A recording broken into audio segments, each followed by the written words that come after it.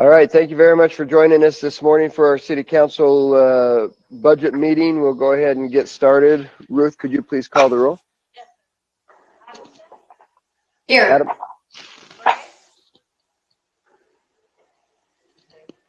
Bray? Here. He's here. Cheatham? Here.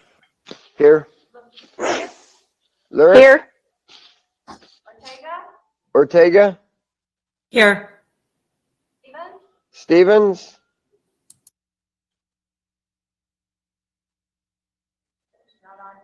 Stevens? Doesn't look like she's on yet. Here.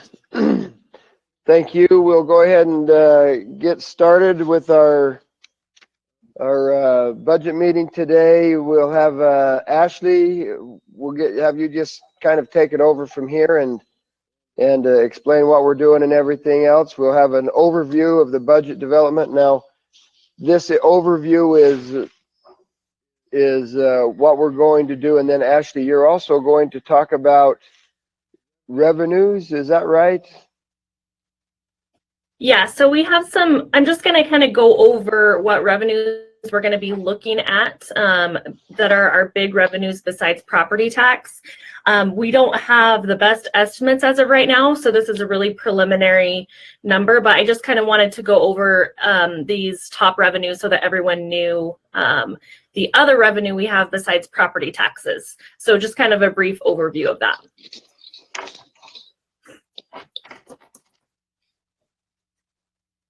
You guys ready to get started? Yeah, let's go ahead and go. Okay, let's do it. All right.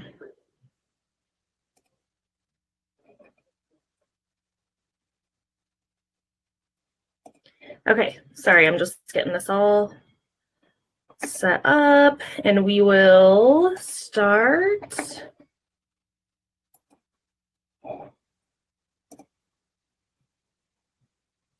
All right, so like I said, we're just going to go over some revenue estimates and just a few other things today, just to kind of give everybody an idea of where we are going.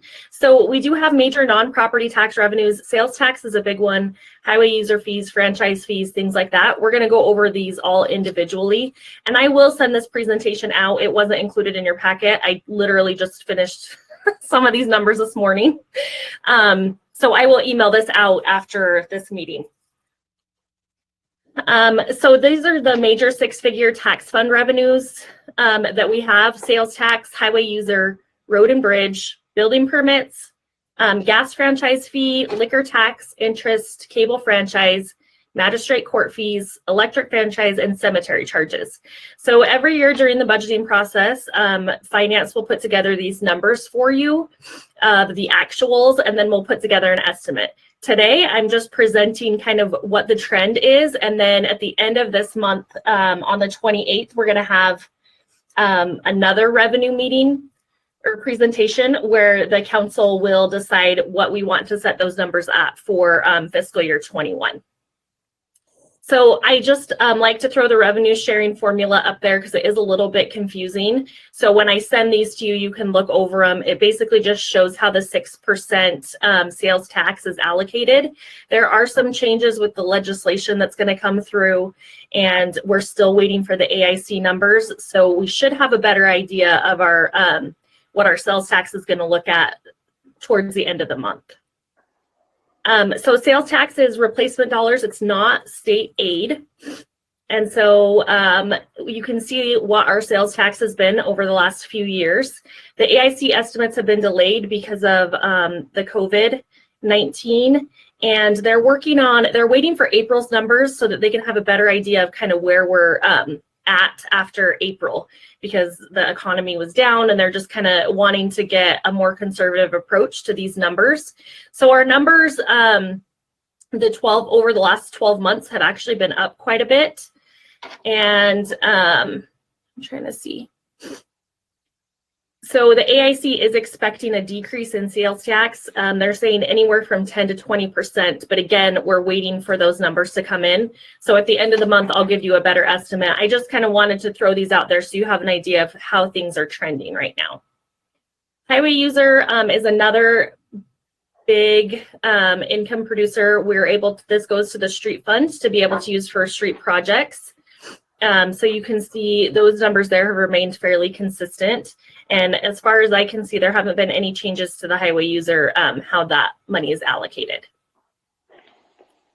Mayor, may I break in? Yeah. We got a thing from the AIC yesterday on our council email that said we should be planning for the user tax to go down this year. I think the next time we gather, we ought to be talking about the impacts on this year as well as next year. The highway user tax, they're saying a minimum of 10% reduction, and and next year we should be looking at even higher estimates on that. I know other cities in Idaho have already been proactive and reduced their budgets. Nampa reduced their overall budget by 1% just as a startup point. There are communications out there in the news that other cities have held back hiring, that they're furloughing people. Some national surveys show that up to 88% of the cities our size expect some drastic measures, and 52% of those people believe that and this was by the United States Chamber of Commerce survey, 52% of the people think that they will go so drastically that they will be looking at reductions in their police and safety services. So I just think we need to have a context that also looks at this year, because I think we're going to have to do some cutting this year based on what's coming in. AIC's already given us a heads up just on highway users. Right. And so the highway user fees are used strictly for street projects. And I know that with everything that's been going on, the projects have been a little bit. Let me cut in here for a minute. Sorry. No, you're fine. Roger and council, so you know, I've already tasked the departments to look at a 1% reduction this year. Anyway, I did that a couple, 2 or 3 weeks ago, and so that process has already been going, and we are moving with that, and so we're ahead of the game on that one, and they're moving there. So, all right, sorry about that. Go ahead, Ashley. No, you're fine. All right. So yes, we definitely, highway user is one that the AIC is looking at. So we will hopefully have some better estimates at the end of the month so that we can really go in depth as to what we want to project and see kind of what that does to our budget as a whole. All right. So Bannock County Road and Bridge is another way we bring in income to the street department. I have been in contact with Bannock County because I know when they got their new tax software, we've had some issues. And so you can see that our trending 12 months is way down. I think that there's just been some errors in how things are calculated. So I am working with the county on getting those numbers figured out. So, but these have been, they went up a lot and then they've kind of been tailing off. So we've budgeted for 700,000. As of right now, it doesn't look like we're going to hit that. But like I said, I think that there's some errors with the property tax that we just need to get figured out to see how much we actually have in road and bridge money. And that is just set by Bannock County. So we really have no control and we really don't know what they're going to do. So this one is a pretty big estimate to make. All right, building permits have remained fairly steady over the last 12 months. We have seen a lot of new development. The temple was a really expensive, big project. There's been some other big projects that are coming through. You can see 2019's numbers were a little over 900,000, which was a great year. We're also seeing some of those bigger projects come in. But when we do look at this, we need to remember that, you know, we're not expecting big projects every single year, and that we need to kind of look and see what's happening. But we are looking at the Northgate area, so you know the potential for building permits could go up for fiscal year 21.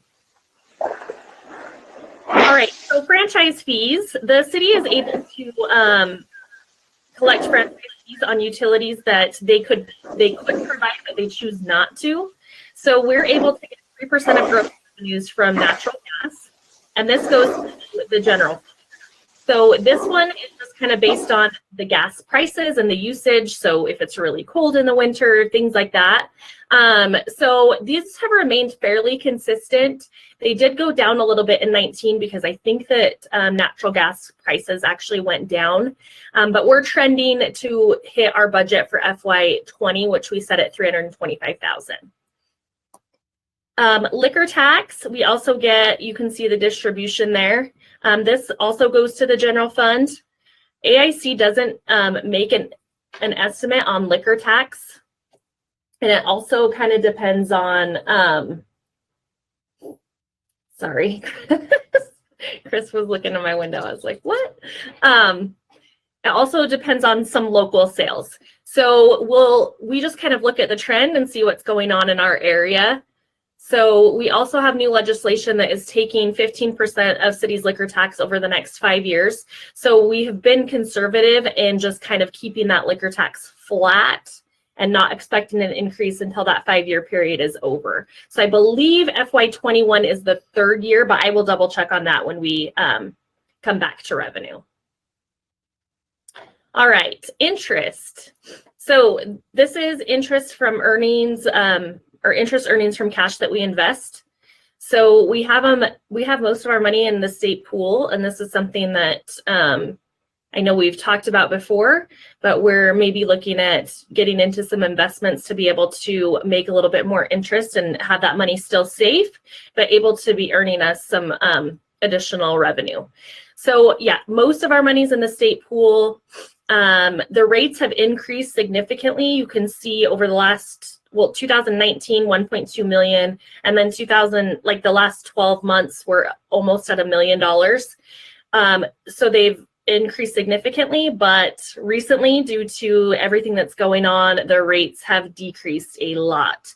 So we haven't really seen anything from that just yet, but I know that in our police retirement fund, a lot of those investments are being called. A lot of them are mortgages. People are paying them off, refinancing. So it's definitely something that we need to look at. And maybe when we have this discussion at the end of the month, we can maybe talk about looking at some ways to invest our money so that we're able to kind of have them spread out, like you have a 2, a 5, a 10-year instead of everything just in the short-term state pool. So I have met with a few different companies to look at that. I think that that's something that I would definitely like to bring to council to kind of get some guidance as to which direction you would like us to go. All right, cable franchise fees. These have gone down significantly over the last 5 years. We're still seeing a downward trend. We did make our budget for $170,000 for FY20, and we are trending the last 12 months to actually hit that. So we get 5% of gross earnings from the cable company, and because of all the other options out there, we've just seen a significant decline in cable franchise fees. So this is something that we'll look at again. We should have a little bit more information at the end of the month to see where we're trending on that. All right, magistrate court fees is one of our big revenues. This comes from city fines from the court system. All this revenue goes to the police department to cover, to help cover their expenses. So we've seen collection of fees have been decreasing. It's also hard to predict because the county actually collects these for us, and it also depends on the number of citations. So again, this one is another one that's kind of hard to predict. So I'm just kind of giving you the data that you can see over the last 5 years and the last 12 months. We budgeted for about $200,000. We'll probably be fairly close to hitting that number. All right, we also get electric franchise fees, which is 1% of gross revenues. This revenue also goes to the general fund. You can see it's remained very consistent around that $430,000 mark. We budgeted for $440,000. I think that is a good estimate for that. So we're not really seeing a big increase or decrease. It's just really, really steady on that electric franchise. And then cemetery charges. This is the last big one that we have. This funds most of the cemetery fund. They also do take a little bit in property tax, but this kind of just depends on, I mean, this one is extremely hard to predict. So we try to just remain kind of consistent and just look at the numbers. We've been about the 365 mark. Last couple of years, we budgeted for 380,000. So we're trending to probably hit that. But again, this one is kind of a hard one to predict. So those are the big revenues that we have besides property tax that help fund the tax funds. So this doesn't include the enterprise funds or user fees or anything like that. So next we're going to have department presentations the rest of today. You guys will get to hear from the ones that are presenting today are interfunds. So they are mostly funded by other departments, and we'll kind of go over that as each of them is presenting. So we try to do these first so that we can get everything in there and calculated so we can figure out for other departments what they're going to be paying to cover the services that are provided to them by other city departments. So we have department presentations every Thursday the rest of this month. And then we will be doing a revenue update May 28th. And I do believe the AIC numbers should be in probably within the next week, but 2 weeks at the latest. So we should have some better estimates, a little bit of a better idea of what's going on with the economy and what we can possibly expect over the next, couple months to the next year. And then we will start tax solution on June 4th, which is where we start to make decisions about property tax. We are able to see the big picture of where everything is, if we've added anything. So that starts June 4th. And then we have to have the budget published. I'm just checking my little list here by, I believe it was July 11th. So we can publish higher than what we take, but if we publish, we can't take any more. So generally in the past, we have published to take the full 3%, and then we've come back and kind of ratcheted that down a little bit, just so we're able to, if something comes up, we're able to budget. But generally we bring that number down. So that's kind of the process going forward. Are there any questions about anything that I just went over? Rick. When is the L2 due, Ashley? The L2 is due the first Friday of September. Okay, thank you. Yeah, so generally we do the budget, we do the public hearing the first meeting in August, and then we do the ordinance the second, and that way we have enough time to get that L2 completed. Thank you. Mm-hmm. Okay. All right, super then. Thank you very much. We'll go ahead and let's jump into the budget presentations then. Let's jump to mayor and council. Okay, let me just get that pulled up really quick. I have everything in one spot, so we're hoping that this will go smoothly, right? Okay, and I don't know why this isn't pulling up. Here we go. All right, let's get started. So Anne, are you on? I'm here, Ashley. Okay. Do you want me to just go to the first slide? Sure. All Good right. morning, Mayor and Council. I'm Ann Nichols, the Administrative Services Manager for the city. I also am the fund manager for our department's budget. As you can see, we do have a mission statement talking about vision and policy and service to constituents. That's what elected officials do, and that's what we help you to do here in your department. Go ahead, Ashley.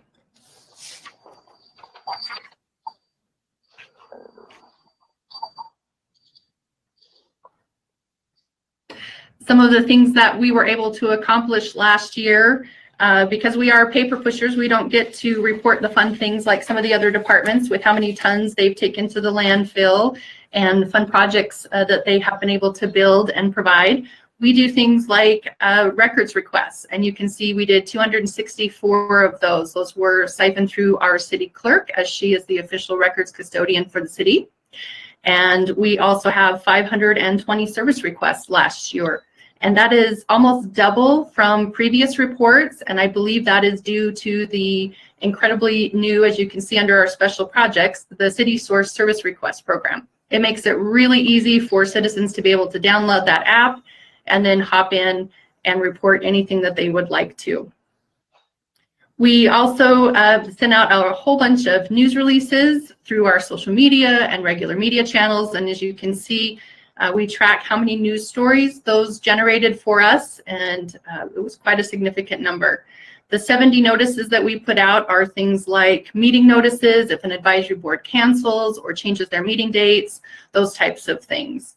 And then our special projects, you can see, again, we did convert to the city-sourced service request program versus an in-house program. We also started the Instagram campaign, the hashtag PokeLife 2019, and we had over 1,000 entries for that. And we had a lot of fun with the community, seeing what people liked about Pocatello. It was a lot of fun. We also last year adopted the city mission and values statements.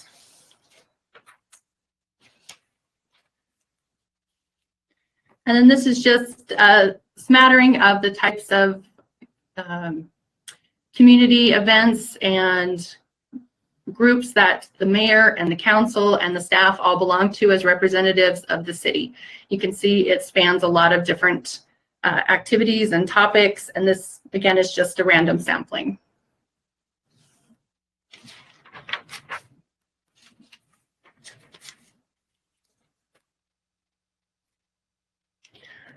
Whenever you're ready, Ashley.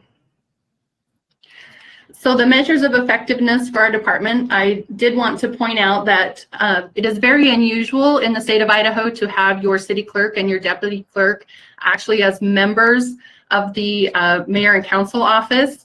We did this about 20 years ago in order to eliminate an entire department, and we have found that it is incredibly helpful, at least for our processing purposes. The clerk has immediate access to the mayor and council.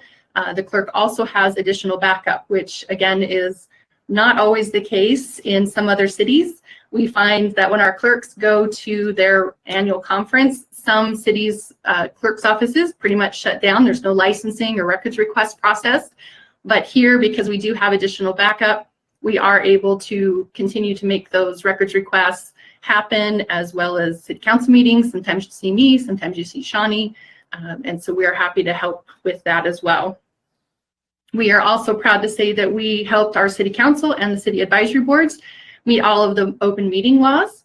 And we have turned around all of our records requests within the state requirements. 3 days for normal easy requests with an additional 7 days for a total of 10 for the ones that take us a little bit longer.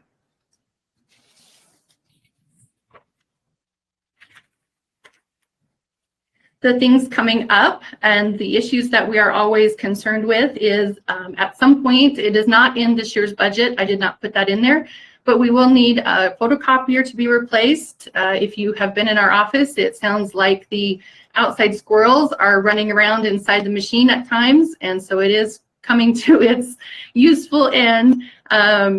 We will need to get that replaced at some point. You can see this is only the second copy machine we've had since 1999, so we push those to the limit. And then, of course, as you all work with policy and legislation, we make sure that we're managing growth and quality of life, balancing fees versus taxes, paying attention to all the state legislation changes, because what they do does drastically affect what we're able to do. And then state revenue sharings, as Ashley mentioned, those were changed this year, so that is going to be an interesting result for us.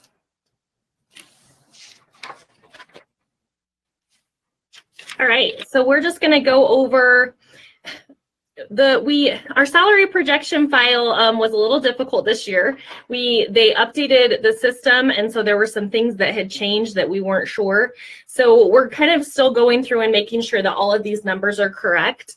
But you can see that the decrease due to medical benefits is because it was an election year. We budget for the incoming council member to have full family insurance, and that way we are covered when they come in. So that would be the decrease there, is because we have actuals in there instead of estimates for this upcoming year. And you can see that the mayor and council department is about 77% of their budget is for labor. They have 4.5 full-time, and then the mayor and council are also housed in this department division. I don't know why. Oh. Okay, there we go. So you can see that There are some reductions to the operating budget, and I will have Ann go over those. Generally, we build our budgets flat. She's already built in these reductions, so I think the best thing would just have her to go through all of those for you. Thanks, Ashley. Mayor and council, this was a difficult exercise, but I believe it was important when the mayor and council asked for cuts. I think our department needs to lead that charge. And so I have really looked through this budget, listened to what you all have had to say, and have made the following changes. I also want to say that I do know that some of the departments may have some difficulty in making some of their cuts, and I'm hoping that because we went above and beyond, that may help some of the other departments, that they may not have to reach so deeply. And I'm again happy to do that, but it will impact our department. So just starting at the top, just to go through. Every other year, we buy a Polk directory. It helps the legal department, the planning department, and our department with research. We do split that cost in third, but this coming year is not the year to purchase, so I have removed that. Based upon historical use, our postage is down. We are trying to email a lot more things, but we still do need to mail. We do not have an election coming up, so we will not have a need for a mayor and council photo to be taken, so I have removed that. Again, based on historical use, the use of a P card to purchase gas for travel, we try to do most of that through the city's fueling station, so I have reduced that. We, of course, are not doing the branding project, so that has been removed. And then I have gone through and we have made some reductions to our training and travel budgets. So in the training budget, that's a little over $4,000 of training that's been removed.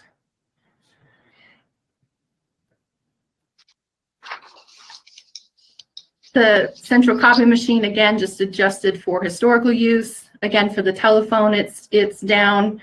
For the travel and meals, it has been reduced according to what I have reduced out of the training budget, plus a few more things. I know we're not buying as many meals for council meetings because of the IRS determination a little bit ago.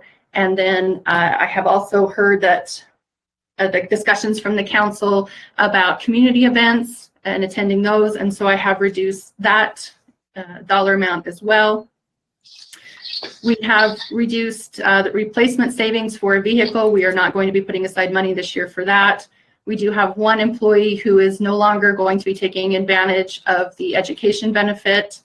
And then there were just 3 small adjustments that I did have to increase for. And so I didn't want you to total and find out that total was not quite what we were showing you. So I did put in the $605 that certain line items had to be increased just for historical use and need. So as you can see, the total reduction is $116,000. Again, the bulk of that is the $90,000 that we're not doing the branding for. So overall, it shows a 52.3% reduction. If you don't consider the $90,000, it's a 19.9% reduction in our budget.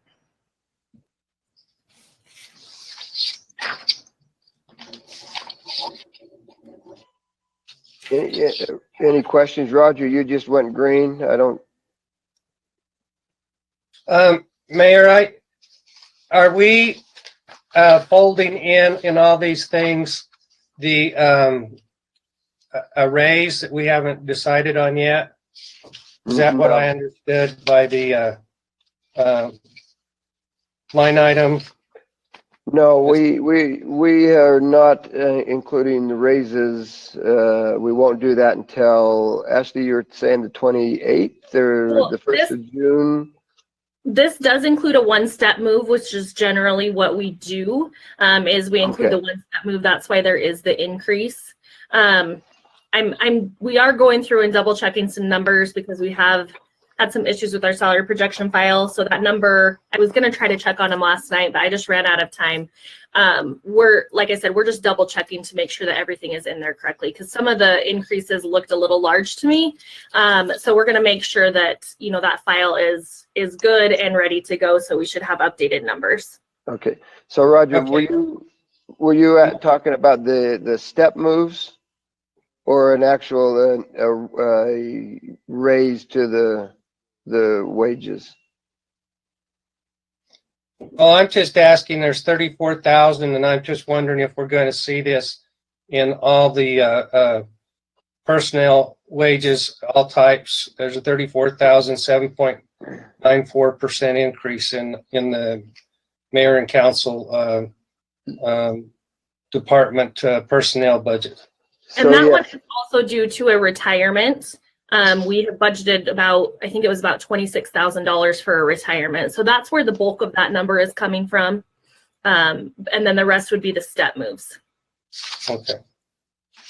So yeah, you'll see this step moves, but if you see something like this, maybe we need to make sure that we point out that there's a retirement that's scheduled, or Yes. at least planned. Yes, and I usually do. So I'm sorry I missed that one. I apologize. I didn't bring it up either. We do have our city clerk, Ruth Newsom, that is planning to retire next June. And so that payout is about 25,000 of that 34. 26, 20, 25, 26. Yeah, somewhere around there. Okay. See. All right. Any other questions for Ann? Super. Thank you very much, Ann. Thank you for your work. We'll go ahead and move on to finance. Okay. Sorry, it's like cutting off like the last side of my screen. So I'm just trying to pull, I'm working on 2 computers to make sure that I can see everything. So I don't know why this is taking a while, but we'll get it pulled up.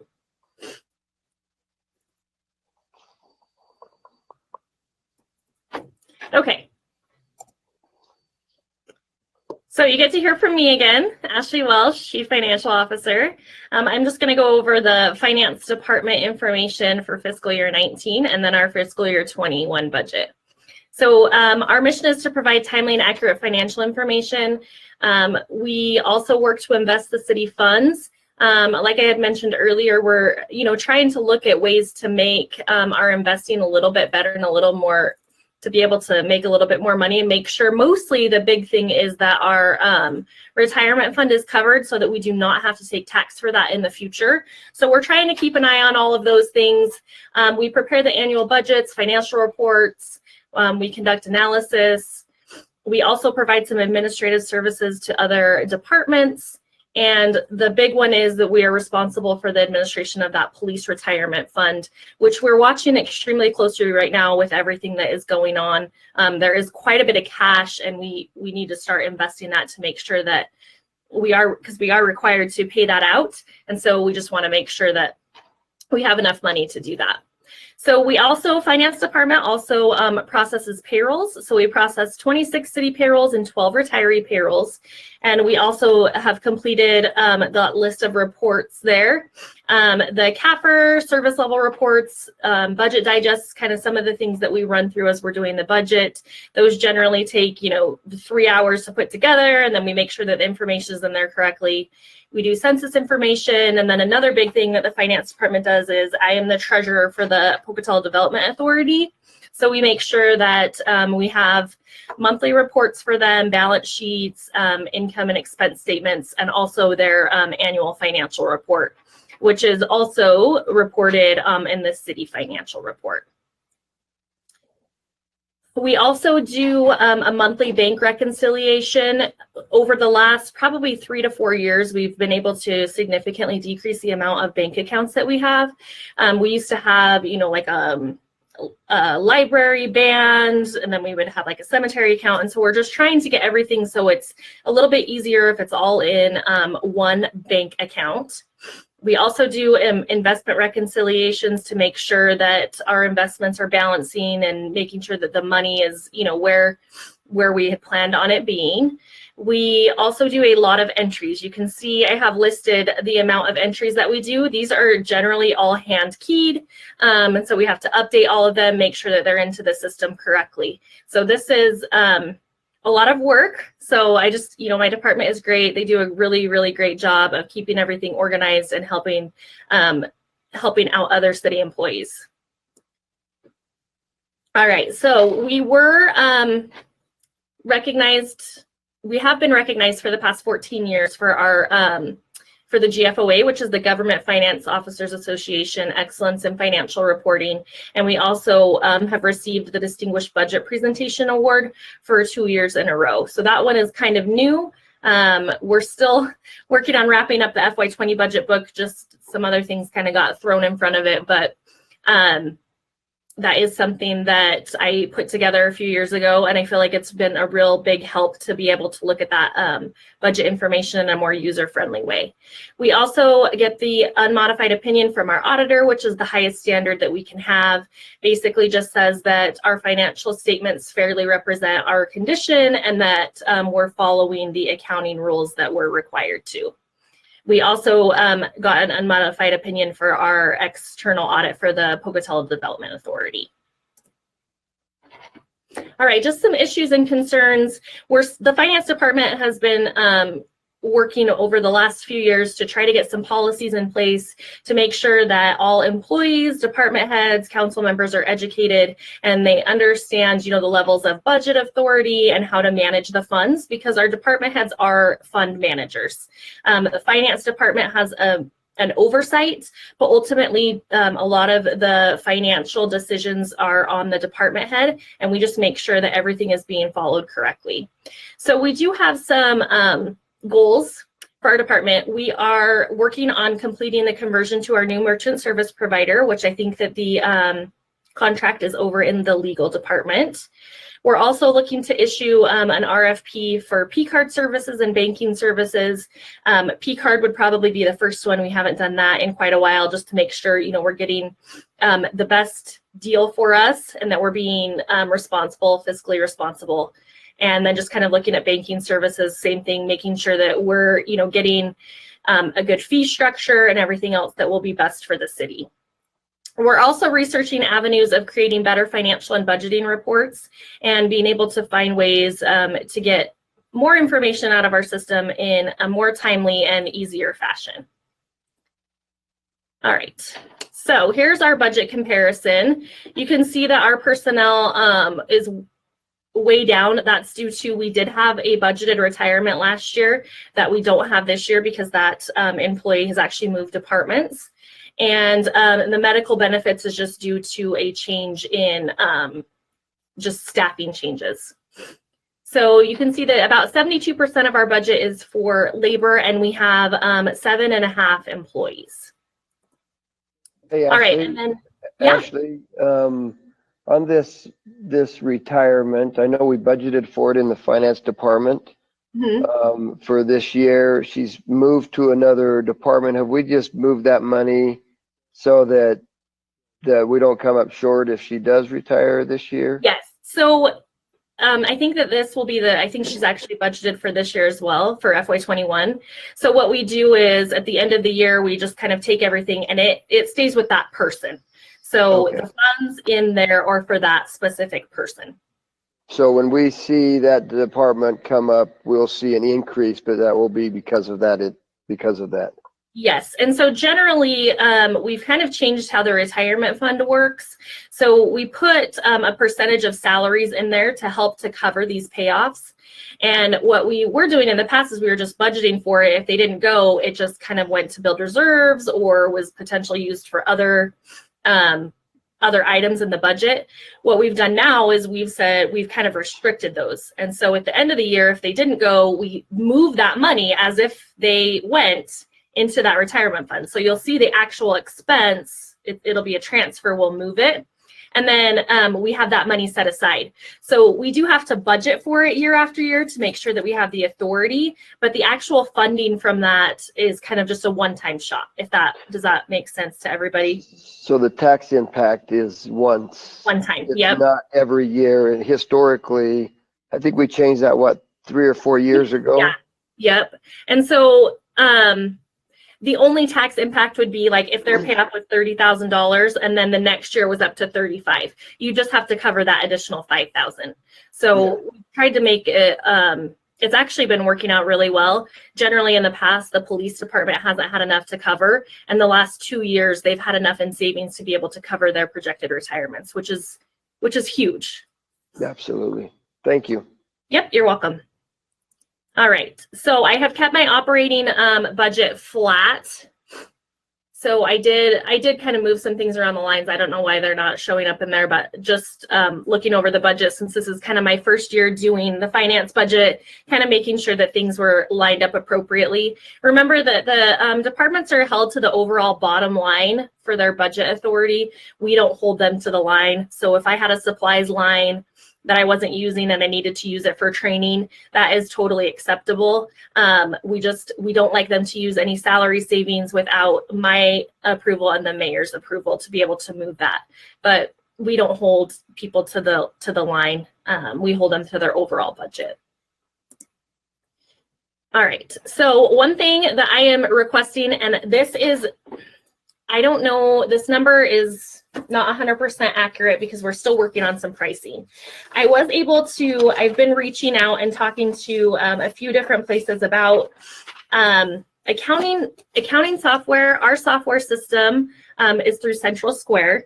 If we were to move, they're probably anywhere from $3 to $5 million for a new software system, which is extremely expensive. And then you have to go through the whole process of implementation, which I know that Idaho Falls tried to move and they had some huge issues.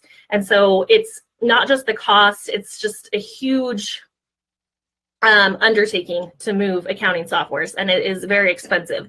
So I've been trying to look into other options of how we can get information out of our system in a more timely manner and kind of easier for everybody. So I've been dealing with the company that I would like, if council would approve, for them to come and talk to us about what they can offer. They do offer, everything would be on the cloud. So you could log in on your computer, you could get through on the internet and have access to this information every day. It's downloaded at like 2 in the morning. So it's updated daily. And what you can do is it integrates fully with our system, Central Square. You're able to go in, you can look at, it was really awesome. You can go in as a council member, you would have certain access, and you could go in and pull, I want to look at what this department spent in this line, and it would give you some detailed information of what that was for. It also has the ability to allow citizens to do the same. So if I was a citizen going in, I could go to our website and I could have access to look at some of these things that I might have to do a records request for, but that is really easy to get as a citizen if I have a program like this. So that is around $50,000, depending on the amount of years that we sign up for, what packages we decide to purchase. The ones that I think would be extremely helpful to us would be the reporting software, because that's where you're able to pull all this information. It's so nice. It comes out in, you can look at it in charts, you can look at it in just detailed data. And we can kind of customize that to what we want people to be able to kind of drill down how far. There's a couple of cities that we were able to look at. It actually is able to build reports extremely easy. So if we wanted to do a quarterly report of how things were going in the city, we could have a template and it would just pull this information from the system to be able to complete a report that would probably take a couple days in maybe half the time, or maybe even like 4 hours. So it's the implementation costs. It's about, depending on what Central Square would charge for setup, but it's generally around a $4,000 to $5,000 setup fee, which is just a one-time fee. And then there is a one-time fee of about $25,000 to get the software implemented. And then we would the $50,000 would be for the annual subscription. So I did, I'm trying to look at ways to get more information that's easier to look at and easier for finance to get, so that we can get it more timely. So I did want to bring that up to council as a budget increase. And so I guess as we're going through on any increases, today we're asking the council to decide if you would like us to add it to the budget, not even worry about it, or if we want to put it on the list for tax solutions. So that's the guidance that I'm looking for right now. So Ashley, I think that on all of these, we're just going to have you put it in a list. And so after we've been able to look at the tax solution and see where we are at the end of the day, then the council can go through these. But if you'll just put them all on a list as we go through, and then in June we'll be able to look at those and the council will be able to remember a little bit after we've gone through all the budgets and hear everything that people are looking for. Right, and I forgot to mention in the mayor's office and finance are both funded from an administrative support transfer. So because we provide services to all city departments, we have a big spreadsheet that calculates what they pay each department for those services. So basically, you know, if the water department had to pay somebody to do their financial information, they would have to pay for that, of course. And so we're able to do an administrative transfer to have these departments pay for the services that we're providing. So we're partially tax funded, partially fee funded. It's just an allocation between all the departments. The mayor's office also brings in like some liquor licenses, which I think is about, I had it written down, 50,000, 25 or 50,000, somewhere around there. So that helps cover a little bit of their budget as well. But yes, I will move everything to the list. Generally, the list will be, you know, is it going to increase taxes? Is it going to increase fees? So that it's easier for the council to make a decision as far as, you know, do we want to increase taxes for this, or if it's, you know, covered by another avenue of revenue. Okay, so I went through a 5% operating reduction, and I'm just needing your guidance to see if you want me to build this into the budget. Ashley, just a minute. Yeah. Ashley, Claudia had a question. Oh, yeah, sorry, I can't see everyone. No, that's okay. I'm open. I'm just not sure when it's appropriate to, is it appropriate to ask questions at this time regarding any of this stuff, or are we just listening and taking notes? No, I just have one more slide, and then I was going to open it up for questions. Okay, I'm sorry, then. Go ahead. Sorry. You're fine. So we went through the budget, and because last year we were able to remove the retirees from our actual medical plan and put them on their own plan, it kind of released us from some obligations for some financial reporting. So we are able to discontinue our retiree benefit analysis, which is $10,250. So because we were able to remove them, we don't have to go through an actuary study once a year. It's actually, we do like a big one, and then the next year is just an update. But that I can remove from the budget, which will save us $10,250. So if council agrees with that, I will go ahead and get that removed out of the budget. Okay, Claudia, sounds like you probably have a question. Yeah, and then I'm open for any questions that you have. So I've got Claudia and then Roger. I just saw that your mic went on, so we'll go Claudia, Roger, Richard. Yeah. Okay, so Ashley, my question is regarding this new software. Mm-hmm. So how is that going to integrate with the new billing system that you and Chris Sorensen proposed a few months back? So what happens is with that new billing system, it's able to take our transactions from online and upload them into Central Square. And so then this other software system would take that information from Central Square and put it into this online reporting software that would be able to pull reports on all that information. So they all kind of work together, if that makes sense. The information comes from the new payment processor into our core system, and then it gets exported out so that we can look at reporting a lot easier. And it was really, really easy. And if council would be okay, I'd like to bring them to a work session or do some sort of a call, so they might be able to give you a demonstration of what they can offer. Okay, so then how much is this going to save us? Because obviously it's quicker. Right now you're using that antiquated DOS system where everything's a keystroke, there's no uploading or downloading. So how much is this gonna save us? Because it seems logical that it would be saving us a considerable amount of money, yes? Yeah, well, I mean, in time and yes, it's not, right. You know, like we get rid of something and save money. But if I'm able to pull a report in 2 hours instead of, 2 days, it definitely saves my time so that I'm able to do more for the council and for the other departments, and also my staff time. So definitely a huge time savings for everyone. And also, I mean, I think for the community as a whole, if you're able to go in instead of doing a records request and kind of find some information on your own, you're not having to pay for that. Okay. So then just one more question. Your department has 7.5 full-time people. Mhm. So does that include you and Bonnie? Yes. Or are you separate? Okay. So then you have 5.5 other people. And what do they do exactly? So we have two, we have one payroll clerk right now. We're in the process of filling another payroll clerk position. So we basically have two people that can run and process payroll. They're also backups to our accounts payable and accounts receivable. And then I have a cash accountant that does all the bank reconciliations and all the cash. She also puts together, those monthly cash reports and the payroll and claims report on a monthly basis. So she makes sure that all the entries are getting done and everything's in there so that we have an accurate cash count. And then we have two accounting clerks. So they're in charge of the day-to-day. Departments bring deposits in for them. So they process deposits, they process the mail. We have one that does the accounts receivable system. So she enters everything in, sends out invoices so that we can bill other entities. And then our other accounting clerk is in charge of the P card system. So she makes sure that everybody has their P card, if anything's wrong with their P card, if there's any disputes. She also goes through and checks every single P card expense every month.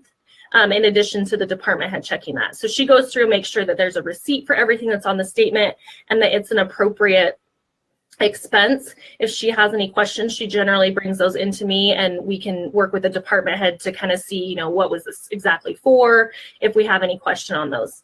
So she's in charge of the accounts payable side of it. And is that your half-time person?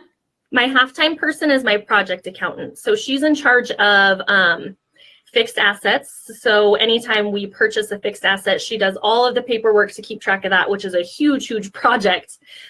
She could probably work full time, but she's here 20 hours a week, and that is her specialty. She also does the investment side of things for the retirement fund, and she works very heavily with the CDBG for their granting to make sure that all of their information is in correctly so that we can keep that grant in compliance. Okay, and then just one question on your operating budget. What are professional services for 115,000? What is that? Give me an idea. Things like the audit, which is about $35,000. Let me just pull this up really quick because I have my other computer up. It might be easier. Let me get to professional services really quick because off the top of my head, I have all this stuff going through my mind right now. I totally understand. So we have audit. Let me just pull these up. Any consulting services that would also go for training registration, dues and memberships, subscriptions, and the central copier. We are in charge of providing like all of the supplies for everybody. So the central copier, we're in charge of like the maintenance, everything on that. So the training registration, we do have a little bit of a higher training budget because we do have certifications that we have to keep. Like I have to do so many hours of continuing education to keep my license. And then our deputy CFO is working on getting some certifications, and she'll just need continuing training to keep up on her certification. So those are the big ones: the audit, the training, and then the central copier. Does that answer your question? Yeah, it does. Thank you. Yep. Okay, thank you. Roger, you had a question? Yeah, the final thing you had was to take the benefit analysis GASB 45 off, and that's under the 5% operating reduction. The question I have is, you have an overall budget of approximately $1 million. How is $10,250 a 5% reduction? So that is for my operating budget. So most of my budget is staff. So my operating budget, if I can pull it up really quick, hold on. So that's a 5% reduction in operating budget. Correct. Okay. So my operating budget is a little under 200,000. It's like 195,000. So if I take 5%, I'm looking at about a little under 10,000. So that's right at that 5% mark.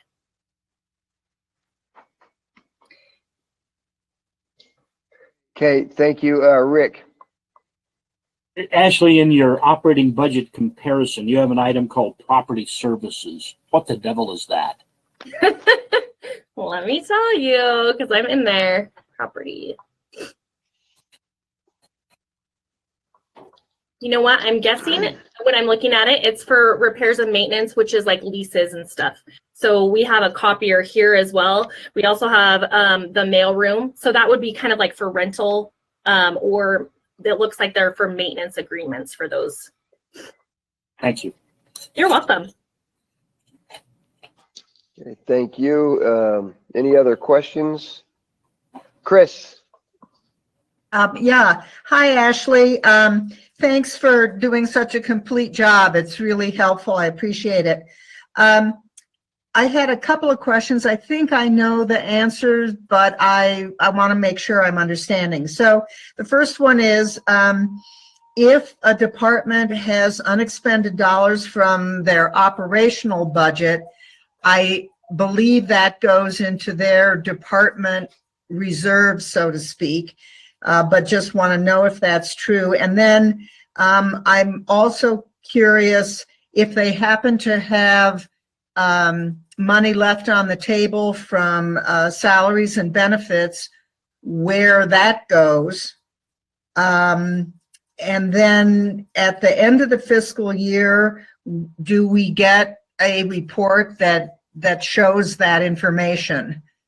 So we know, we have an idea of, you know, how departments are coming in and et cetera, et cetera.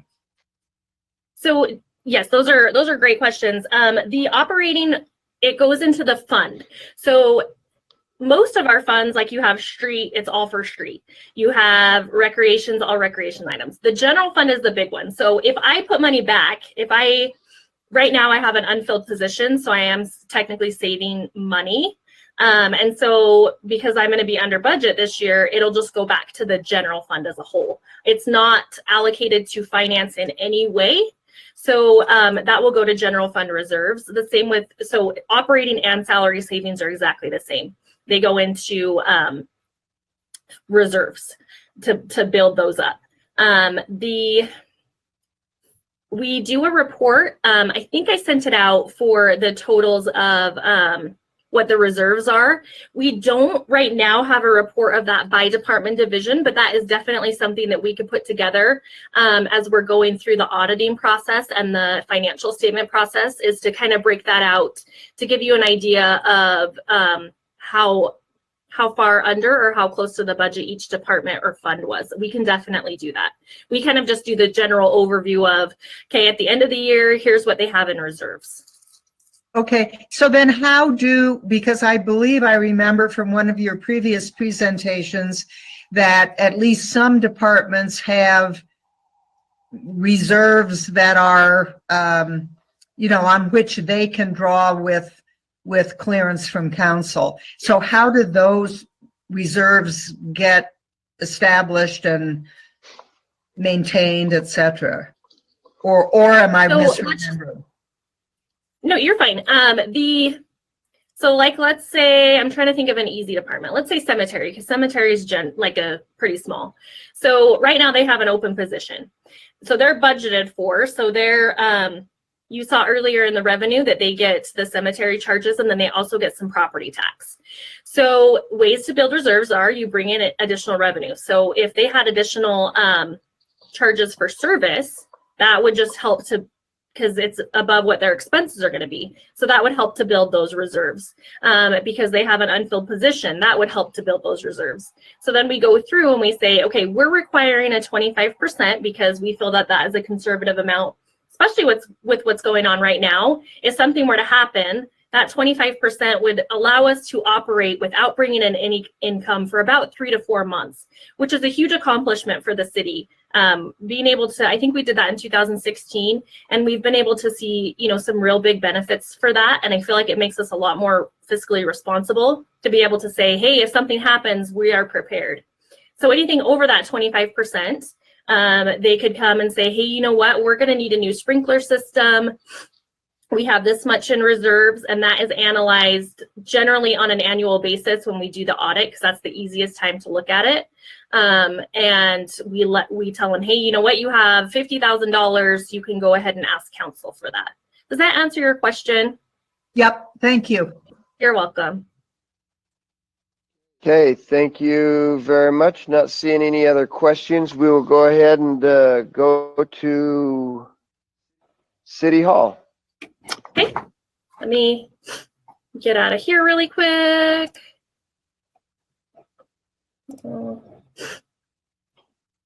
City Hall. Okay. I think Richard is on. Yes, I am. Okay. It's just taking a minute. My Surface Pro's overloaded. Okay. All right. Well, thank you, Mayor and Council. Appreciate your time to listen to our budgets today. So that being said, let's go ahead and get started. So our mission for here at City Hall is to ensure clean and safe functioning buildings provided by cleaning and maintenance services to the facilities here at City Hall, the police department, and other city-owned buildings. We do the animal shelter, PRT, Parks and Rec, police department substation at Fred Meyers, and we also clean Fire Station 1. So our current staffing level is we have 4 full-time employees and 1 part-time, and we clean an estimate about a little over 150,000 square feet in building spaces. We have instituted an effort to refurbish and cosmetic characters of City Hall. We take pride in how our city looks for such an old building. We try our best to keep it clean and updated as much as we can. Our building, we've been in City Hall for about 26 years. The custodial staff oversees all city departments who request assistance for in-house services, and also the external ones. And then those are expenditures are accomplished with an interfund transfer for the outlying departments like animal shelter and PRT and those. And then our staff is also available to respond quickly to any maintenance needs and anything that needs to be cleaned or repaired in a timely manner. We also work on minor repairs, painting. Here recently, it's been a lot of door issues, replacing hinges and openers, just because of the aging building. Those have been quite costly. We just had to replace one of the automatic openers over in the police department, and just that one opener was $2,500 plus the electrical contractor to hook up the new electrical to it. So, let's see. Some of the upgrades that we've done is we've done the touchless paper towel dispensers in the bathrooms and automatic soap dispensers. We've also installed hand sanitizer, automatic hand sanitizers throughout City Hall. And then the staff strives to utilize and improve the equipment to operate the operations, such as the HVAC system and electronic systems, to best utilize their energy consumption. So again, those our utility bills for power and gas are extremely high, but it's just due to the size of the building and the age of it. And then we also use a internet-based HVAC control. We do have controllers on the walls, but most of the big control changes are all based online and are monitored that way. So, see, City Hall and the police department structure is getting older, as I said, and maintenance needs are growing. We have some stormwater and parking lot cracking issues here. Our parking lots are extremely old and are sooner or later going to need to be replaced. Our HVAC system is roughly about 30 years old, is what our techs are telling us. So, each year that we can keep our system running is a blessing, because when those go down, those are going to be expensive to replace.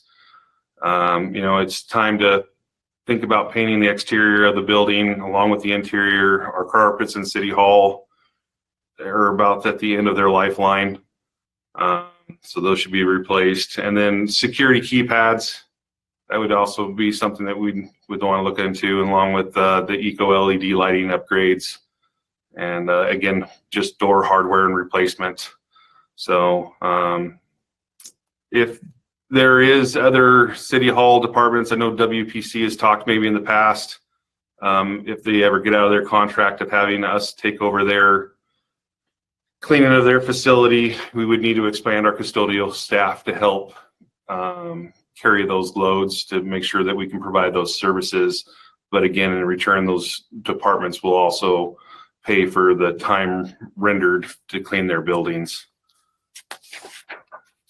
And actually, you're up on the money part. Okay, so you can see there's just some overall decreases. These are just due to some changes in personnel. We also have, he's about 50% of the budget is for labor, which makes sense because they have a lot of cleaning supplies and supplies that they have to purchase to keep everything where it's at. So it's about 50-50 operational and personnel. They do have 4 full-time, and then they have $10,000 for a part-time person as well. All right. Operating, you can see that he's kept everything flat. No movement in between the lines. And then no proposed fee increases. We actually just bill the actual costs to the departments. So the way that this works is when they go to clean transit, they use a project code. So we do this on a quarterly basis. Finance goes in, pulls those reports, and we do the billing for those departments. So we kind of just set that up. So they're basically paid for the departments that use their services. All right, Richard. Okay, and then again, as you're aware, we were asked to try to find a way to make a proposed 5% cut to our operational budget. So the operational budget for City Hall is $225,724, and a 5% cut to that is $11,286.20. So my predecessor, Lynn Transtrom, great man, he ran a extremely tight ship. There is not a ton of wiggle room to try to make these cuts in our budgets. And for the City Hall, the only real spot that we can propose to make this change is out of the 5203 line item, which is repairs and maintenance. And, you know, taking money from this means that there's just less money to do repairs and maintenance to the building. So if we lose, not that we would have all the money to do it, but if our furnace or heating system was to go down and we have to replace that, that just means less money, and money that might have to come out of the emergency fund, or just going to council and saying, hey, you know, this is a necessity. We have to keep City Hall warm to work with, and where are we going to come up? Also less money for doing any sorts of projects that needs to be done. Just, you know, PR, pressure reducing valves, sorry, stuff like that. Just since we're such a large building and everything's large in here, when stuff breaks, it gets expensive. So that's where we're proposing to make that cut, if that's what council chooses for us to do. But it's also just want to let you know, I spent a lot of time trying to figure out where to cut, and this for City Hall budget, this is really the only spot to come up with that kind of money to make that cut. So I have a question. okay. Richard, you mentioned that utility costs were very high.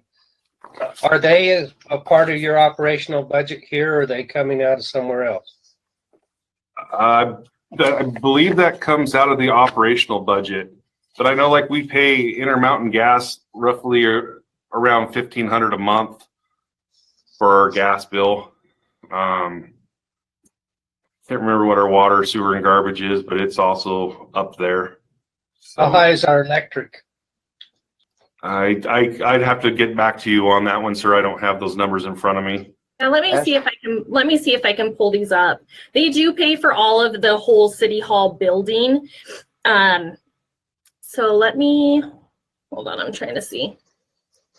So for While you're April, doing that, Ashley, I'm just wondering if it seems like City Hall with its roof needs and our high utility needs, we might be looking long-term at putting a solar system down there, one of those solar roofing systems where we find a way to achieve some efficiencies while taking care of a problem.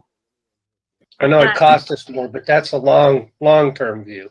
right, and you know, we could try to save for that. We could look at what that would cost. The average, so let's see, last month we paid about $3,400 for electrical. It's, let's see, about $3,600. We got up to $3,800 in January. Well, so we're running about $5,000 a month between the gas and the electrical, and it might be that if we did that, we would see a substantial savings a month between the two of them, because we could actually do a little better than what we do, perhaps, with the some of our heating. And we're soon going to be in the air conditioning season, which I'm going to guess is a lot higher cost for electricity. Correct, it is. We do also have a new roof up there. So just the builder in me on a flat roof, I cringe when we want to put holes in it, just because it just opens up the opportunity for leaks. And the other thing that council needs to realize is, just like on a residential home, an average residential home for solar is about $20,000 to $30,000, just depends on how extreme they want to be. So we're going to look at a hefty bill to, put solar. It's a long-term investment. So that's being a public entity, we might find someone that would work with us to be an exemplary type of project too, where we could get grants and stuff. So I'm just throwing that out there for long term.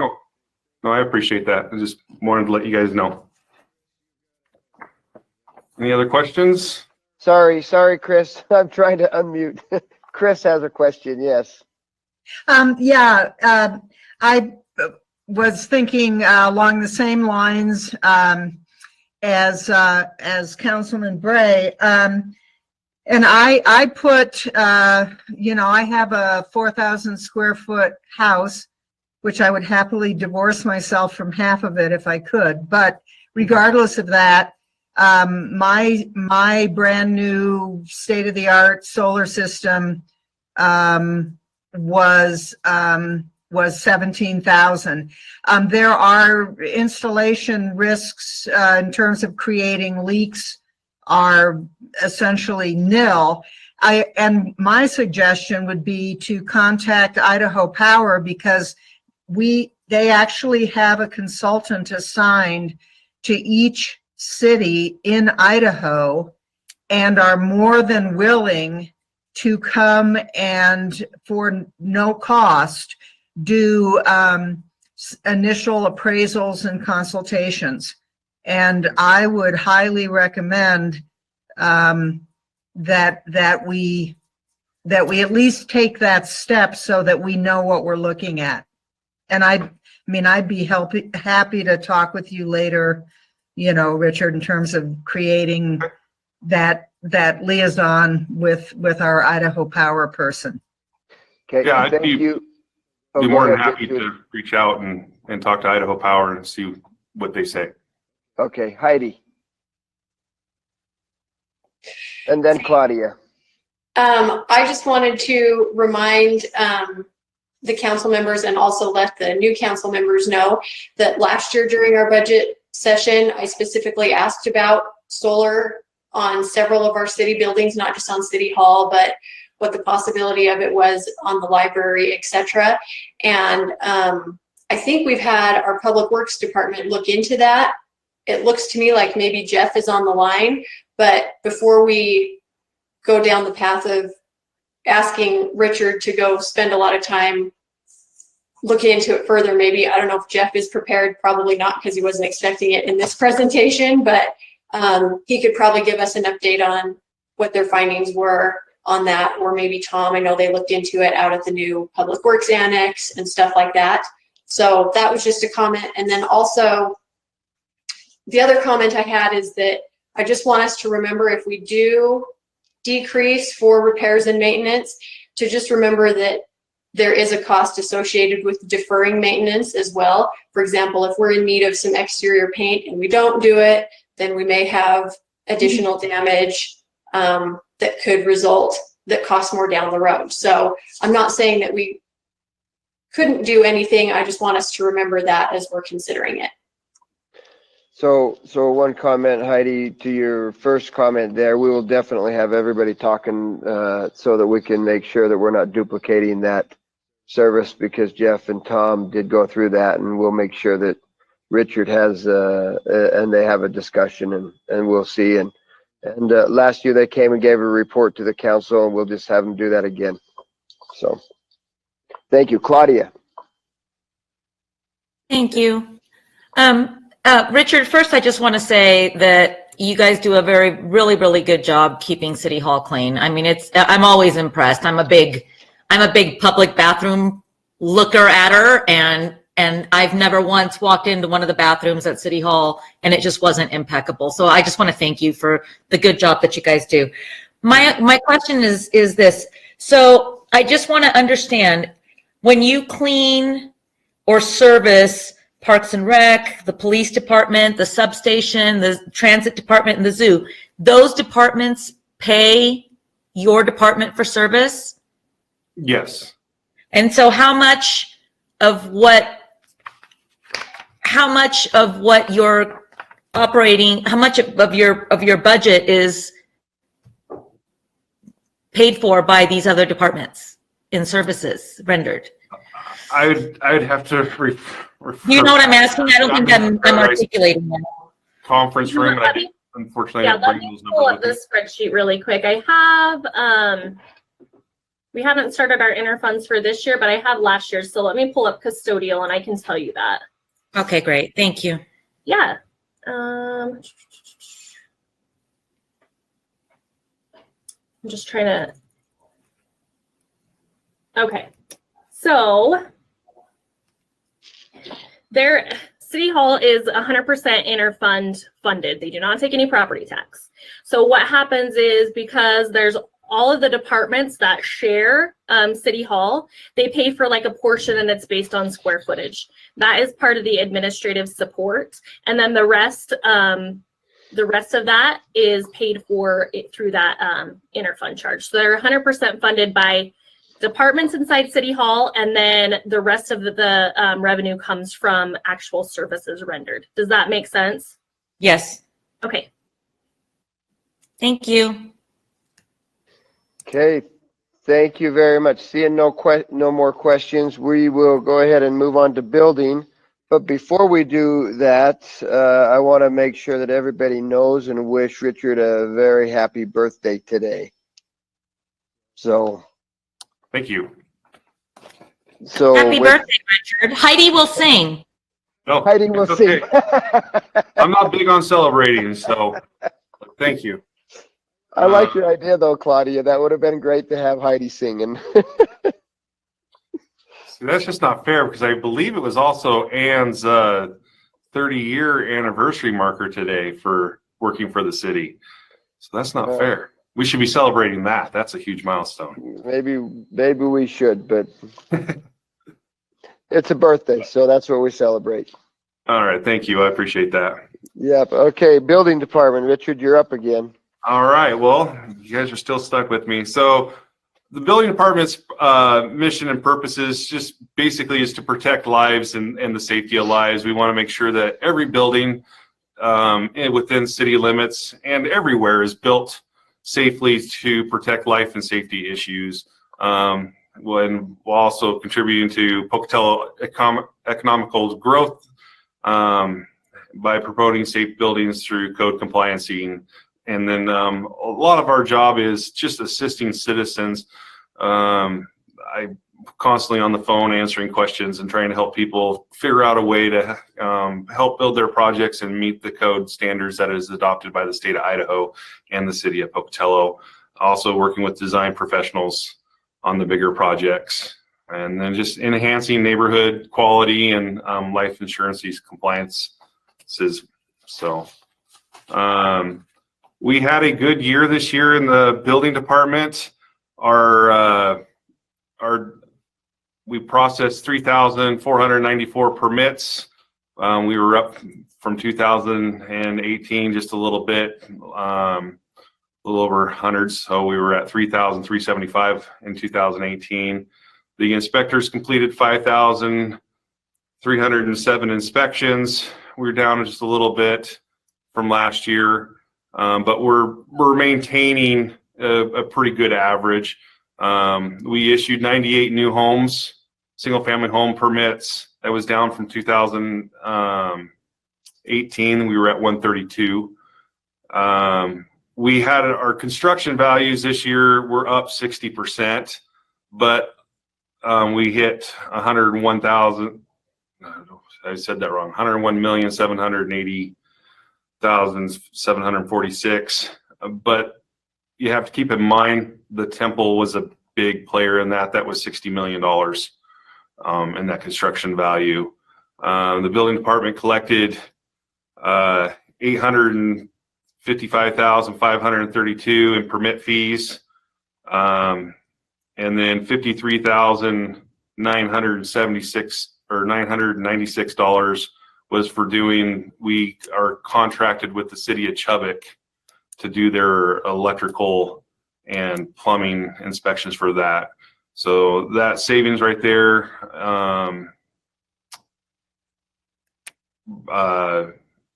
is a good thing for our budget. And then we also have contractor licensing fees, which brought in $38,000, almost $39,000. So we brought in a total of $948,000 to $296,34 in revenue for 2019. And then again, for Chubbuck, we did a total of 359 permits for them in 2018, 103 for plumbing and 256 for electrical, which was at that 53,966, up from last year, which was 40,696. So currently our staffing level is the same as it was back in 1999. Our staff here in the building department is very efficient, and they take pride in what they do. We offer inspection services for all phases of construction with offer a maximum of 4-hour services for the inspection. So we check, contractors call into our hotline at we check those at 7:30 in the morning and then again at 1, and then we go out through the day and we do our inspections. So we're able to offer a quick service for our department. And that's part of the reason why Chubbuck contracts with us, because if the state of Idaho, when they do it, they can only provide inspections 2 days a week, where we offer that service every 4 hours. So, which helps the builders out tremendously. Then we have a fully certified staff, including one of our permit technicians, one of our people up front. So, you know, we're professionals. You know, we're certified. We have to keep up on our continuing education credits, and we offer the best service to our community that we can. And issues and concerns. At a national and state level, local building departments have become a necessary place for local enforcement authorities on a number of matters. You know, energy conservancy, alternative energy options, environmental regulations, wildland interface and standards. A big one for us is hillside construction, especially as Pocatello grows. Unfortunately, we're out of flat places to build for the most part. So we're building up on the benches, on ravines and hillsides, which are challenging to do. And then And it's a challenge to ensure that projects meet the adopted standards and still allow property owners to contract and obtain the product that they desire at a reasonable cost. And then, just adequate building codes and competent inspector practices will assure that well-built buildings, which is an asset to our community. And, we want to make sure that these homes are built safe so that they last a long period of time and remain for years to come. So. All right, so you can see kind of what we had talked about earlier. The large increase is due to a retirement. So that was the one that kind of moved over from finance to building. So that is mostly funded. It should be mostly funded by retirement savings that have already been set aside. 81% of building's budget is for labor, and he has 6 full-time employees in his department. All right. Oh my gosh, guys. Working on 2 computers is a little difficult right now. Okay, so you can see that he kept his budget flat. No changes between the lines. And no budget increase requests or fee increases. Richard, did you want to mention anything about the fee increases? Yeah, so we haven't done a fee increase from what I've been told for about 20 years. So my recommendation to council is during this next year that we start seeing what other jurisdictions around us are charging for their fees to see if we need to increase those. The building department's purpose is not really to generate a profit, but to come in flat. Sometimes there's like this year, there's projects where we don't have any control over that, and we brought in a lot of revenue due to like the temple. This year we have a bunch of apartments that are going to be built that's going to bring in a lot of revenue, but our aim is to come in flat. So we just want to see where we are by our surrounding areas and see if we need to adjust our fees neither up or down. So, and then we'd come before council and talk to you about that before we were to do anything. I have a question, Richard. Have you been able to look at the effects of the pandemic and the struggling economy this year compared to last year in terms of building permits? Are we holding up, or are we dropping some? Or so we struggled when it first came out.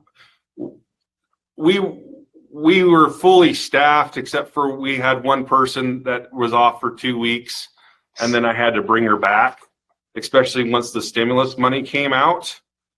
We blew up.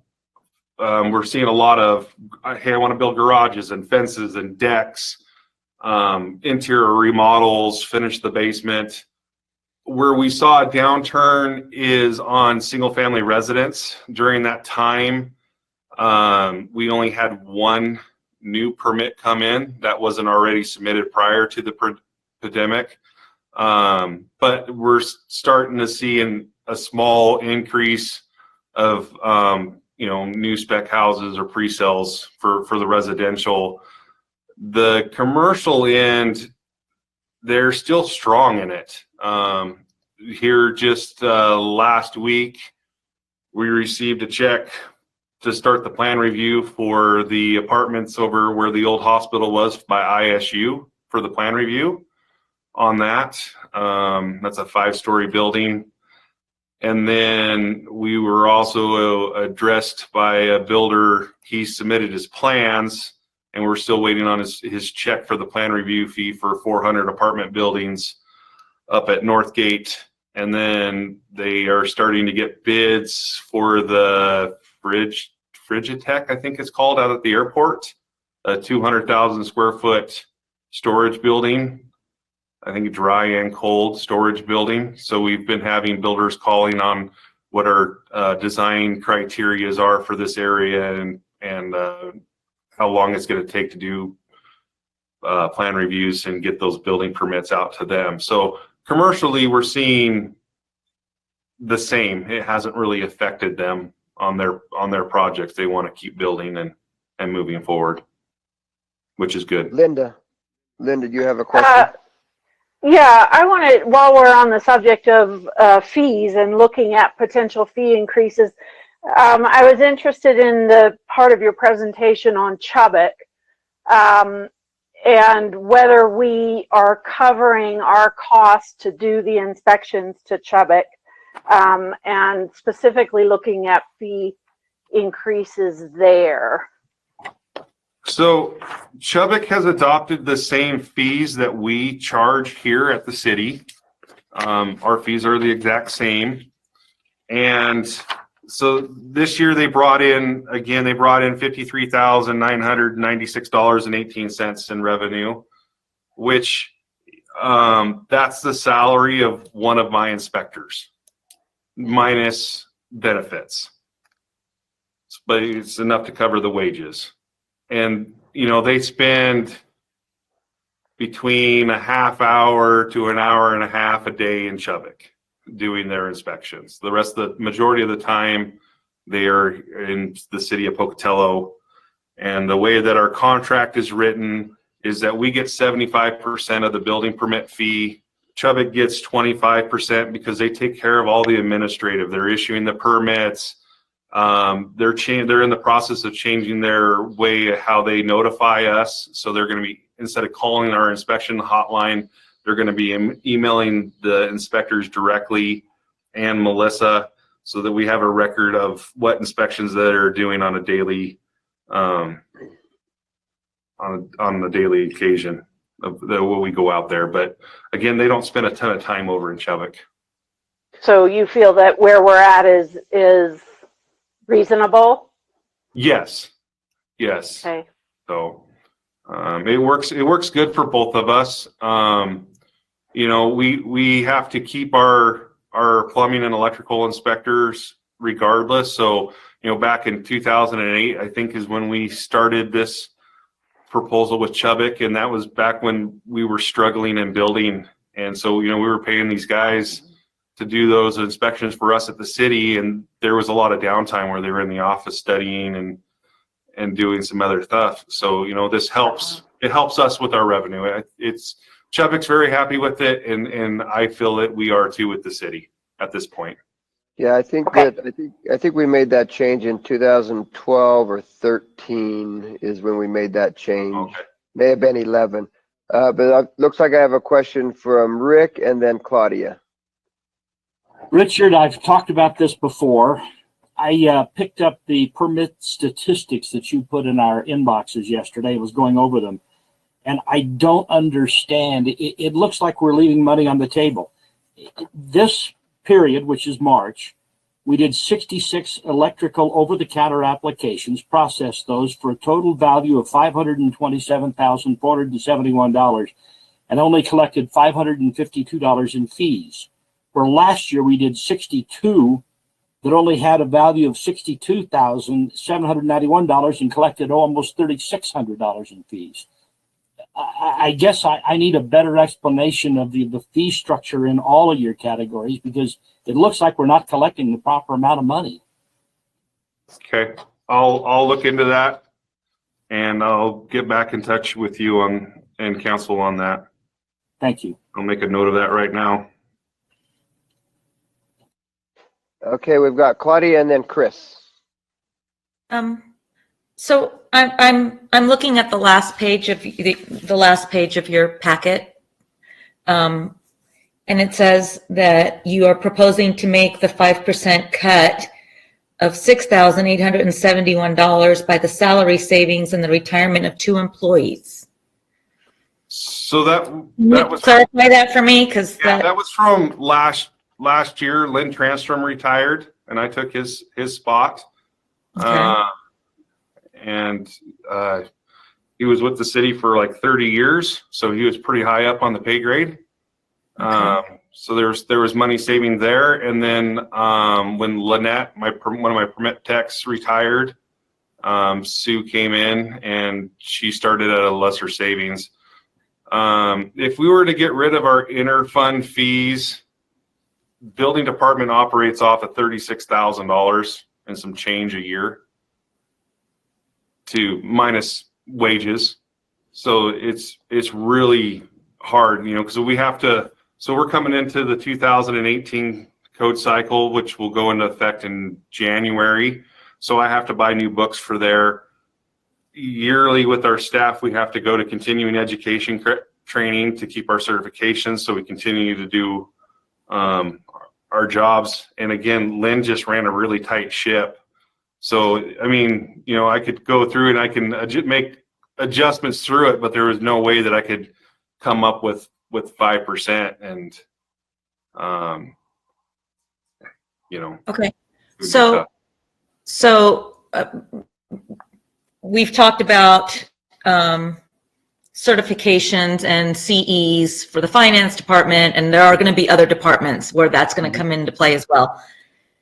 Is because I was a hygienist for 26 years, and I had my own licensing fees, and I had CE requirements, and I had to pay for those.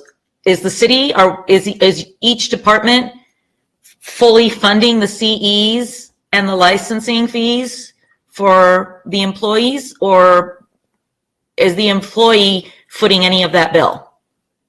No, the city's paying for their continuing education credits and the renewal of the certificates. And so where is that under your other benefits?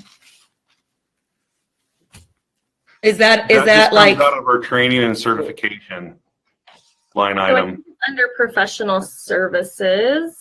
Let me just. Is that where that's at? Yeah. I think that's where like the training and subscription and if you have any like dues, I believe that it should be under there. I'm just trying to pull this up really quick. I can make sure. Just give me 1 second.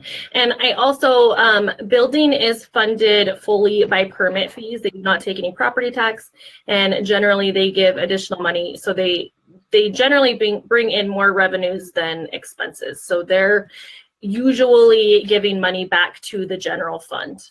But yes, that would be professional services and possibly some in purchase services as well for like dues and memberships. Okay. Yeah, Okay. that's 20 almost $22,000. Okay, thank you. Thank you, Chris. Yeah, I was just curious on that same page, if you could just help me understand what repair service, I mean, I know what repair services are, but is that something that you're paying, for example, then to the custodial department, or is that, what is that? And then the other thing is purchased services? Well, we do have our vehicle maintenance, which is an interfund transfer through fleet. So these Right. aren't going to show any internal transfers. So the operating doesn't include interfunds and transfers because those are determined by, by how we decide to build the budget. So I'm going to pull these up really quick for you. You're asking about repair services. And purchased services. I'm just curious what they are, that's all. Yeah, so repairs and maintenance would generally be like any repairs to the building, any equipment repairs, maintenance agreements. Let's see what else. And then purchase services, there are utilities in there, which is probably pretty small. Yeah, there's actually no utilities, sorry. It's showing up. Probably Project Docs. Our Project Docs software. Yeah, too. there's like the telephone, any cell phones, advertising, those types of things would be purchase services. Okay, and then just an observation. I'm wondering, I have some of the same questions relative to continuing ed and licensing, because I've never had anybody that I worked for pay for me to maintain my professional credentials. But at the very least, it seems to me that for those employees who have those kinds of benefits essentially paid by the city, that when we figure the cost of that employee, we need to include at least some kind of a rough estimate for what they cost us annually for those necessities, because we're kind of overlooking the cost of some employees, the total cost of some employees to the city. Okay. I mean, that's not for you, Richard. That's just a general observation. Yeah. It's just, we're struggling right now as a building inspector industry to find certified personnel to fill our jobs. State of Idaho, I think it was 2 years ago during the legislature session, made it so that we can hire somebody that isn't certified, and we'd have 6 months to get them certified. And when our building inspector quit and went to work for the county, when I hired on, that was the boat that we were in. We didn't have any certified applicants that applied for the position. And, so then we took the best applicant and we got them certified in-house. He was able to study here and take the tests, and now meets all his requirements. He's a certified building inspector and residential mechanical inspector. So it's really hard to find a already certified person. Sure. Okay, so- And so then I'm wondering, for example, with a person in that situation, do we hire them at a salary less than what we would pay a certified inspector? So essentially the cost, and then obviously upgrade them when they become certified, so that essentially the cost of training them up is absorbed by that position? Or do we hire them at the regular rate, and then on top of that we train them up? We hire them at the regular rate. At least that's what we did on this circumstance. And so they started off at a step one. We didn't hire them on at a higher rate. Right, but that's if they had been certified when we hired them, would they still have been hired at step one at the same rate? Not necessarily, because with their past experience, they could have negotiated for a higher step. But where they weren't certified, we didn't have that opportunity. That wasn't something that we would do. Okay, thank you. Okay, we have a question from Linda and then Claudia. I was just curious, as far as covering the cost or accounting for the cost of certification, doesn't that come under our training budget? And I guess this is more a question for Ashley. I'm not talking just in Richard's departments, but in all departments that require some kind of certification. Isn't that accounted for in the training budget? Yes, it is. So training budget will pay for the registrations. If there's any travel for training, because honestly, we try to stay close and to find the most effective way to get our certifications. But going to a live training, you get so much more out of it. And I feel like you can bring so much more back to the city as an employee to go to a live training, which is generally a little bit more expensive because you're paying for the travel. But there is other ways to get certification. Like last year, I wasn't able to travel, so my training was like $250. If I would have gone to a training in New Orleans, it would have been a little bit more expensive, but I feel like I would have got more out of it as an accountant. So that is paid for through training and registration. And then if there's any licensing fees, like for me to get my CPA license, there's an annual fee that would be in dues and memberships. So it is budgeted for, yes. Okay. Thank you, Claudia. Thank you. Well, hold on. Okay, am I up? Okay. Yep. you're good. So I'm not sure if this is for Ashley or for Richard, but in the case of that particular inspector that you referenced a few minutes ago that was hired without any cert and we invested in certifying, what did that cost the city?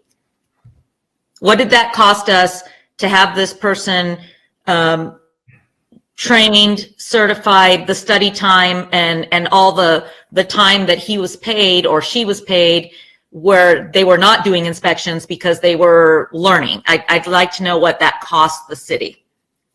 Okay, I would have to get the exact number and get back to you on the hours on That'd that. be great. That'd be great. Thank you.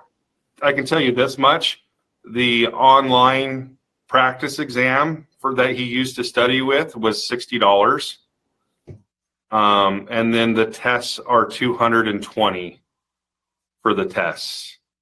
And how many are there?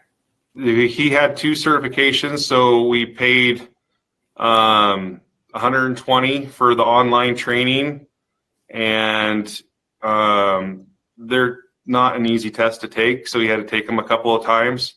So we're under probably $1,000 just in materials.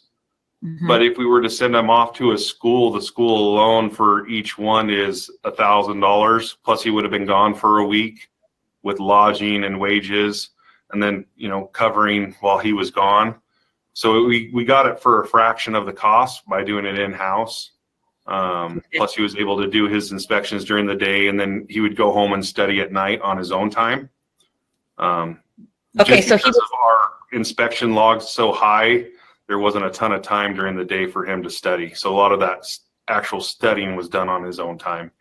So he was still doing inspections for us. Correct. He was still working Wow. full time. And then if he had a downtime, he would come in and study. And then he would also study at home on the weekends. Okay, and so how much time would you say overall from the time he was hired to the time he was certified? Was it 2 months? Was it 6 months? Was it 8 months?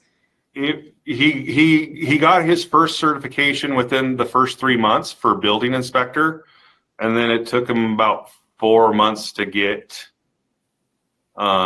his residential mechanical, and that's a tough test. I don't doubt it. That's the one that I struggled. I had to take that one 4 times, so that one was Yeah, no, the hard one. I don't doubt it. Okay, all right, thank you. Yep, no problem. Chris. Yeah, I just need to clarify my thinking. So I thought I heard that in this departmental budget, training was included under professional services, but then I got confused because I thought that Councilwoman Lurick was asking whether or not that wouldn't be covered under a training budget, and is there a general training budget elsewhere? I'm just confused. I think I can help. So training registration is one account line, and each department that uses that has that account line. So it is within that professional services. And so they have so much in that training registration budget for the year. Does that answer your question? Yes, it does. Thank you. You're welcome. Okay. Thank you. Thank you very much. Richard, good job. Thank you. Thank you. It looks like we've got scheduled a break right now. So why don't we take about a 5 to 10 minute break, and come back on. It looks like we should be back on. Good job, Heidi. I love it.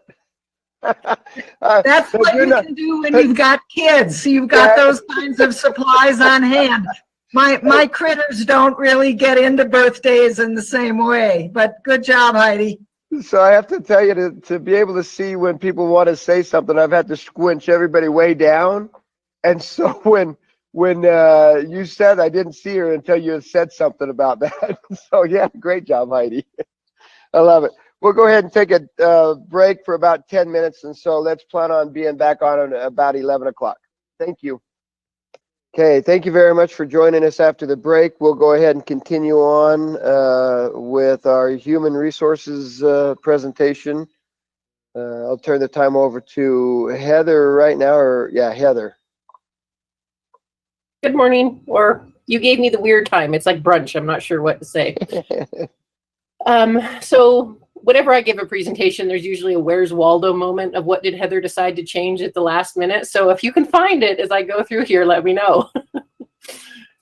So Heather Buchanan, Human Resources. The Human Resources mission statement is to partner with city operations to develop and maintain human resource services, programs, and policies that help create an optimal work environments for serving the citizens of Pocatello. So we are an internal service department. We don't do a lot of touches out into the community. We support departments that do.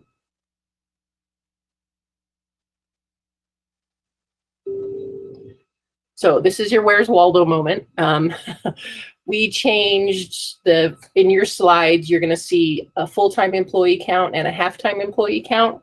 We've moved that just to the number of FTE because that's normally how we report in the budget books. So I've updated this slide to match the FTE of the budget books that finance puts out.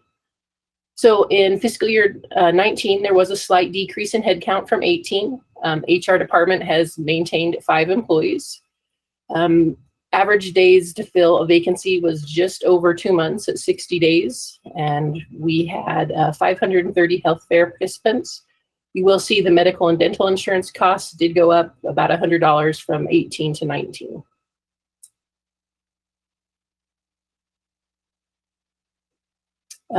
This is a lot of our recruiting information. So we did advertise 95 positions.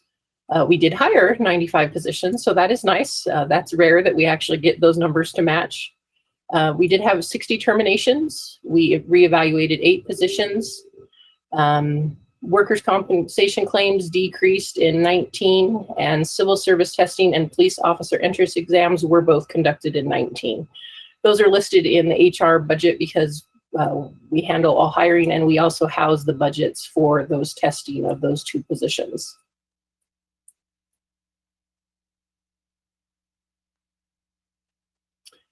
Turnover. So in fiscal year 19, we did have more turnover, 7 more people. Included on this slide, I probably have a very unpopular bottom part of the slide. When an employee retires from the city, and it's not just retire, it's over a certain amount of years of service. So if you're at 25 years, you still get a retirement gift. We pay for the gift, the department does, and then we gross up in the finance system on their paycheck to cover the taxes on that. So the cost of the gifts in fiscal year 17 were $4,875, where the actual cost that the city paid out was $7,321.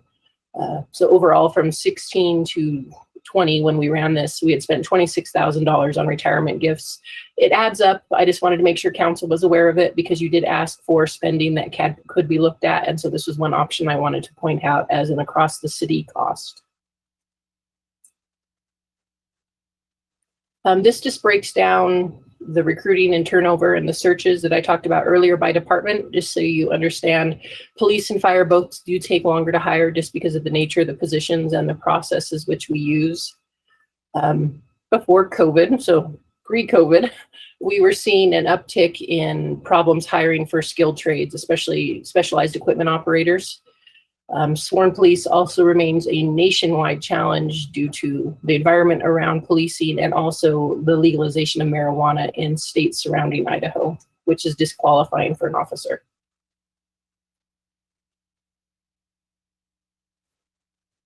So in fiscal year 19, the poor council had these horrible policies dragged before them, and thankfully you listened to what we were asking for. We did 4 major policy changes, and those were done to hopefully help balance our healthcare needs. We will see what that looks like hopefully this year with the policy changes. The biggest was moving retirees out of the active employee pool into a retiree pool. We made case or disease management mandatory effective for fiscal year 20. That means if Blue Cross refers an employee, we're just talking the employee, into case management and they decline, they no longer are eligible for their VIBA contributions. If they are in case management, they continue. HR does not know who's in the program or why they're in the program. We don't have the criteria for how they go in, and we cannot refer people into it. We capped vacation payouts at 400 hours. That means if you have over 400, you have to use those hours before you leave. We will no longer pay out. And then we also moved sick leave payouts from a cash option into the HRA VIBA account for the retiring employee.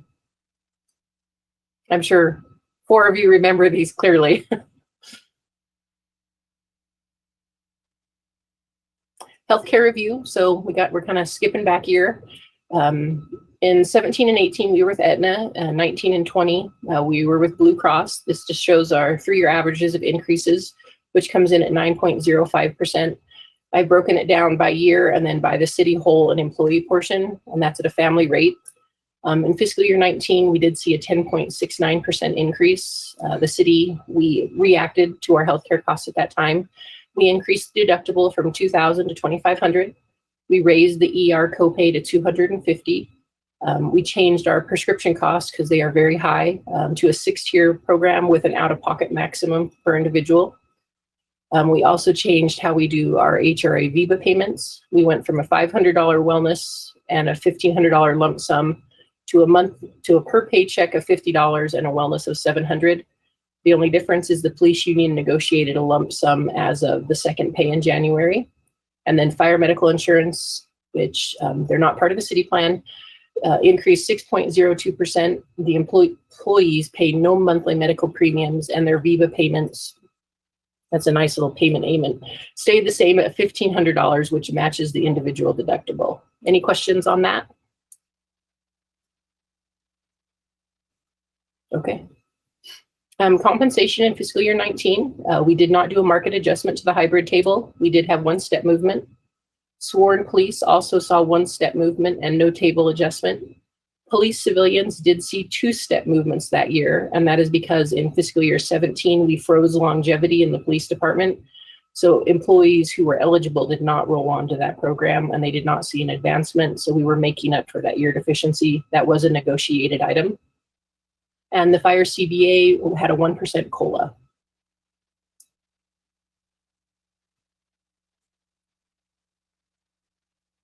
All right, so you can see personnel, those are just step moves. The decrease in medical is because last year we had budgeted for full family for an open position, and that's the difference. When the employee was hired, they didn't have full family insurance. HR has about 81% of their budget is for personnel, and there are 5 people in the department. Right. You can see that she's done some movement between the lines, but overall everything is kept flat in her operating. And then I'll have Heather go over her budgeting decrease. So budgeting decrease for operating. So items 2 and 3 listed on here are background checks. We budgeted $10,000 into human resources to cover background checks. And I developed the slide. I didn't have April's numbers. So I just wanted to give you kind of a feel for where we sit with the fiscal year, just so you understanding our spending to date. We've done 292 employee background checks, and that costs $5,020. We've done 244 volunteer background checks for a cost of $2,915. In my slide, I had said we planned on moving, I just put half into parks to cover volunteers. However, the employee portion has already exceeded the 5,000, and we're only in the 1st of May. So I would have to tweak those numbers if we pull one part but not the other. I have them listed separately because we had planned for the volunteers to go into recreation fee cost this year. So we would have already seen a reduction. The retirement key to the city, we currently budget $75 times 20 employees. If they want, when they leave, the city buys a plaque that has a key on it, that has their years of service. And then I decreased our operating supply line. Sorry, office supply line.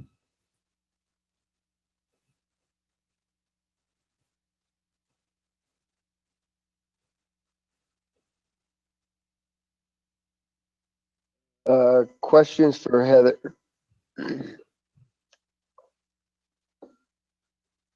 Chris and Claudia, you look like you had something, but so we'll go Chris and Claudia if you had a question. Yeah, I'm operating off, what we got yesterday, and I'm just noticing that in 5 years, we've increased 35 city employees, full-time employees, and I'm just wondering, where did those increases occur, et cetera? So that's the slide that we updated because this year I had counted FTE, not by full-time and half-time equivalents. If you go back to slide 3, those numbers have been updated. So the increase from 18 to 19 was from 545 to 553.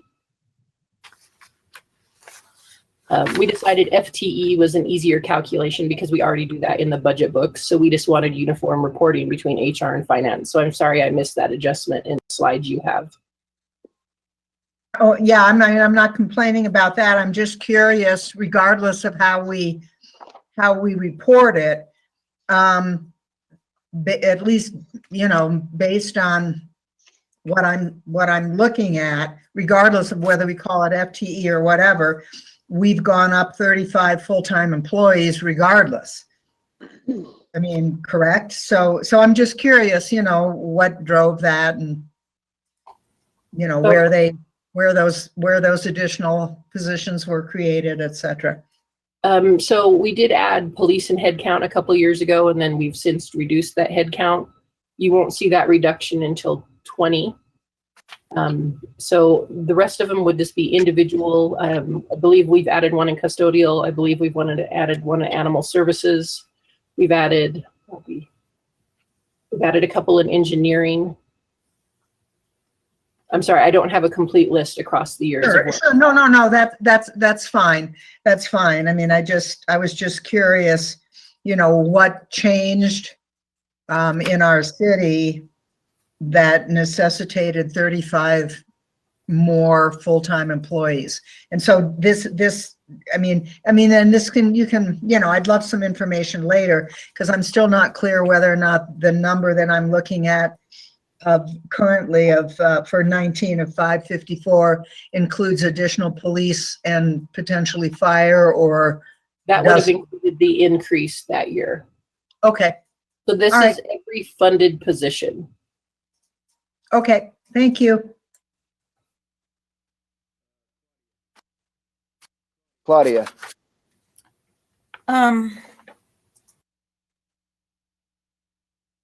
Sorry, I'm still trying to digest, but does one of these groups include the seasonals? I'm sorry, are you talking about head count? Yeah. Head count for seasonals is not counted as head count. It's counted as dollar expenditure, and that's tracked by departments. Okay. Okay.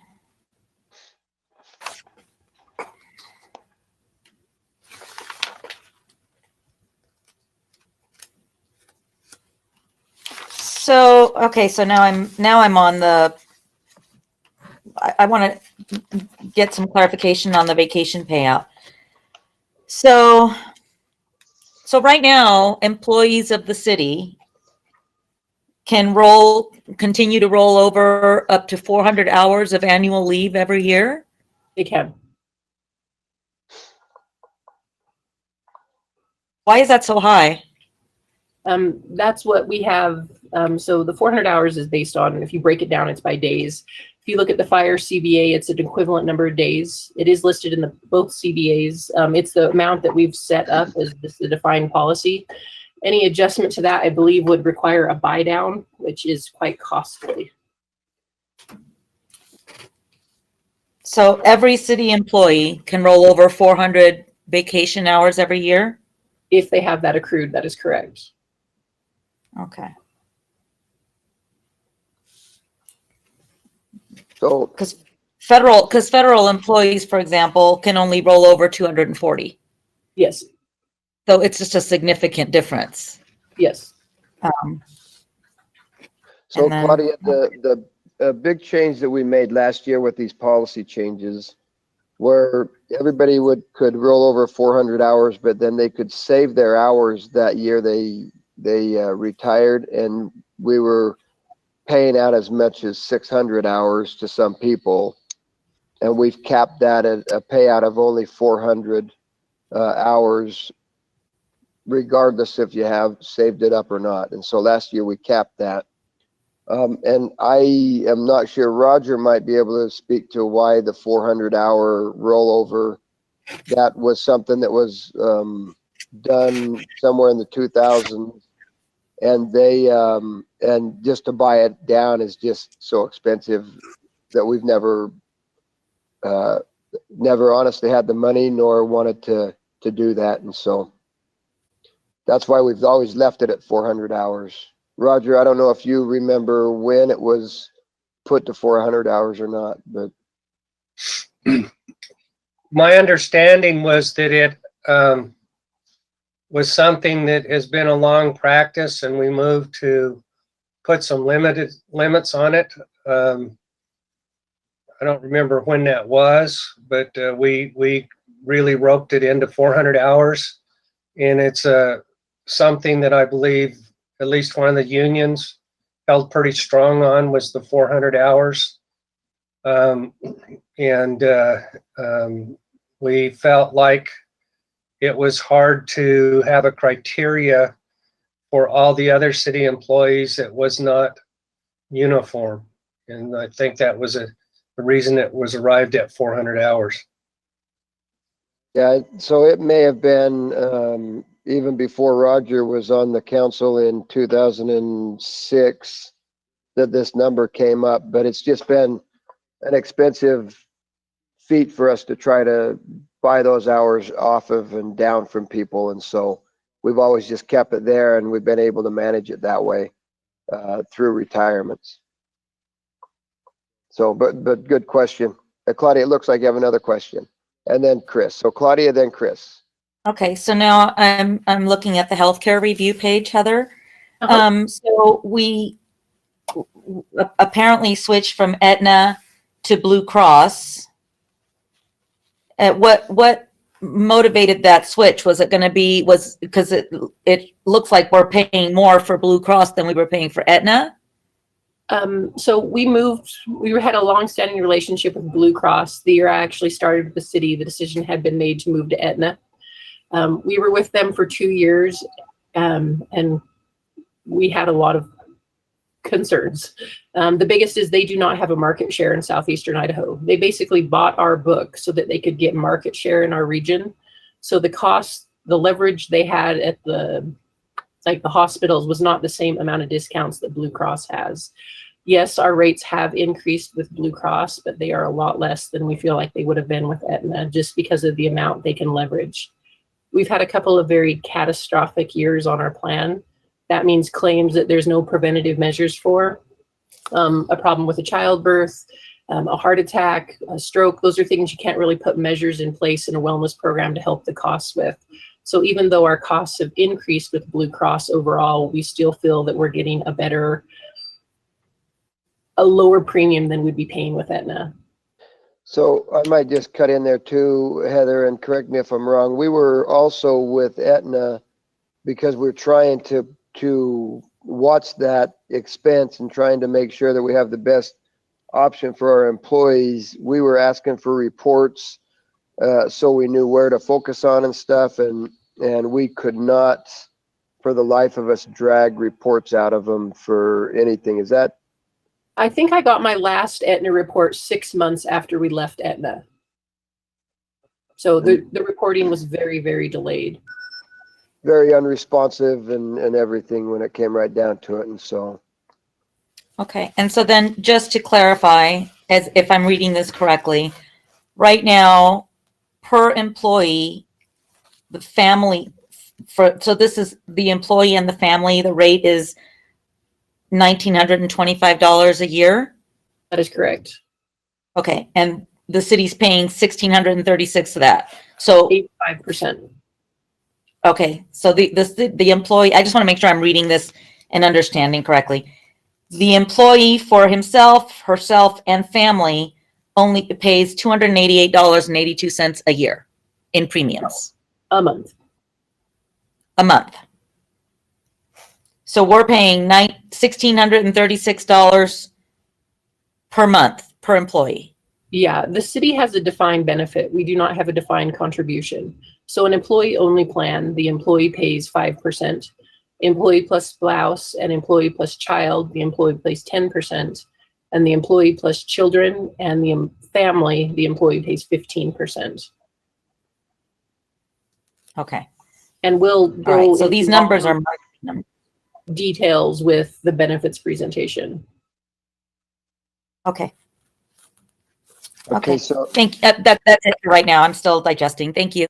thank you. We will go to Chris, and then it looks like Roger's got something after Chris. Yeah, so I'm wondering whether or not we would have the option to change the 400-hour buyout starting at a certain point with new hires. The state of Washington did something like that with their retirement process for educators.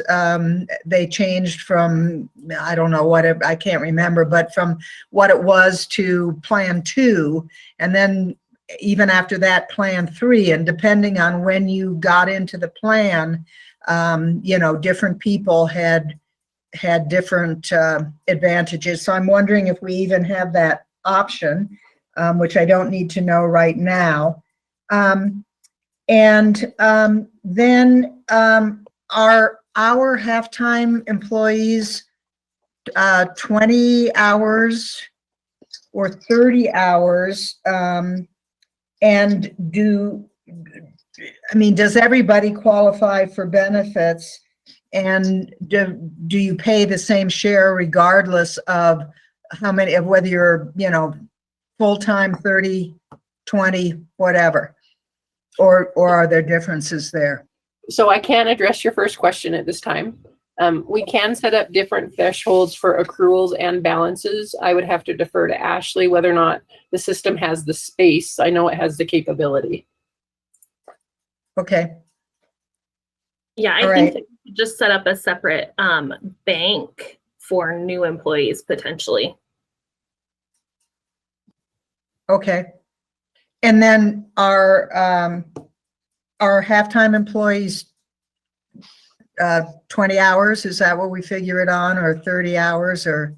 So it depends on if you're talking in regards to benefits, an employee who's at 30 hours a week or greater, they pay the same proportion as what Claudia had asked questions about. Okay. If you're at 20 hours and you're year round, so you're a benefited employee at 20 hours, you pay half the premium. Okay. If you're a variable hour or seasonal, you are not eligible for benefits. Okay. Thank you. Roger? I just wanted to comment that one of the reasons we went with Aetna is because we saved $400,000 when they came in, and Blue Cross wasn't paying a lot of attention to us with their feeling of being the only player in town. And so we went with Aetna, we gave them a try, but we weren't satisfied with Aetna. And Aetna came back in, if I remember right, with a very high rate increase because they wanted out of this market. They're dipping into it didn't seem to work well with regard to incentivizing us, and so they were trying to distance themselves.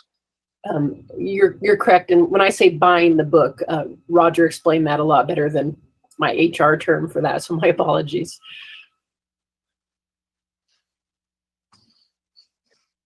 Okay, thank you. Chris, it looks like you've got a question again.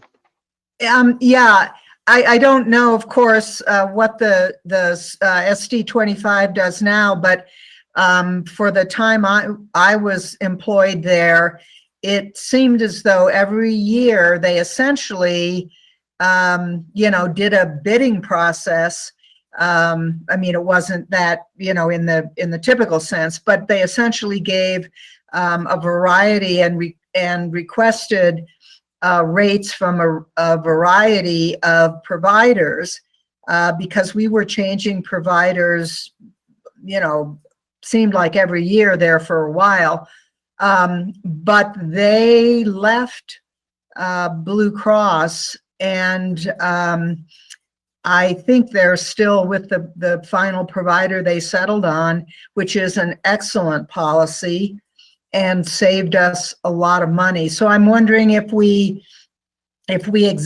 do some kind of process each year that incentivizes providers for giving us a break in order to compete and get our business. And then I'm also wondering how daunting it would be to try to partner up with some other high employee count entities, again, for the same purposes, to try to increase our pool. Because I know, when your pool decreases, particularly by fit employees, rates tend to spike. So we do an RFP process every couple years. What you're talking about this year, we've already done. We partnered, our broker is running what I'm just going to call it a buyer's club. We joined with a bunch of local agencies that are all at least our size or very close or bigger. And we went out and we did a full RFP this year. So when I bring the benefits presentation, I can talk about all those different items. But both of those items were done this year. Thank you. No problem. Okay, oh, it looks like Heidi, looks like you got a question. And then, so Heidi, and then it looks like Roger. Heather, would you mind discussing on your slide that's currently up under the background checks? Could you kind of go over the pros and cons to option 2? For example, would there be a benefit to having some of the charges come out of the departments that are maybe covered by fees and stuff like that versus HR? Or, I know there are pros and cons to both. So would you kind of go over that? So I split that out into 2 options because HR is an interfund. However, we do not do background checks for police or fire. So those departments are paying into that $10,000 budget, but they're not getting any return on it. A lot of our hiring is done with seasonals, and parks would bear the brunt of that. I'm not sure their budget could absorb it. The reason I put background checks on here is actually because Councilman Cheatham and I had a conversation last year after we passed this policy, because it seems like we're only doing 50% of the work we need to if we're truly going to do a screening process for hires. The second part of that is drug testing, and that is very cost prohibitive when you start talking about the number of people that we bring on. If council were to go that direction, the budget would increase very much, way more than I'm comfortable asking for. So just because of the conversation I had with Councilman Cheatham, I wanted to make sure I put background checks on here so that this new council could address if it's still an option that they find valuable. Roger. I just think for context, it's important for people to realize that when the fire department went to an independent insurance, health insurance group through their union, that we lost some of our youngest and more healthy individuals out of our plan, which created cost increase that are more dynamic for the group that we have left. Okay, thank you. And then Claudia. Okay, so Heather, since we were just talking about background checks, can you just tell me what the background check involves right now? Does it include a live scan, or what does it include? They fill out a piece of paper, or they go online and they fill out like a little survey that says where they've lived and names, aliases. And then the company that we have does the background check. We receive a report. HR reviews that. If there's any concerns that we have, we push that over to our risk manager for a final say. Okay. It's a very it's a very flat So there's paper. no fingerprinting or anything like that. That's part of the background check right now. Not for general employees, no. Okay. Okay, and then I'd like to go back to the healthcare slide. So the 4th bullet down, these wellness exam incentives and things like that, what is our actual return of investment for that? Do you have any idea what that is? So I can tell you our wellness spending in our medical plan is actually at a very good percentage. We do have, you can see at legitimate costs there that we're spending. I can't really tell you what the return on investment is because while it's preventative, I don't know what long-term items would have happened. I can tell you preventative is always cheaper than reactionary, but I can't correlate that number for you. Right. No, well, I guess then let me ask it this way. For what we're spending, what are we getting what are we getting some sort of a discount from Blue Cross for that investment, or what? No, it's I just guess it's a push for employees to use their wellness benefits, which in long term reduces our overall healthcare costs. Okay. Thank you. So we got Chris has a question too, but I might add to that. Because of this, the health fair and the things like that, this benefit that we've given, I don't know how many cancers we've caught early enough that we've been able to get in front of that would have been a lot more expensive had we not. There's some costs that I know that it saved the city a lot of money. It's just, but to quantify it's difficult at best. And so Would that be Ann Butler's job then? Would she know that? Yeah, Ann will be presenting next, and so I guess you could maybe answer that question now, or sure. Wait. It was actually going to be an example in my presentation next, but for example, like a mammogram, if you go have a mammogram at the health fair, that's a $250 service. It's covered 100% by Blue Cross. If we catch breast cancer at a very low stage, for example, I know we caught 2 or 3 because the employee came and told me. We caught that at stage 1. That claim would have cost us $20,000 to $40,000. If we catch that breast cancer at a later stage, you're looking at least $80,000 to $180,000, depending on different factors. So you're looking at 4, 5, 6, up to 9 times the cost of that particular claim. All right, thank you, Ann. Chris, you have a question. Well, I think Ann's answer pretty much answered it, but I know, for example, that trying to get at the answer to Claudia's question is, that's what statistical modeling is for. And I just was wondering, what information, somebody could refer me to that would help me train myself up in terms of understanding the modeling that makes us believe that this program is useful. But Ann's answer was very helpful. So thank you for that. Okay, thank you. Any other questions for Heather? Seeing none, we will go ahead and just roll into wellness with Ann.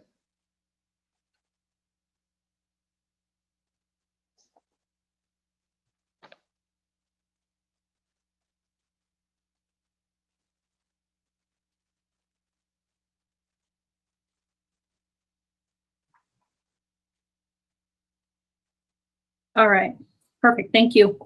Good afternoon or good morning, I guess we're kind of in between there. Ann Butler, Human Resources. The Wellness Program's mission is an organized worksite program intended to assist employees and their family members in making voluntary behavior changes that reduce health and injury risk, improve their consumer skills, and enhance their individual wellness, productivity, and well-being. Go ahead, next slide. So here are some of the programs we run in the Wellness Program, not everything, but these are the big ones. So I'm going to start with the health fair. You'll see our attendance there. The panels that are run at the health fair, we're looking at 429 tests in 2019. Our PSA test is a prostate test, for example. Mammograms, I know we are filling every slot Portneuf gives us, but they had shifted some of their schedule, so I put 100 plus, but I know we're at capacity. I just wasn't comfortable with an exact number there. Flu shots, we're running pretty steady at about 350. And then I am tracking those annual exam forms right there. We're at 396. That's the highest that we've ever been. I don't know that we will ever see that high a number again. I do have a handful of employees that just refuse to do it for whatever reason. So I anticipate that number will come back down just a tad. But when you're looking at the number of employees that are eligible to do that, it's quite a high percentage. Walking Works, here are some of the major programs that we run in the wellness program. Walking Works is coming on this summer. You'll see it. We're running between 180 and 200 employees that participate in that. NewTube is our education component where employees are reading health articles and taking a quiz. March Mania and Summer Savvy are two of our brand new programs that you probably heard about in March, and then the one that we're starting here next month that you can still register for if you're interested in participating. But those numbers are going up slightly, and that's good because it does take a little bit of time to see some increases in our participation in our brand new programs. Next slide. So participation number, and I know Chris was talking about kind of what the standards are. There are some national wellness programs that we use our numbers from. We're typically looking for participation numbers between 30 to 45% in your major challenges. Of course, we do have some other programs, where I get a different group of employees interested, which is pretty normal. For example, like our ski day, it's a one-day event, and I get a very different group of employees participate in that than some of my other activities. The health fair, of course, is probably the gem of our wellness program.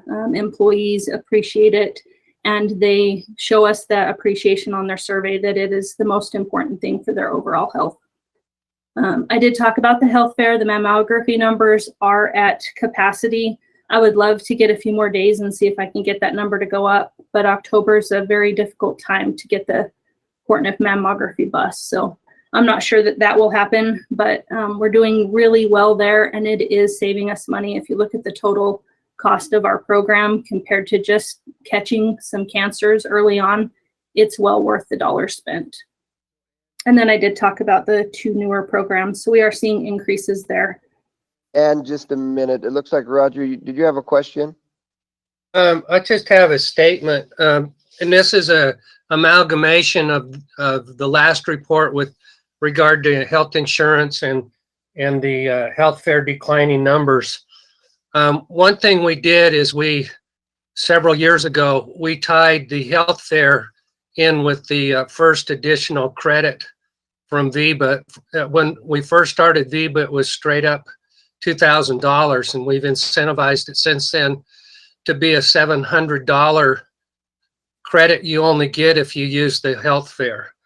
The second thing I would say is that we probably need to do some consideration about how VEBA applies to all our insureds.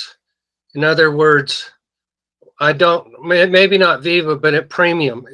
If we're insuring people that will not go to help us be more preventative, then they ought to be paying a higher cost because we're paying the higher cost as well. So we've got to have some discussion around that. That's all I wanted to interject right now. Absolutely, and I'll talk a little bit more about that later in my presentation.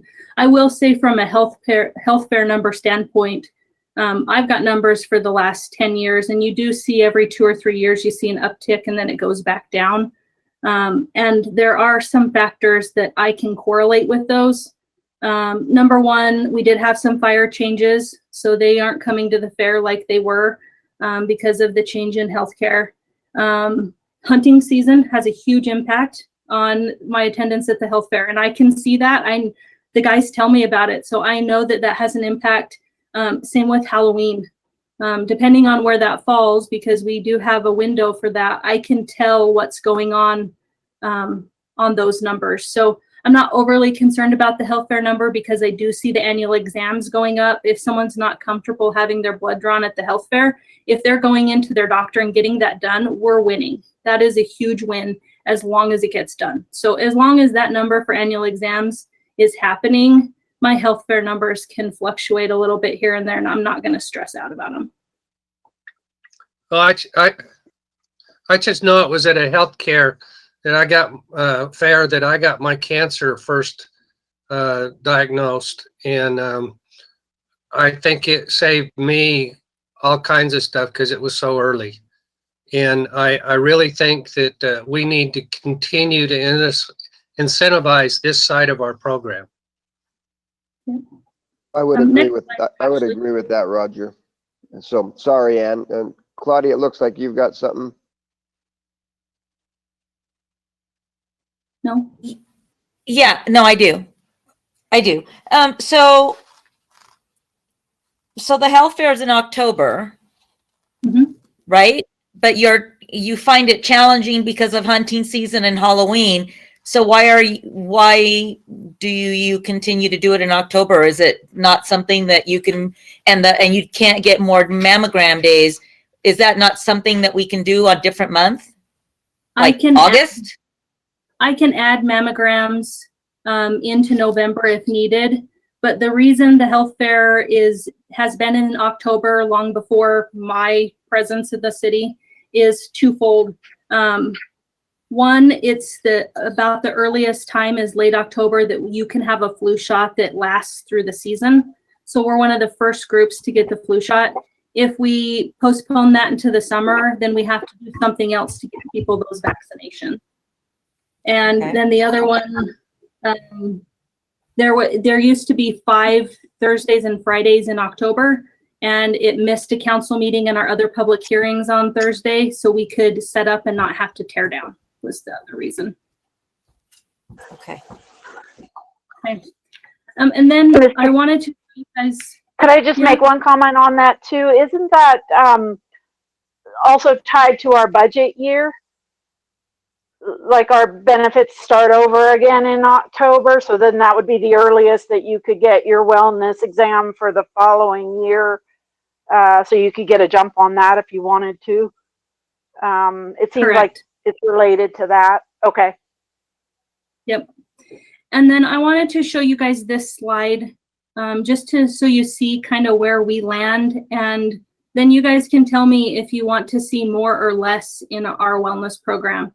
So there are 3 major types of wellness programming, and you can see them listed there, and you can see their focus. So feel good wellness are activities that you might not always see much of an impact, but it really makes the employee feel good.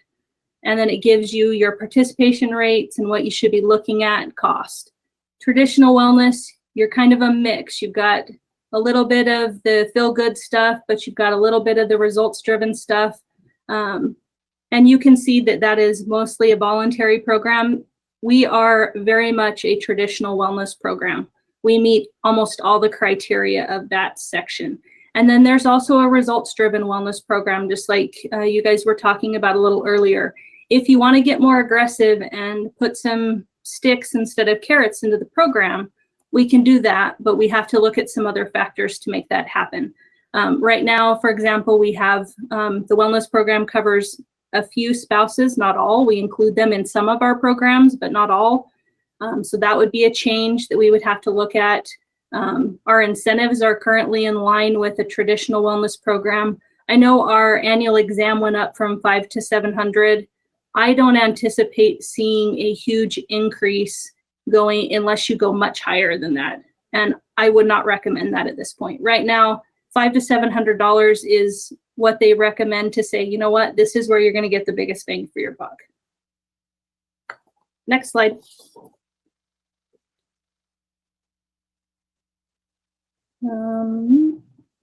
We go the other way. I think you went back, right? Oh, nope, you're good. Okay, medical costs increasing. Here are the issues and concerns that I have. Of course, we've been talking about these.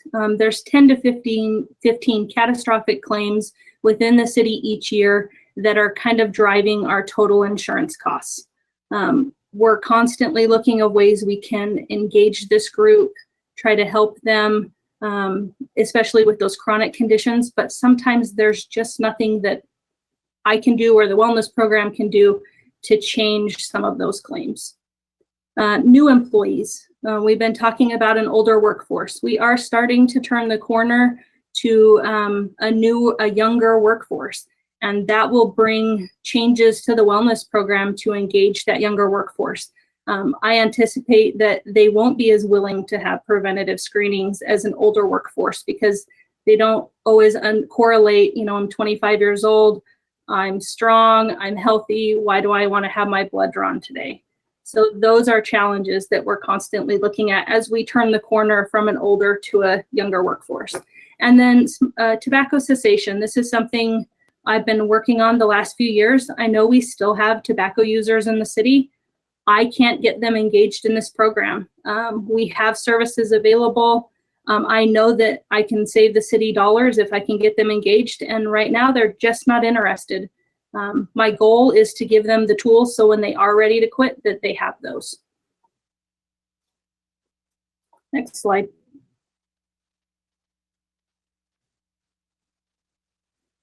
So here are a few things that we have worked on in the past, and we have continued to work on them, and then part of the future focus for the wellness program. Of course, we're still hitting physical activity, nutrition, weight loss, our preventative screenings, and our mental health. In years past, we've added stress management, how to manage your finances so you feel less stress. We're talking more and more about electronic services like telemedicine and teledoc, and how we can save money, but also make that convenient for the employee in their home to talk to the doctor and not drag their kids into the urgent care. Those are different things that we're working on. I anticipate in the years to come, there will be a few more things that we keep adding to that. But we are working on it, and it's a work in progress every day. Next slide. Okay, so the Wellness Fund does not have any employees and is part of HR. So Wellness just has an operating budget. So you can see their operating budget is relatively small. The biggest things probably the health fair, but she has kept everything flat here. Okay, so this fund is funded by interfund revenues. It's basically we take all the benefited employees and we kind of just split up the budget. So we haven't done anything to change these just yet because we're going through this budgeting process, and then we'll get these numbers updated. But we just take the total budget for the wellness fund and we split it up between benefited employees per department. No increases requested, and then I will let Anne go over this slide with you. So I do have a proposed reduction, in total approximately 18% of the budget. I've been talking with our consultant, and between the two of us, we are comfortable and confident that if we change the billing format at the health fair, instead of paying for those services within the city, that we can bill them to our medical insurance and save those dollars. It'll take a little bit different work on my end up front with some pre-authorizations, but I'm confident that employees won't see too much of a change in what they're looking at the health fair, and that we can save those dollars.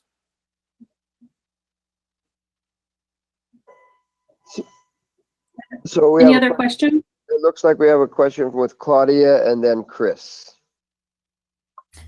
Yeah, I guess I want to, I can appreciate the value in wellness programs and things because, you know, like a few of you have correctly pointed out, things are caught very early. Ugly things can be caught very early, which not only saves the employees, but it also saves the city money. That being said, I want to echo on what Roger said. And I think that if we are paying such a huge percentage of the medical premiums for our employees, and our employees are smokers or their spouses are smokers, or they flat out refuse to get wellness checks and things like that, then I think that that percentage that those employees are paying needs to get ratcheted up. Because those are to me high risk behaviors. You know, smoking is, I don't care if people want to smoke, but if that's a high risk behavior and everybody else shouldn't be paying the bill for somebody's choice to engage in that behavior. Not going to the doctor, not getting wellness checks, that's high risk behavior. And so I think that those people and their spouses, those employees, their percentage needs to be ratcheted up to if they're just refusing to play. That's all I wanted to say about that. Okay, thank you, Chris. Yeah. And first of all, thank you for taking the time and making the effort to be creative in terms of cost savings. I really appreciate that mindset a lot. And then if you could go to page 3, and that includes the cover page is page 1. It's the service summary, key services provided. Okay. Just because I think it'll make next, yeah, that one. So I totally understand how everything in the top half of the page, saves us money for all the reasons we've talked about, early detection, etc. What I'm not so clear about is how do we, how much does the bottom half of the page cost us? Mhm. And B, what, if any, sort of criteria can we use to try to determine whether or not the cost is, the benefit is worth the cost? Sure. So if you look at my budget, I had kind of separated that out because my professional services line is about $42,000 is our consultant fees. So if I subtract out the health fair, my budget, the healthcare costs is about $40,000. So that's how much the wellness program costs minus the health fair. And in return, with all the challenges that we run, we're teaching people how to educate themselves on different metrics in health, make healthier choices. That's exactly what we're doing in YouTube. We're saying, hey, here's something you might not have thought about. Have you ever considered this? And we're asking them to make those voluntary choices. Walking works. It's all about setting a standard to say, you know what? Maybe I only walk 2,500 steps each day. I know the national standard is 10,000 steps a day. Can I work to improve that? So we're finding different ways. I can put a metric on if I lose 10 pounds, how much savings that will cost me medically, or high blood pressure, for example. Those would be ways that I could measure that, but I don't get all that data all the time. Yeah. So I'm kind of thinking about, Weight Watcher programs and, exercise programs, and basically, if my memory of the research is correct, basically during people don't, a fairly low percentage of people actually do something for a short challenge period, and then without any follow-up or supervision or group check-ins, et cetera, pretty much it doesn't stick. And so I'm wondering, for example, of the people who participated in a walking program, a walking challenge, 3 months later, 6 months later, 12 months later, how many of them actually made a change? Because I understand the value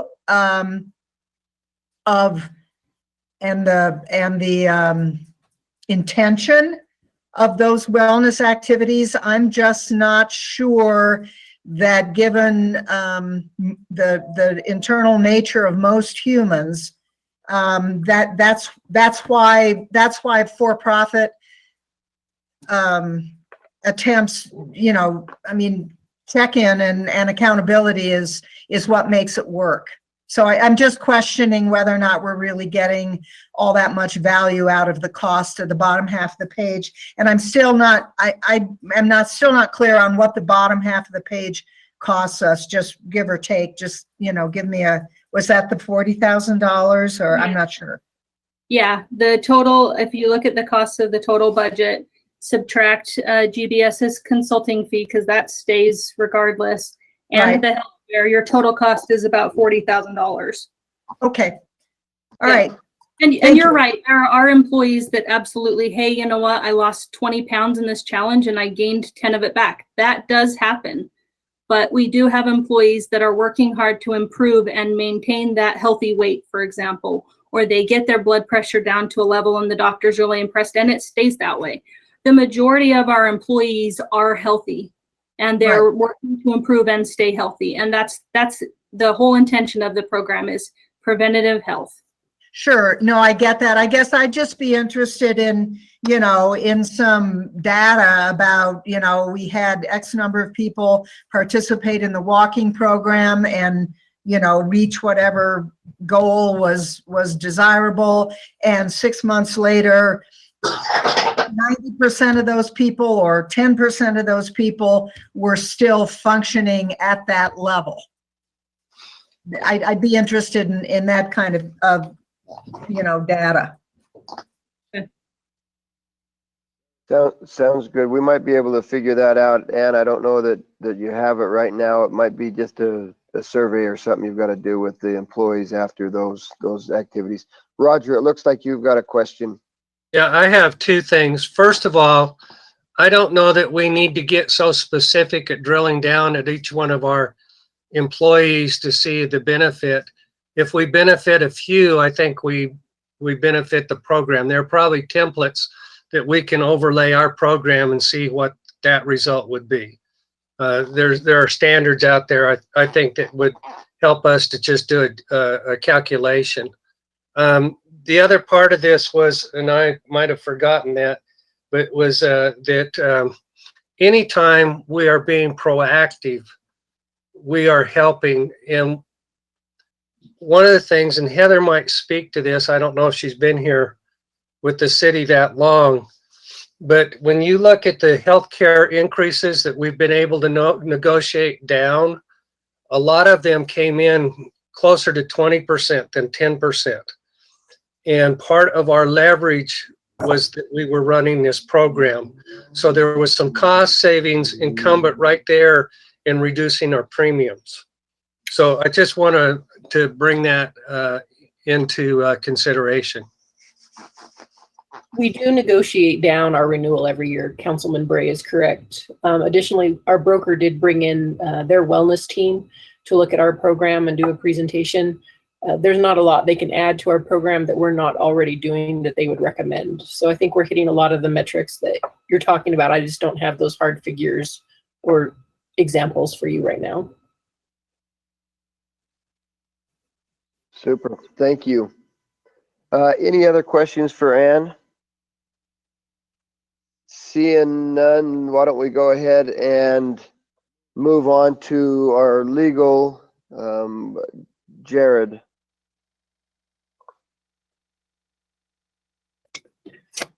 All right, good afternoon, everyone. Can everybody hear me okay? Yes. That is a yes. I'll wait for Ashley to get the presentation. Thank you.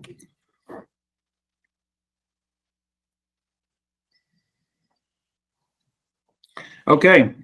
The mission of the legal department, we really have two parts of our office, and that is the civil side and the criminal side. We prosecute all the misdemeanors and infractions that the city of Pocatello Police Department cites, and we handle all of the civil matters, either specifically from our department or working with outside counsel, depending on what the matter is. We also provide services to all other departments, staff throughout the city, the mayor, and council members. The next slide, please, Ashley. On the prosecution side, we have a very heavy caseload. There are numerous hearings. In fact, last fiscal year, we had a total of 3,688 separate court hearings. Of those, 518 were infraction pretrials, and you can see the other numbers. Those continue to, for the most part, rise. We had 629 hearings that were not specifically pretrials or trials of other nature, such as suppression hearings and motions in limine. And we had 28 court trials and 3 jury trials. It keeps our criminal prosecutors very busy, and a lot of those are actually happening right now with video conferencing. So that's been very interesting. Our criminal prosecutors stay very busy in court, and they spend most of their week in court doing court hearings. On the civil side, we handle, we are a part of almost every piece of paperwork that goes through the city, every agreement, everything the mayor signs, everything the council sees. We saw a total of 341 contracts and agreements and other miscellaneous documents. 91 of those were for council consideration. We did 29 council decisions, 15 resolutions, and 21 ordinances, some of which actually amended our published city code as well. We take numerous calls and visits. We have numerous meetings each day and week.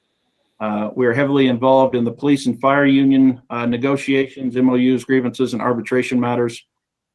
We handle the water rights issues for the city, which, as you know, we hold a very good place, have numerous water rights, and we're in a good position as the city of Pocatello has been very active over the last several years in acquiring and managing our water rights.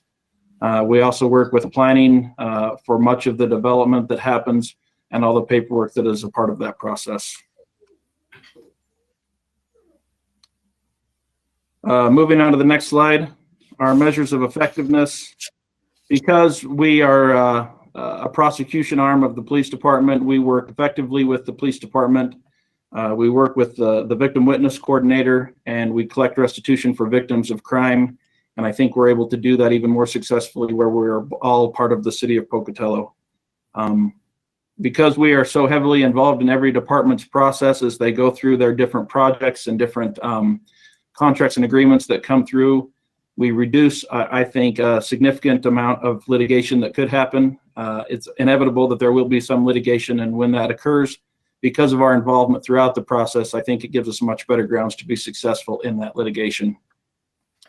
Again, the water and environmental issues that we are part of are helpful to safeguard our community future and the quality of life we have here in this community. We are part of the economic development processes of the city. And as you've heard me say many times, we follow a process, we create a process, we follow that process, and that puts us in a very good legal position. As far as service issues and concerns, we are anticipating, again, some growth in the city that will require more support to other departments and eventually will require more personnel in the legal department. We're in a day and age where litigation is commonplace, and we are involved in that litigation. Much of it, thankfully, is covered by our ICRINT policy, but that does not mean we hand it off and that's the end of it. We are very much involved in that process as it goes through and finalizes in the courts, which takes sometimes years to do. And so we manage and keep track of all those things that are happening from the very get-go to the final resolution from the courts, and then even usually through appeals processes. The legal department does not currently have a 5-year plan. As an internal service department, it's really difficult to plan for the future. We're more than, basically we're reactionary to what's going on. But I am going to develop a 5-year plan for your consideration in the future. I can tell you right now that time and history indicates that we will most likely need another attorney and another legal assistant at some point in that 5-year plan. Our office is also in desperate need of a remodel. Our carpets, as Richard mentioned, are, if not nearing the end of life, well past the end of life. But we still have everything we need to continue to provide the service that our department is required to provide. So those will be most likely some of the things that will be part of that 5-year plan. To give you a little bit of historical perspective, this office used to have actually another attorney, one more than it does now. That attorney retired in 2015 and has not been replaced, so we've been able to absorb that workload.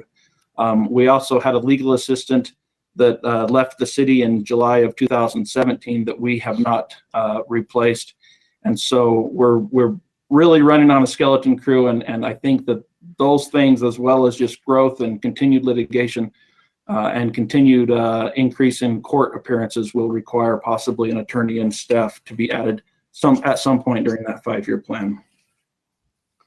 And I'll talk a little bit more about that vacant legal assistant position in just a little bit. And with that, I'll let Ashley address some of the budgetary slides. Okay, so you can see these are just due to step moves and some possible changes in medical plans. 76% of legal's budget is for labor, and they have budgeted 6.5 positions. That is because Andrea's position is half legal, half risk. So that's why it's the 0.5. All right, he kept operating budget flat, as most everyone else has done. And then I think that there's no increases. And then I was going to have Jared go over reductions.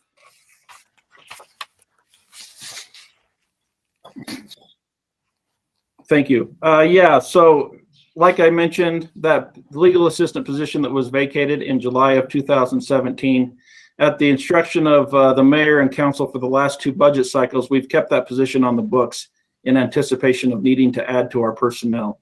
I think we're at a place this year where we're looking for cuts, we're looking to trim budgets, that I would be comfortable not carrying that position over into the next budget cycle for a savings of approximately $75,000. We also have, pursuant to some state changes, 20% reduction in magistrate court fees that comes out of the legal department's budget. And so that will drop us $20,000 this year. We also looked closely at each of our line items. Our notary bond, we actually budget for that. We have 3 notaries in the legal department that are used throughout the city. Those bonds are required to be paid every 3 years, but we budget for it every year.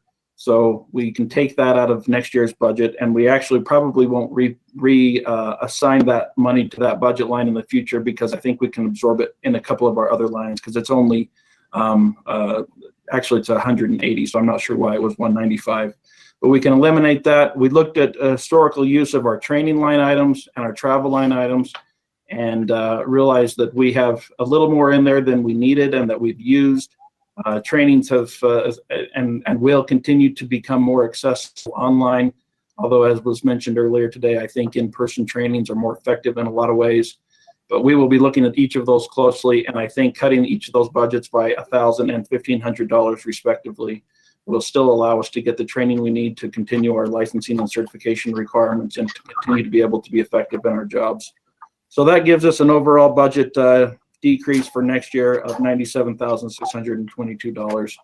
And honestly, with the vacant position that we've been carrying over, that is a good portion of that, obviously. I do hate to let that go, because I just think an additional personnel in our department is going to be inevitable sooner rather than later. We've been going without the attorney and the assistant that left several years ago, and making do, and we will just continue to do our best with that as we go forward. As Ashley mentioned, we're not asking for any other increases or asks, so that's all I have for you, unless there's questions. Looks like Richard has a question, and then Claudia. Jared, your profession, like many's, has become specialized. When you get ready to hire an additional person, are you looking at someone with a specific expertise or just a general attorney? Well, municipal law is kind of specific, but yet it's general, because there are so many parts of municipal law that deal with other parts of the law. So if we could get somebody that has some experience with any government law, that gives them some advantage to understanding the difference between government and private practice. And then really depending on where we think that position will be, whether it will be a prosecutor on more of the criminal side or somebody on the civil side, and have some expertise in some of the areas that maybe we need a little more effort on. Not effort, we're doing a great job, but more emphasis on, I guess, is a better word. So no, I don't see us necessarily just hiring any general attorney out there. because like you said, the law is so specific, and we have some very specific areas that we spend most of our time practicing in. Thank you, Claudia. Hi. So could you, or Ashley, I'm not sure which one of you, what is falling under professional services?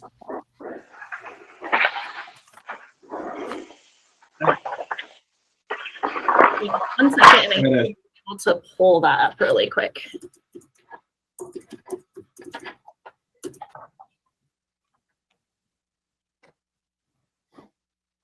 Okay, so professional services. We have training, dues and memberships. There's also subscriptions is a bigger one. Let's see.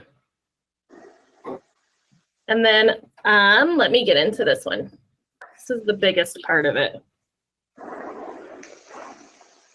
I believe the biggest part, like 101,000, I think that's for the magistrate court. I need to get into I believe this. that's correct.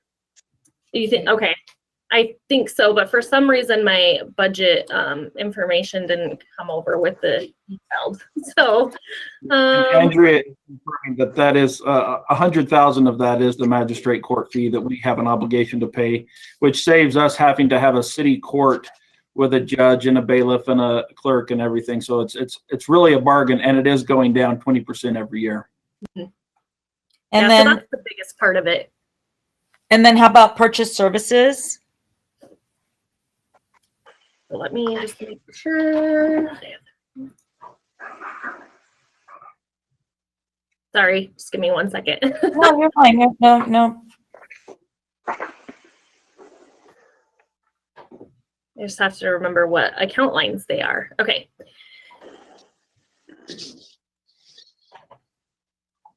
Okay, so after this, we'll have Linda and then Roger.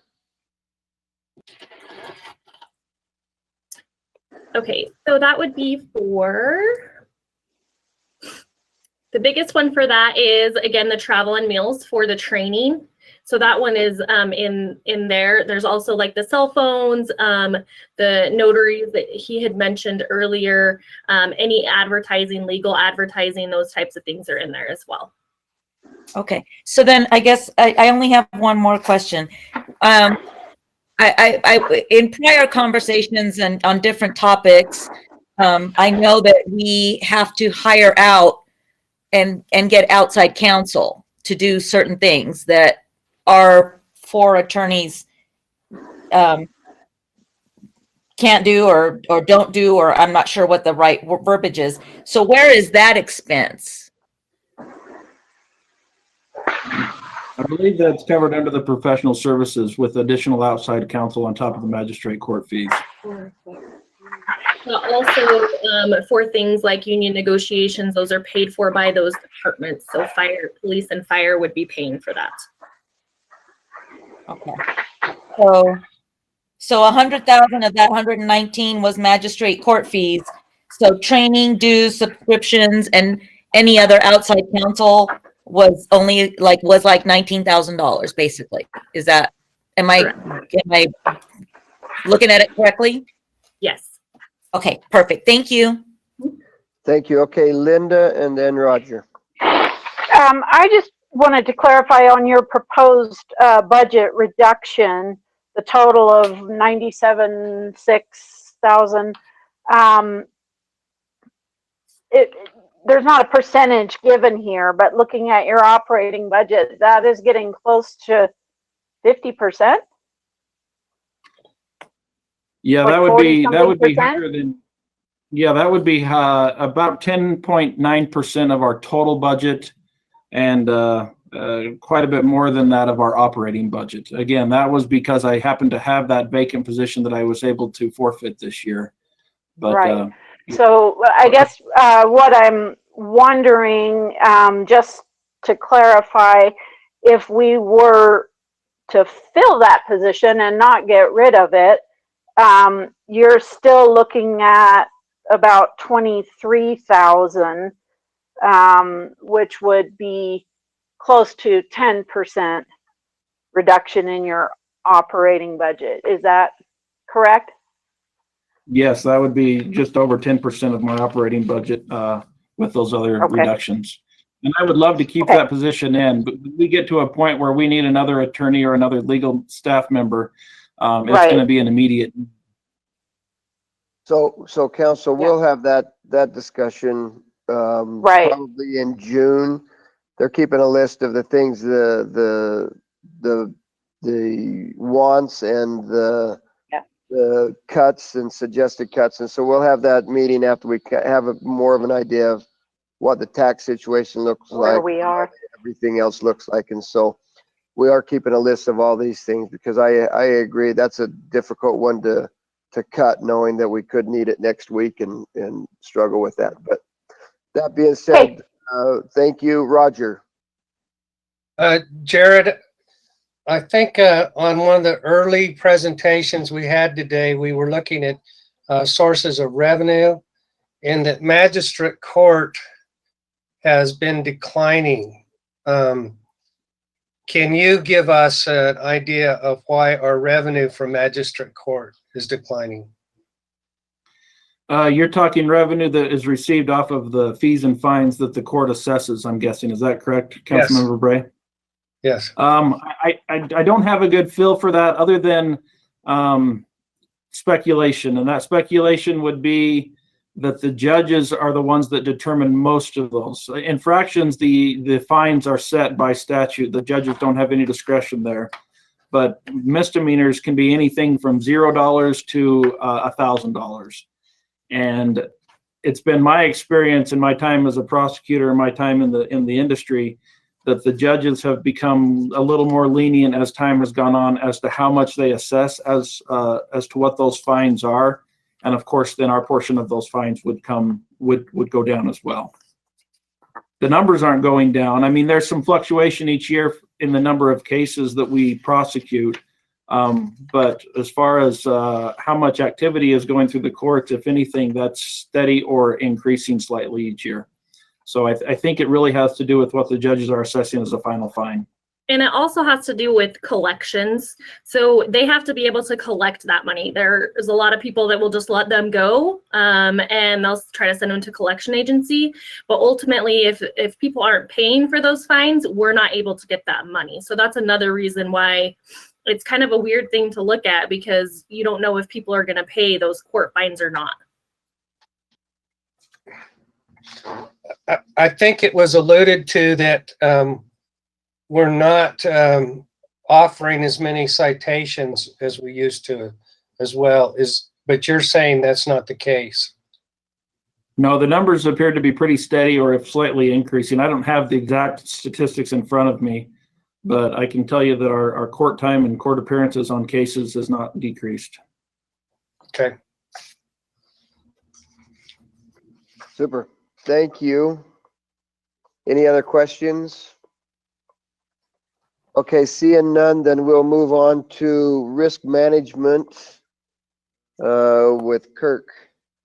And Mayor, Kirk's going to be using my machine, so it'll say my name, but it'll be his beautiful face. Beautiful isn't how I characterize it, but good afternoon, That's a beautiful face. Okay. Mr. Mayor, good to see you, sort of. Oh, who's on there? All right, have you had an opportunity to review the slides? Probably not.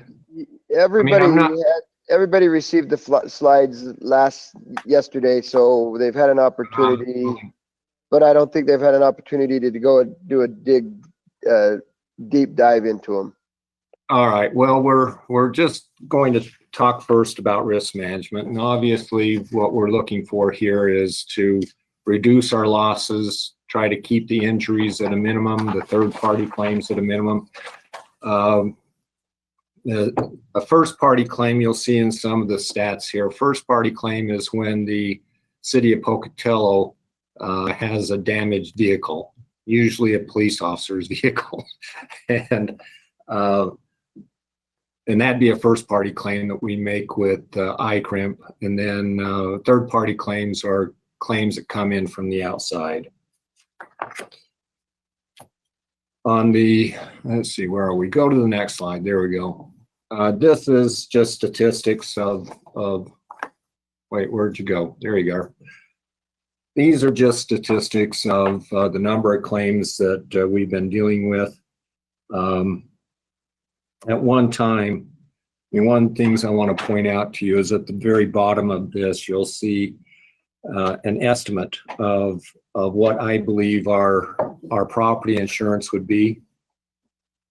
At one time, I was pondering whether to go self-insured at one time. And part of that consideration would be to figure out how much we would be paying in property insurance anyway. And you can see the number. For example, in 2019, we had roughly a $700,000 premium, and I've estimated the property insurance to be about 200 grand. So that's what we're dealing with there. Otherwise, any questions about this slide, about where the claims come from? You'll see at the top, we see the number of claims filed. Couple lines down, you'll see the number of claims that are paid. In the city, by the way, when we have a first party claim with iCrimp, they all have a $2,500 deductible.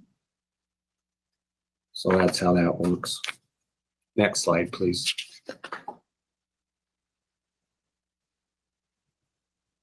There we are.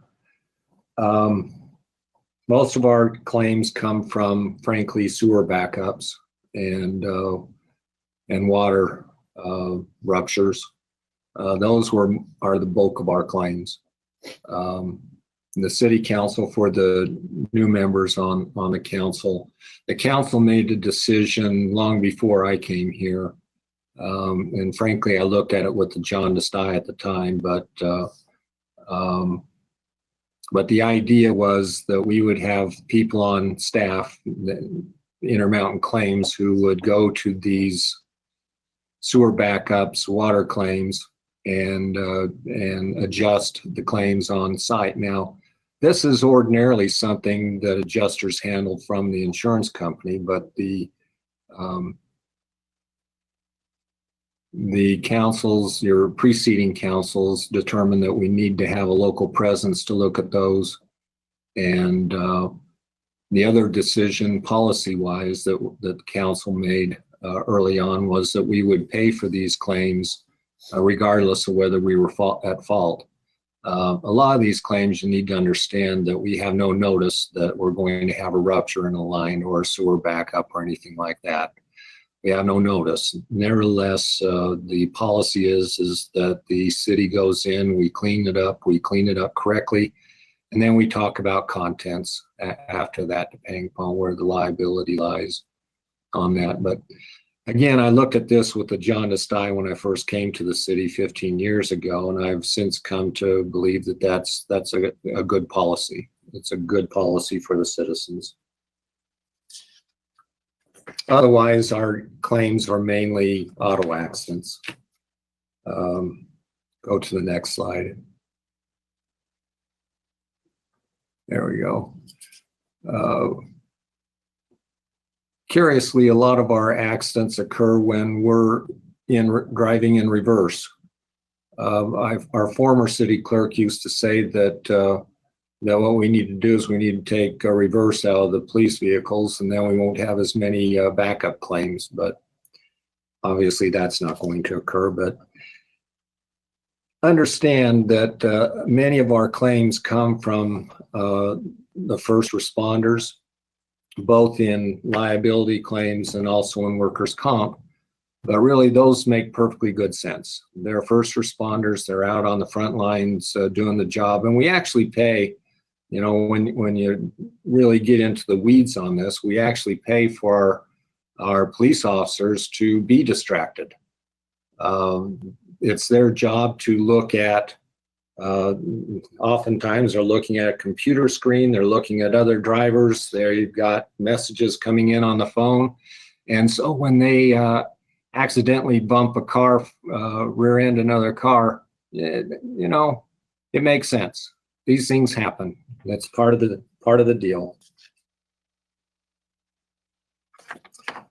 As far as workers' comp, and that's kind of alluded to in the second paragraph, what we're talking about here is really workers' compensation claims, and you know, again, it makes sense when the firefighters are doing combat challenge, combat training, and the police are doing arrest and combat training. Accidents occur there, and we talk about that some with the police chief and the fire chief, but really these are the trainings that need to take place, and it's part of the risk. These are the risks that we assume when we're in this business. Next slide, please. I think Ashley, this is yours. There we go. Yes. All right. So the personnel part of the liability and risk fund is about 16%. Most of the expenses are for like premiums and things like that. So that's where the big expense comes from. They are funded, and I think I actually have a funding slide, so we'll go over that in a minute. So these are just due to potential medical changes and step moves. And there are 1.5 full-time employees. So Andrea's half legal, half risk. You can see that the operating budget is flat. But you can see this purchase services mostly for those, for like the insurances.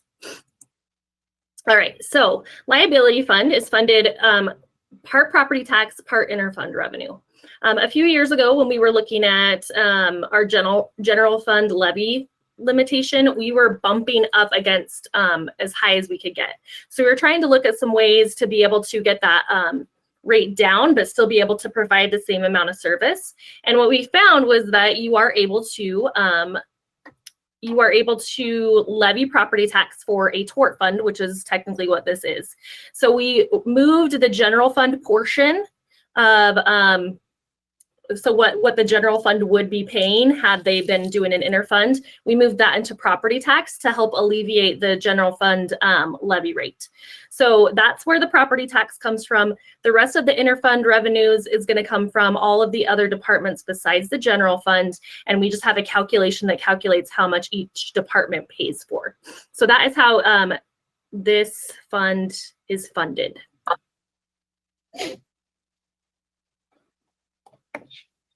All right, I think we're on to workers' comp, and then I think we're going to go over the increases at the end. Okay. Okay, Kirk, you want me to take those? Who's talking? Ann? Ann. Yes, let me, and before we get to you, what I want the council to understand is that basically our work comp team consists of myself, Andrea, and Ann. Ann handles the day-to-day operations of making sure the claims are filed appropriately. She tracks the injured worker and sometimes finds light duty work for the injured worker to come back to work and do the work with that. Ann, so these stats are primarily her deal here, so have at it, Ann. Okay. All right. Well, if you look at our 2019 numbers, you think our total claims filed are fantastic compared to other years at 171. That's not quite correct because we have two types of claims. So we have medically attended claims that we're paying for because the injured worker goes to the doctor, or non-attended claims. And those are claims that anytime an employee gets injured, but they don't really feel like they need to go to the doctor yet, but we're taking documentation that something occurred. So you can see that our non-attended claims went down by about 30 this past in 2019, but our medically attended claims are still right at around 100. So it's not ideal, but the numbers did go down and it does save us time. So you can see that our time loss claims, we have calculated out for you. There were 11 total claims this year, and I've broken them down into 5+ days of time loss, 30+ days, and 60+ days. And we really like to see that our 30 and our 60 are extremely low. I also calculate the 67%, which is what the state insurance fund would require that we pay And then I've calculated the 100%, which is what our policy states that we will pay an injured worker. So I've broken those down for you. We had 5 injuries over 5 days, 3 over 30 days, and 3 over 60 days this year. Next slide.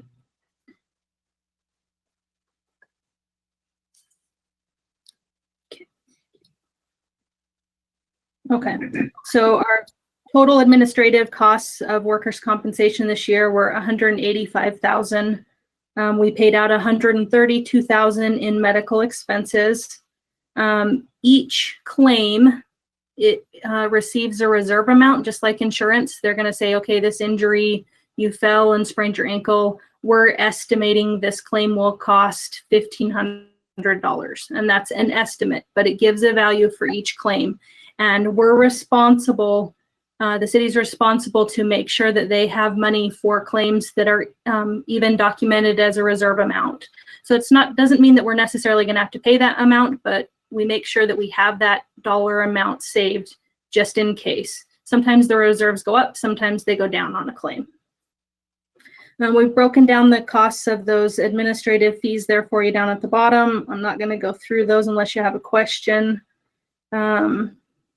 But I will point you towards the bottom of that, clear to the bottom where it says experience modifier. So we don't have our exact state insurance fund premium yet. We're anticipating that that value, if we left our partially self-insured status and decided to go to the state insurance fund and we paid just the premium to them, we're estimating that would be at least $1 million, if not a little bit more. So we can show you that we're estimating that currently running the program the way that we are, we're saving at least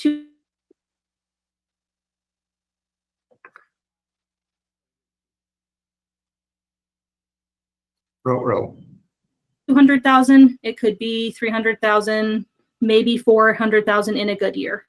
But that's kind of the projection. That next slide.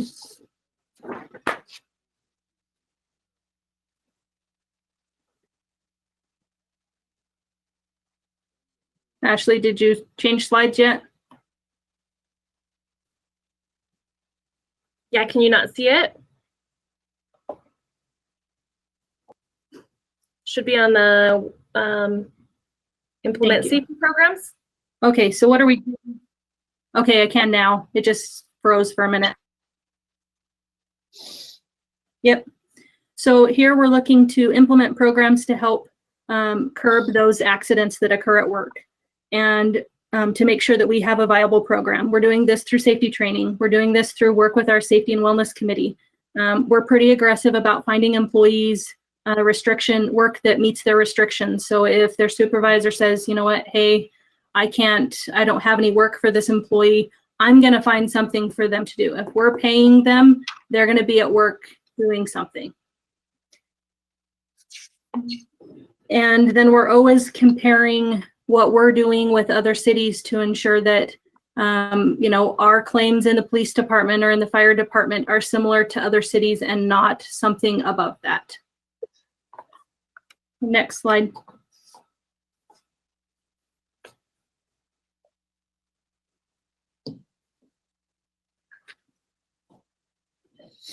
Okay, there are a few issues that we want to talk to you about, and they're not new issues. They're the same issues we've been talking to you guys for the last several years. But we do have some new legislation that we've been talking to you about. We have presumptive cancer and PTSI or PTSD claims, which is post-traumatic stress injuries, that have new legislation has caused us to take notice of. And we have been recommending the last few years that we need reserves in excess of about 1.5 million. We're projecting that for a rainy day, we should have about $2 million saved for work comp claims. Currently, our modifier is at about 70%, and so we're recommending to you that we increase that by approximately 10% this year and 10% next year. Keep in mind, our current cash value at the beginning of 2019 was about $1 million.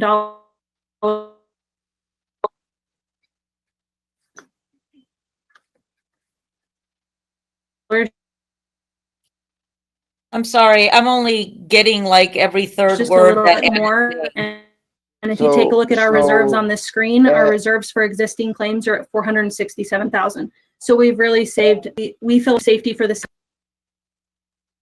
And you're in your office, is there any way we can have you go into the Paradise room? Yes. Because you're cutting in and out really bad. Yep, I'll go there now. Thank you. Oh, she should have turned her computer off or her camera off or something.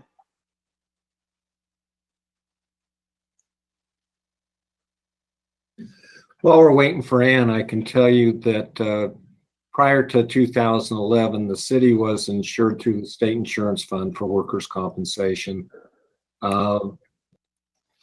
We went through about 3 or 4 year process to try and figure out if the city could save money by primarily self-insured.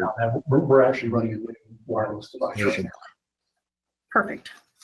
Okay, should I go ahead and start over on this slide, or did you guys hear some of that? No, if you would start over on this slide, I think you were pretty good through the last slide, but this slide right here, it was really bad, so. Okay. All right, so we have been talking to you guys when new legislation came into place the last few years, but we're going to bring it up again. We have the presumptive cancer and the PTSD, or post-traumatic stress injury or disease, however you want to lay that out. We've been recommending for work comp that we had reserves set aside for about 1.5 million. With these new legislation, we are projecting that that should be about $2 million. And to reach that goal, right now our modifier is at 70%. We would recommend that you increase that 10% each for the next 2 years and get us closer to the 100%. If you take a look at the our cash balance at the beginning of 2019, or the end of 2019, was just over $1 million.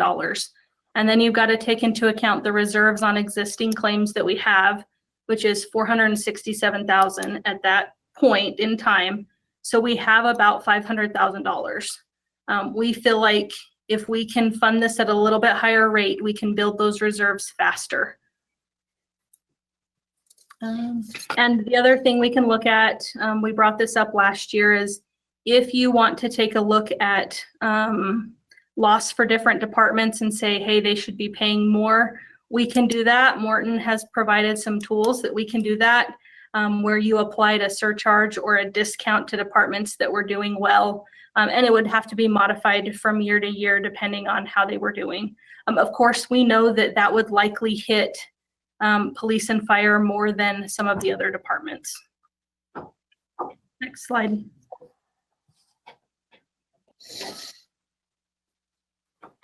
Okay. I've got a question. Go ahead. I've got a question. Okay. Go ahead, Roger. 2 or 3 pages before this slide, you listed claims still open, reserves pending.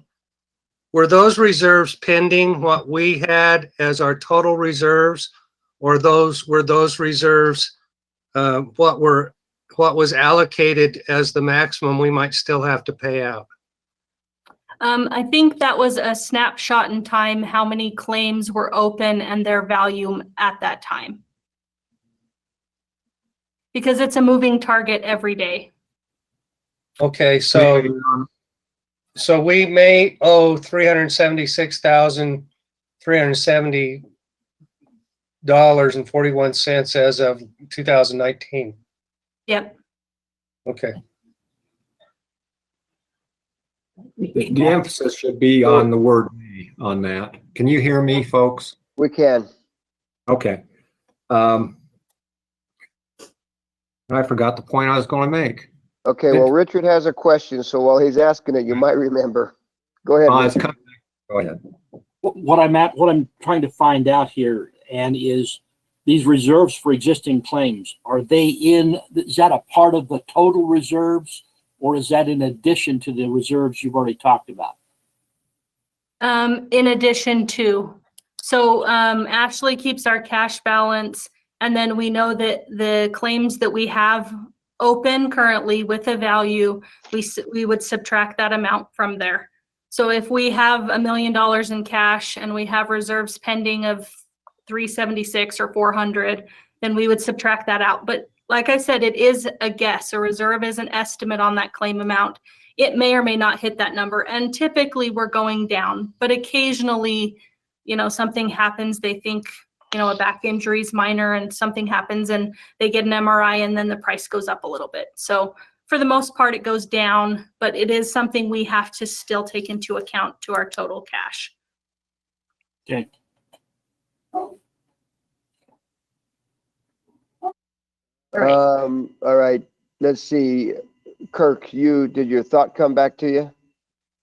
You know, I just wanted to talk politics for a minute. Everybody likes to talk about unfunded mandates and the things that Ann is talking about with regard to the PTSD legislation, as well as the presumptive cancer legislation. Those are what we call unfunded mandates right there. The mayor and the city and I tried to convince the legislature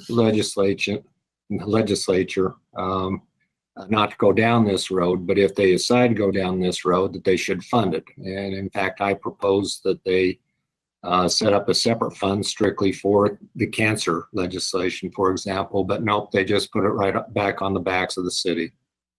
So when we're talking about the amount of money we need to work this problem, with those two pieces of legislation, the sky is potentially the limit. But among the things that you need to be aware of is that we do purchase an excess policy. I refer to this fund as primarily self-funded because we do in fact primarily self-fund this program. But in the event we have an incident that the liability exceeds $500,000 is the easy way to look at it. $500,000 and the excess policy will kick in and start paying. Thankfully, we haven't had that occur yet, which is also a good and a bad thing because we spend $80,000, $70,000 to $90,000 on excess policy, and it'd be nice to build this fund up enough where we could feel comfortable in not purchasing an excess policy. But in any event, the excess policy also kicks in on a aggregate of 1.5 million as well. So that's the reason we have it. And until we have this sufficiently funded, of course, that's a policy decision for you guys to make. If you want to continue to spend money on an insurance company to provide us with this umbrella, well, that's a decision to make. If we'd rather fund this program to where we have enough money that we can reach everything, then that would be another decision to make. But right now we're taking baby steps in this by asking for an additional 10% on the modifier.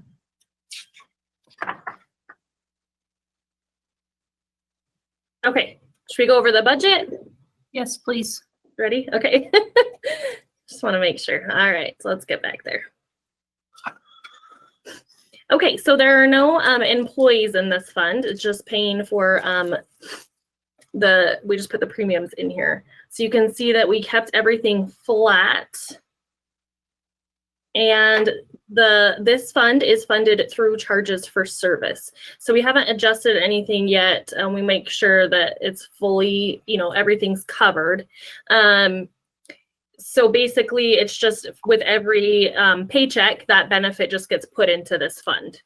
So that's how we manage it. And then I think that we're looking at increased requests, unless you have any questions on the budget, like the actual numbers.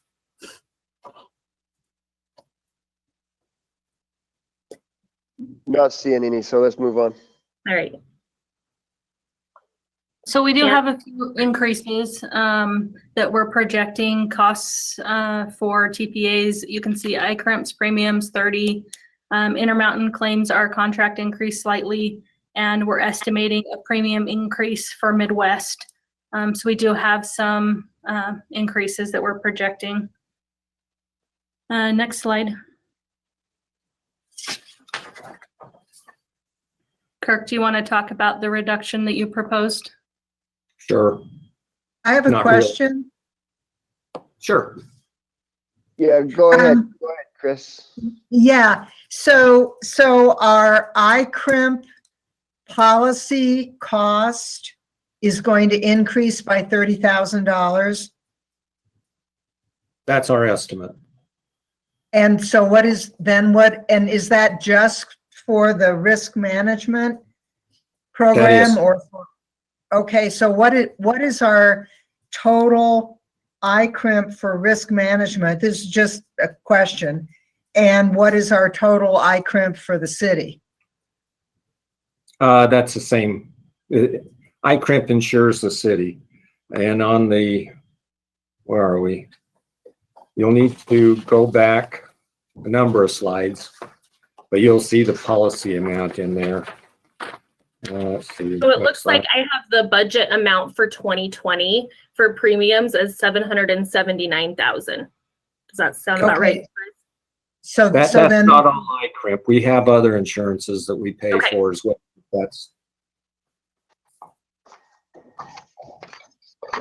That answer your question, Chris? Sorry. Well, I still don't know what our total policy, our total cost, our total payment to ICRIMP is for everything. Yeah, we got so the ICRIMP general city policy premium is 759,000, and that's for the city as a whole. So then this would bump it up to 789,000. Am I thinking about that correctly? That's what we're estimating. Okay, thank you.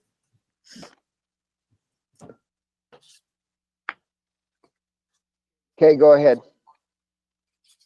Kirk, do you want to talk about the reductions in liability? Yeah. No, I have a question.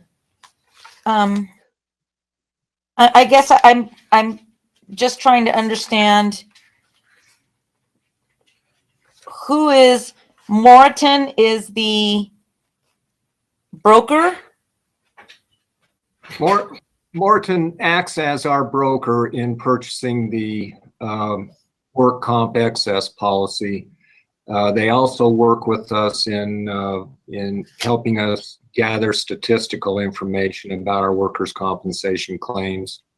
And among the statistics are the amount of money that the city is saving by going primarily self-insured. Okay, and then Intermountain Claims is who? They're an there's two components there. There's Intermountain Claims that we pay for through workers' compensation that do the adjusting services on our employee injury claims. And then Intermountain Claims locally is actually Dan Weeks.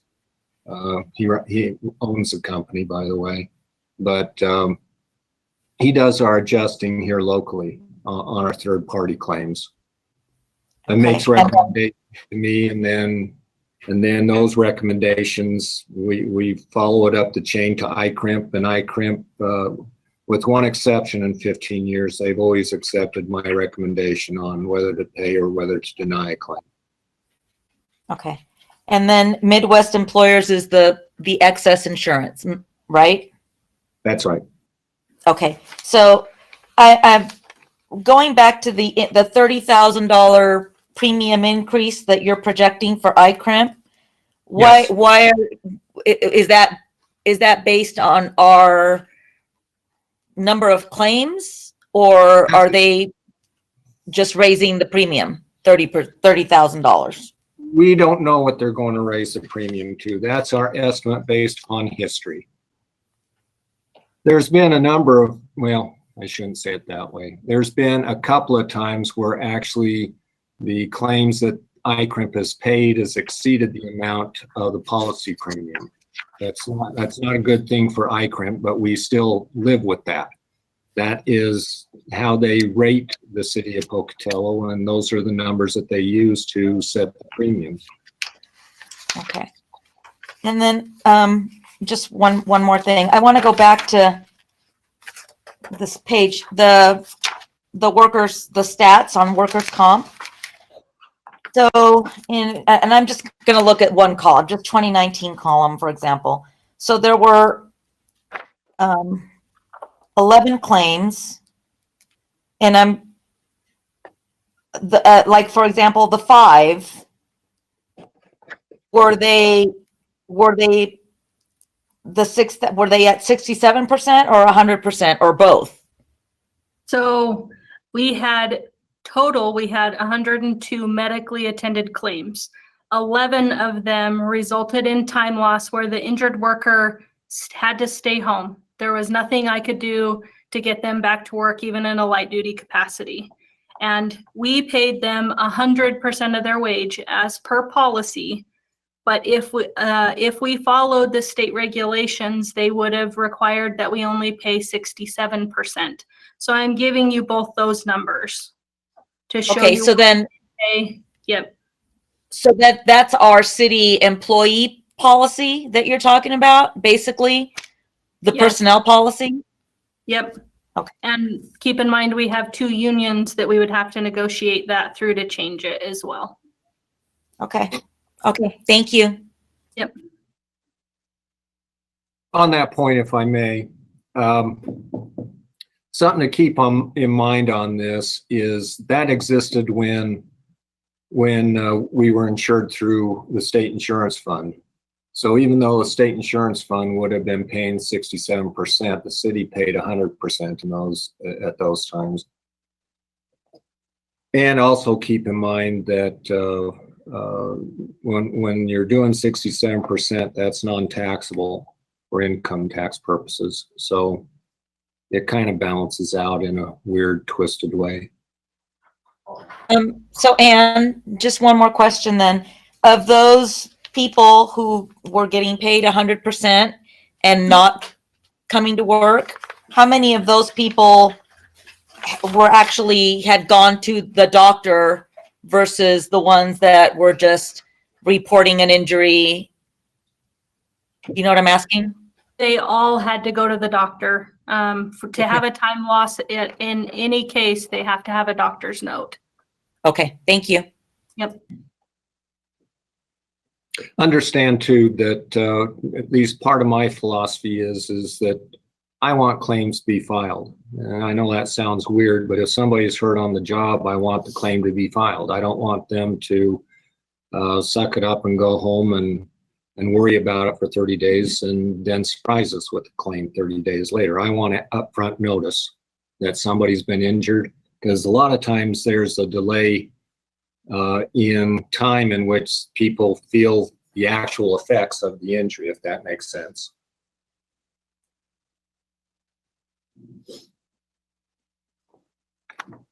Okay, so back to the proposed 5% budget reduction. Oh, yeah, thanks, Mayor. On that score, we only really have 3% of our budget available to try and deal with this. So 3% of the overall budget is about $30,000. You take 5% of that, and that's $1,500. So that's how we got to the 5%. But something I want Mayor and Council to understand is that when I came to work for the city, there was, you know, I accessed the previous budgets, and there were a lot of things in this risk budget that I considered to be fluff.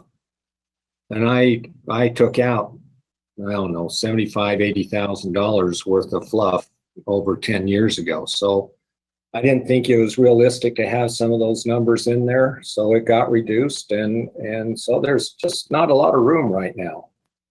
And most of the budget, as you know, is insurance policies.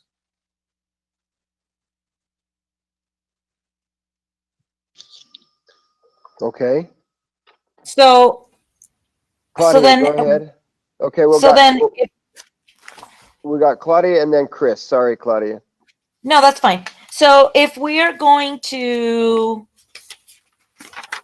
so if we wanted to eliminate that $82,564 that we're paying for excess insurance, then Okay. we would have to, I'm sorry? Then we would have to fund the, God, there's so much paper. We would have to fund the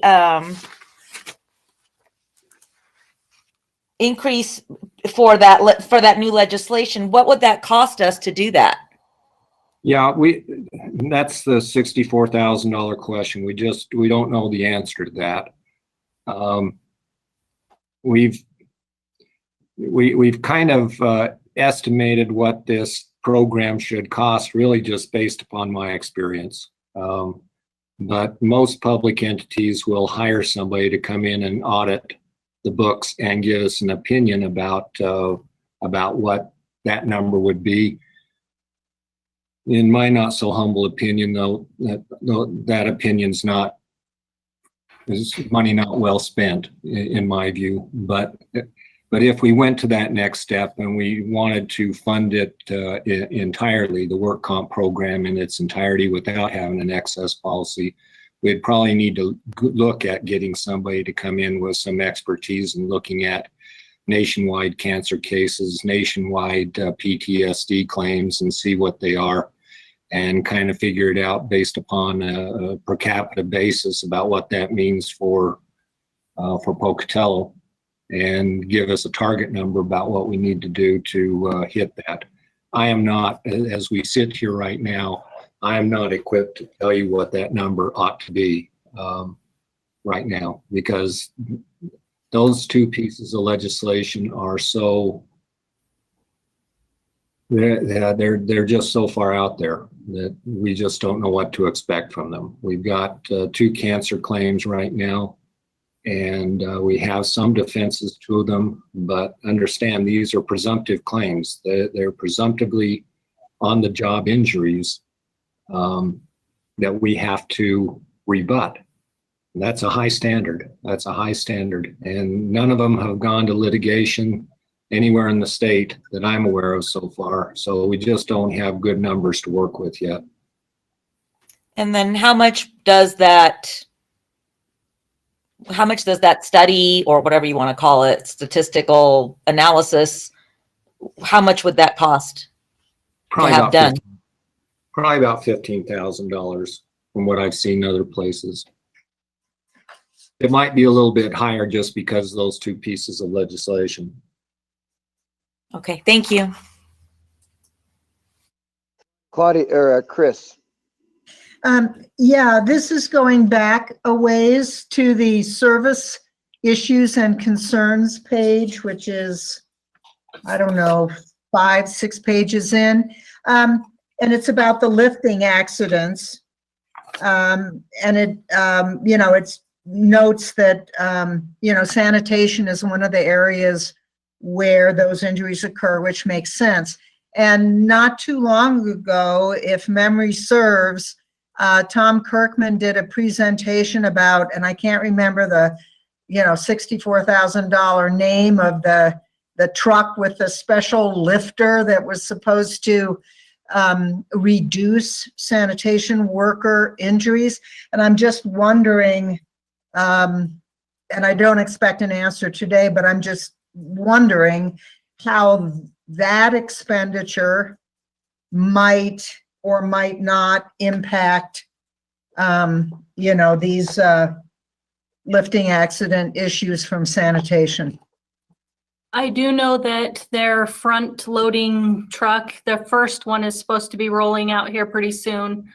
That's one truck at this point. Keep in mind, they still have to push and pull some of those containers in alleys and in other places. They're proactive, and we're asking them to be. We've had physical therapists in there to show them proper techniques. We're constantly looking at better ways to do it. Sanitation is typically behind police, fire, and then sanitation. So some of their costs aren't quite as expensive as the other two. Thank you. Okay, any other question? That's the presentation, right? Did you have more? Yes, Your Honor. I think it is. Okay. All righty. Any other questions for either Ann or Kirk? All right, super then. We are. Your Honor. Yes. Pardon me, Your Honor. If you, just one more thing. I know many of you are new to this, and I haven't really given you the history of what we've done with either iCrimp or the decisions we've made with staying insured with iCrimp, or for that matter, the decision that we made to go primarily self-insured on the workers' compensation program. I'm just offering myself up. I'm here. Any of you want to come in and visit with me about these issues, please feel free. Sounds good. Thank you, Kirk. Thank you for that.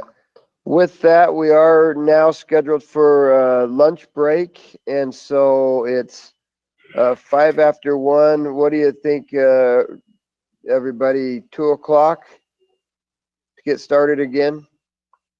Sounds good with me. Okay, sounds good. Then let's plan on being back at 2 o'clock, and we'll bump IT up to 2 o'clock then. Thank you.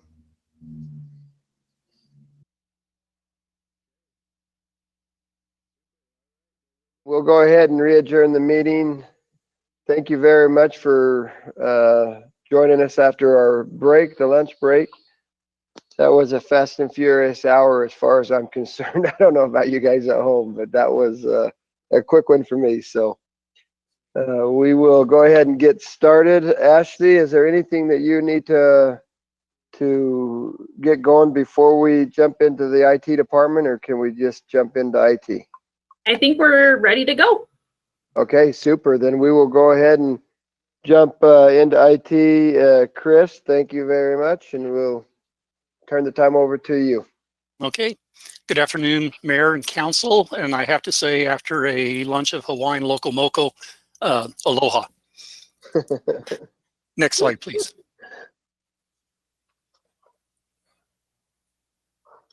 Okay, this is just kind of an overview of what we're going to talk about. There is a little bit of a sequence change, but we are going to do my flat budget presentation.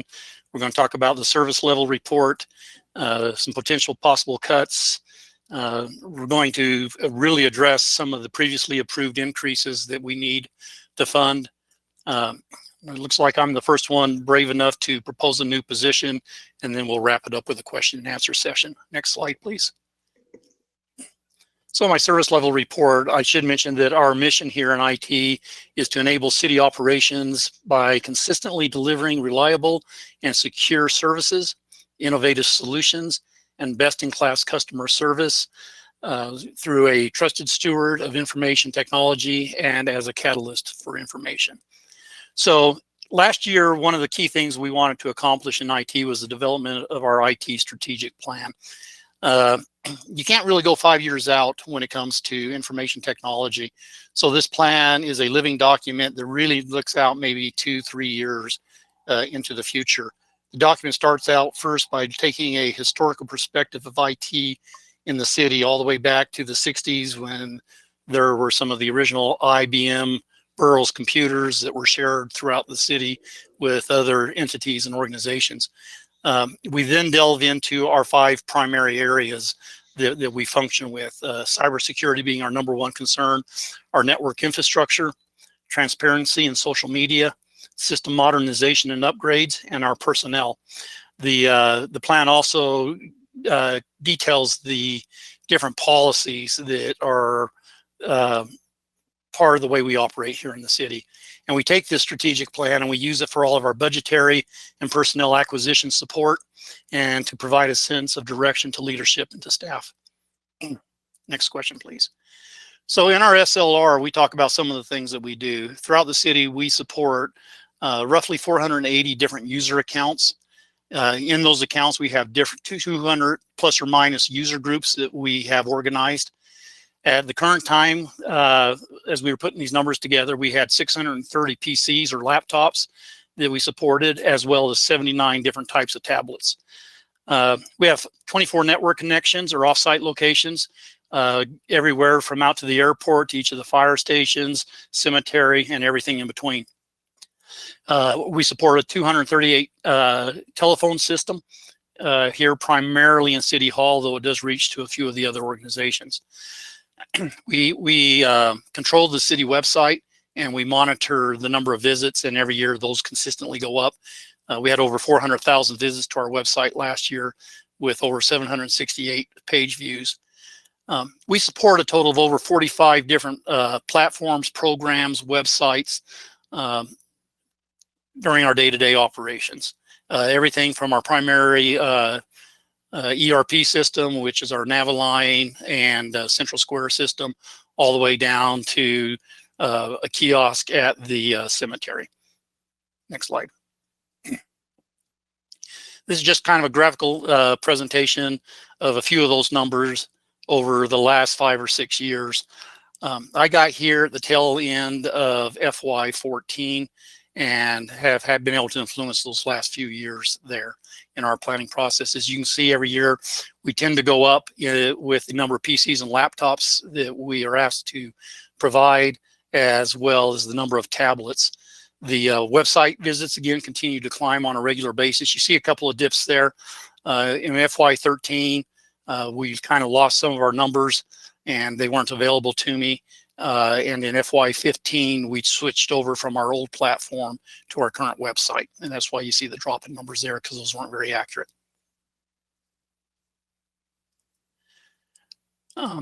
Kind of to illustrate some of the things that we accomplish here in IT compared to other city organizations. Gartner, a few years ago, did a couple of surveys out there. And our IT department here in the city of Pocatello operates with roughly 1/3 of the resources compared to the national averages. When it comes to IT full-time equivalents, which we have 7 at this time, that represents 1.2% of the city workforce, when the national average would suggest a 3.6% in their IT departments, or 18 FTEs is what we would have here in the city if we were operating at 3.6%. The amount of money we spend on IT per employee is $1,866 a year. The national average is over $7,000 per year. And our overall IT operational expenses for operations over normal costs is 1.5% of the city budget, and the national average is 4%. We continue to see all of our numbers climb in the spending and the operational expense category, primarily because the other departments come to us seeking for us to implement technological solutions to best meet the requirements that they have levied upon them. Our manpower numbers have been static. We did see a 1 manpower increase last year, but that was as a result of the video services shutting down and us taking on the responsibility to manage the streaming services, the drone program, and some of the other things here. Well, our numbers also continue to increase due to inflationary practices of our vendors and our maintenance contracts. This is kind of an illustration of again, the last 5 years where I've had an impact on the budget to illustrate where our spending and our budget has been. The blue is our budget, which has gone up steadily over several years.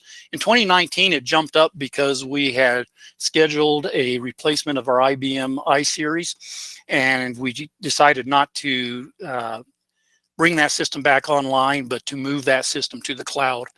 And while our yearly maintenance fees have gone up because of that, the overall big jump for that fiscal year did not occur.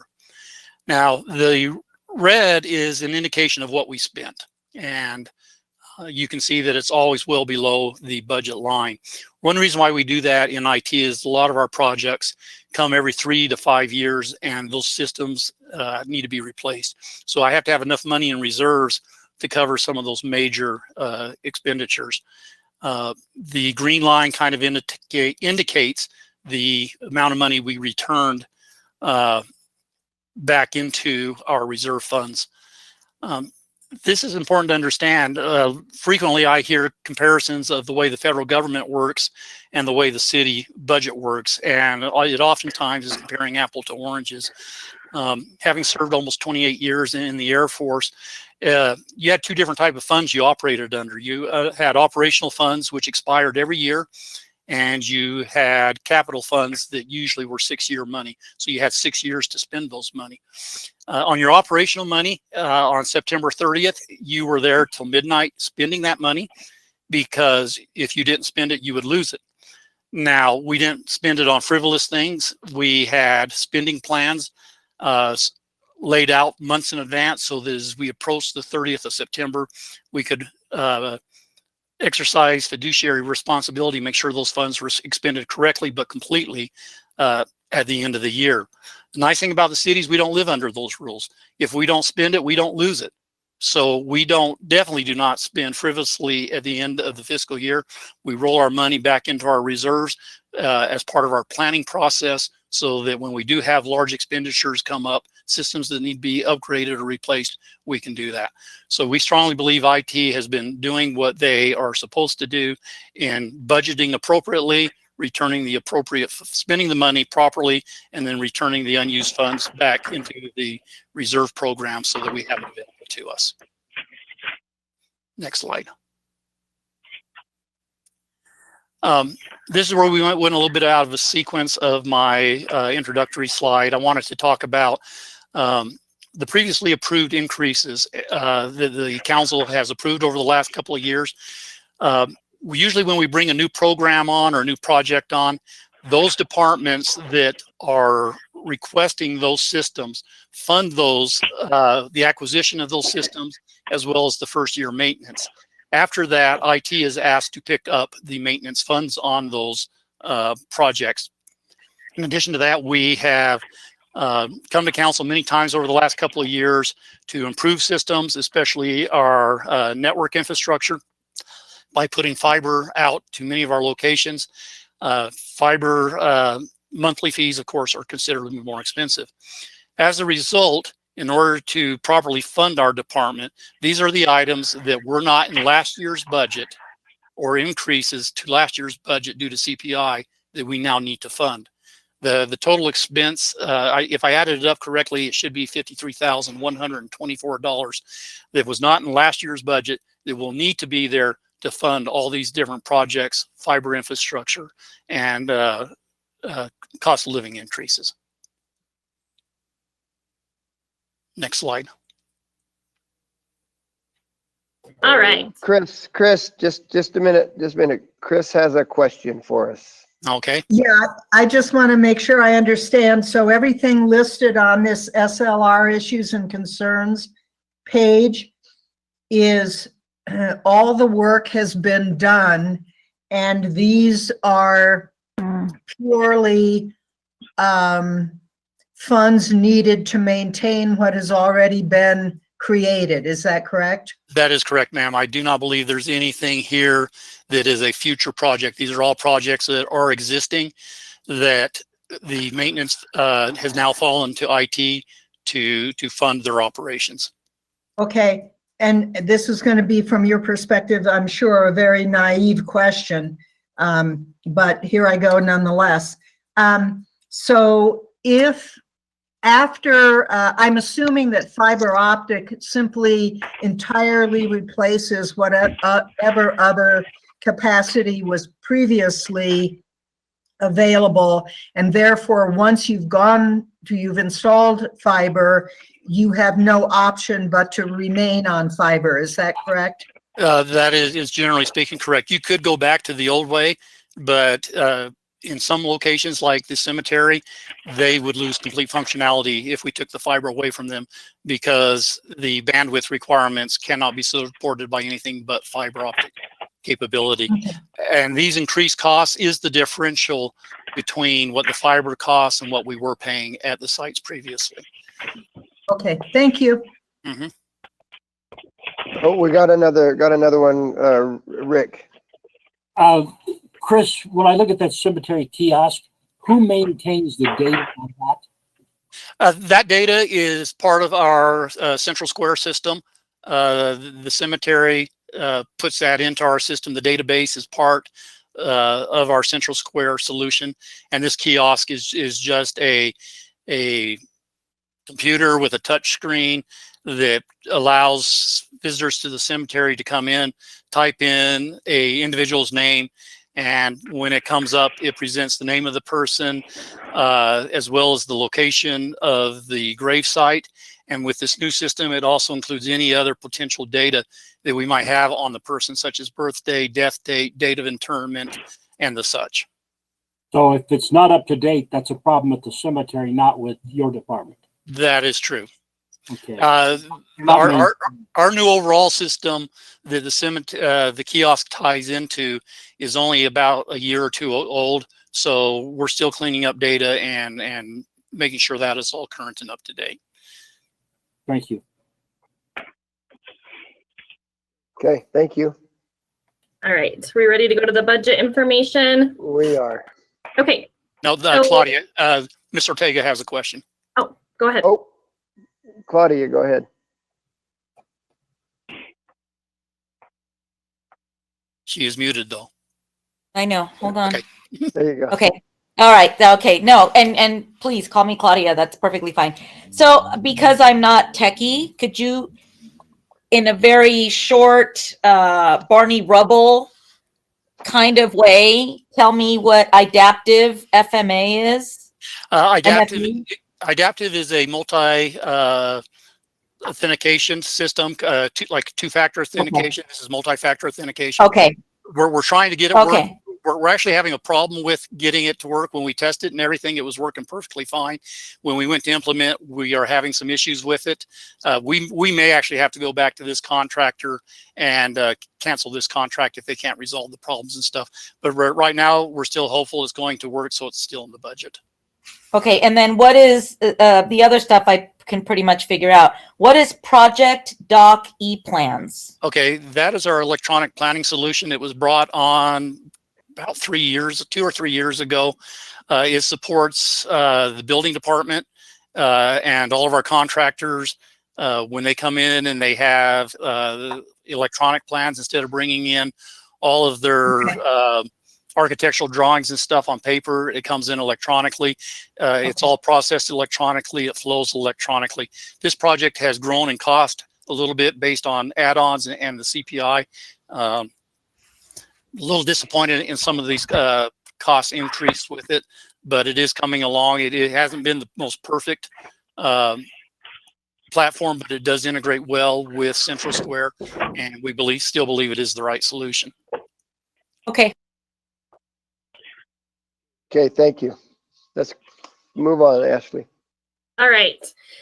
So personnel, these are just step moves. And again, we're verifying to make sure that these numbers are 100% correct because we were having some issues with our projection file.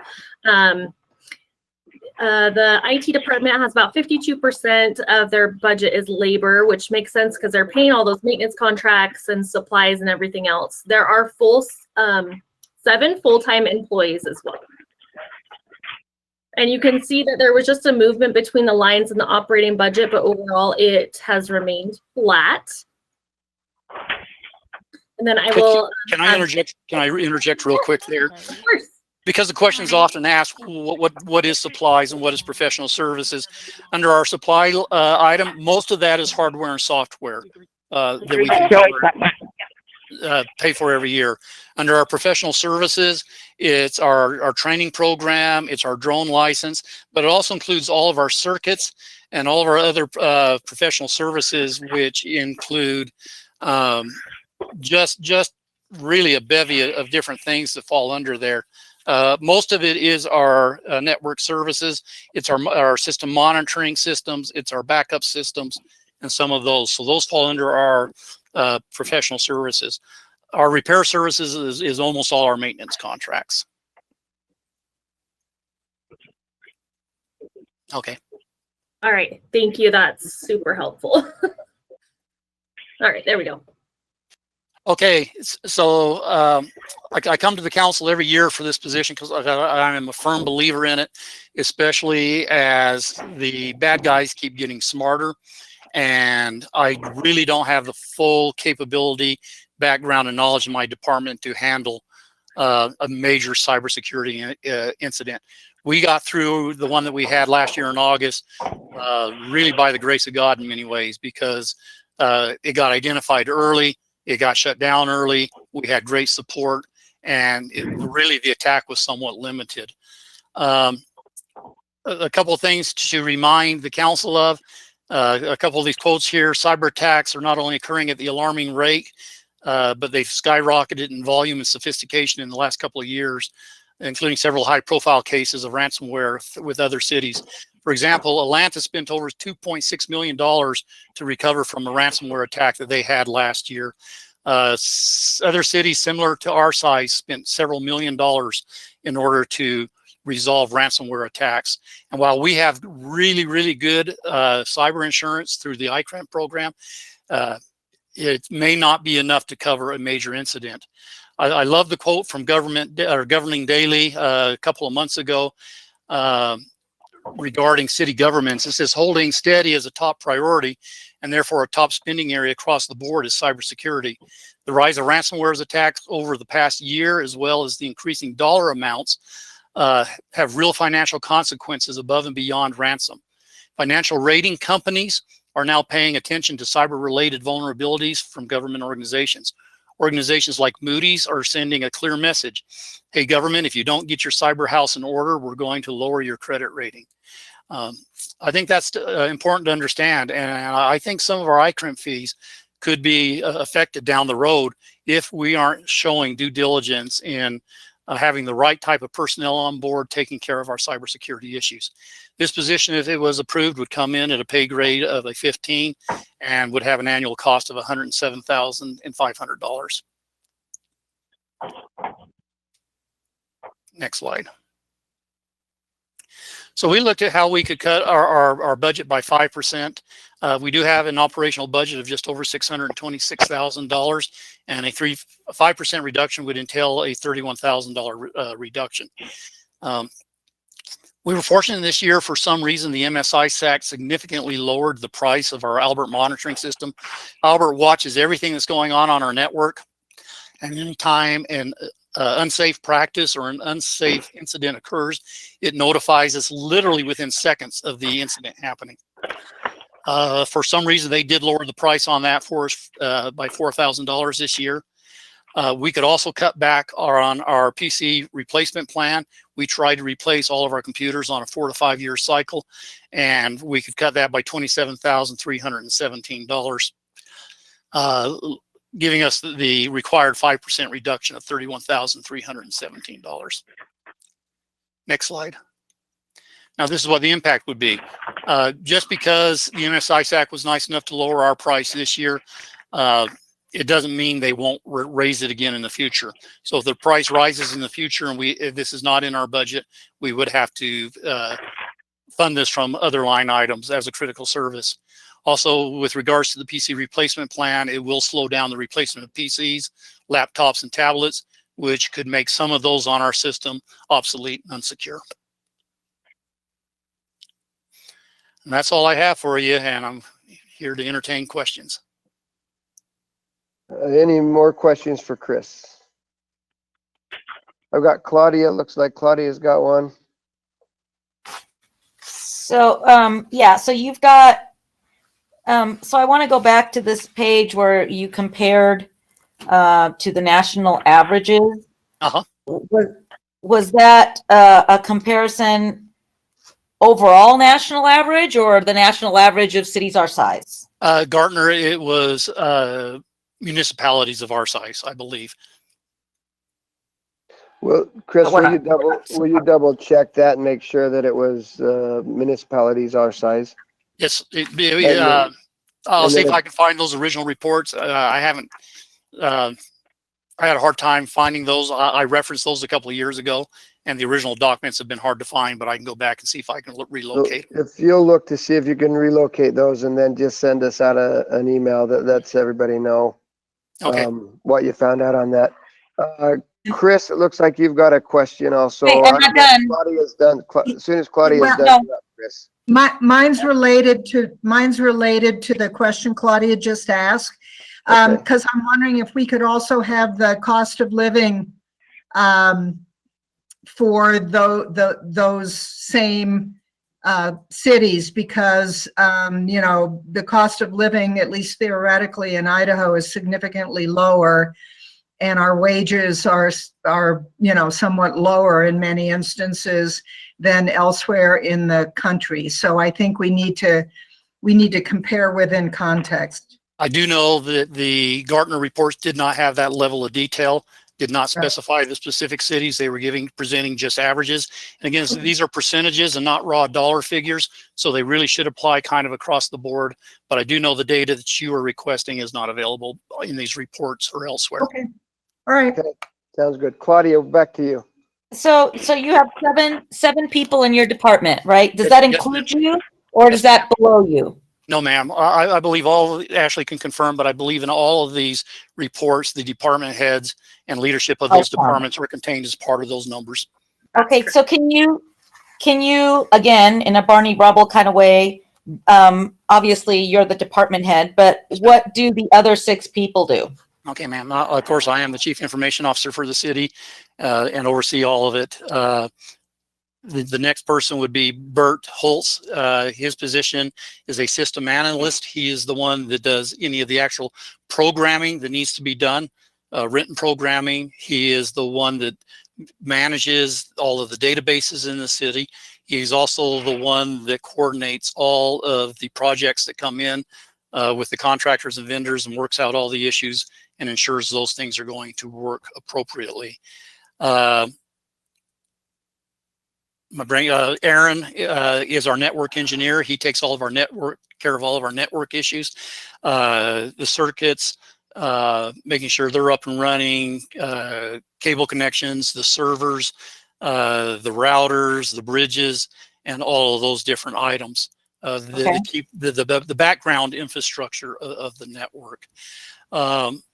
Rick Satterfield is our webmaster, as well as our kind of catch-all go-to backup person. He picks up on a lot of the cross-training of the different areas and helps us significantly there.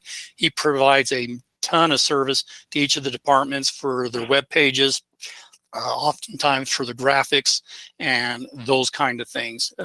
He manages probably about 8 different websites, as well as our city intranet, which supports all of the employee programs. Juan is our primary PC technician. He is the one that purchases and builds most of our systems, acquires them, configures them appropriately, distributes them, takes care of all of the laptops and the police cars, all of the fire engines, all of the ambulances. He updates software. He's the one that purchases a lot of our equipment for us and then makes sure it gets properly configured and distributed. Ken Wilson was the individual that came over from the video department. He is the one that is responsible for all of our streaming that is occurring. He coordinates all of our community television, our educational, our government television channels. He is our drone operator. He also fills in and assists with PC building and distribution. He has also been key to us gaining a knowledge of the GoToMeeting platform and helping us to get it out there and running these meetings as effectively as they do. And then our final person is Debbie. She is kind of a jack of all trades. She is our operator. She keeps our systems going if they need to be rebooted, if somebody needs a password reset, if somebody needs a new account. When we used to do tape backups, she would take care of the tape backups. She is also our junior analyst, so she assists Bert with the programming of our systems. She assists with our system acquisition, working with our contractors and bringing new programs and things online. And she is the face of IT as our help desk administrator. Okay, thank you. You're welcome. Mayor, I have a question. Please. Oh, Chris, go ahead, I Ron. noticed that you said we had 634 PCs, laptops, and 79 tablets. When I take each of those, I total that and I divide it by the number of employees, 554 full-time and 16 part-time. I come out to 1.25 devices per person. Why do we have an extra device when I don't think everybody's using a device? That is true in some ways. In some situations, we have individuals that have multiple systems. For example, I have a desktop, I have a laptop. Each of our cop cars have them. Many of those officers also have machines on their desktops that they have with them. And that's where it goes.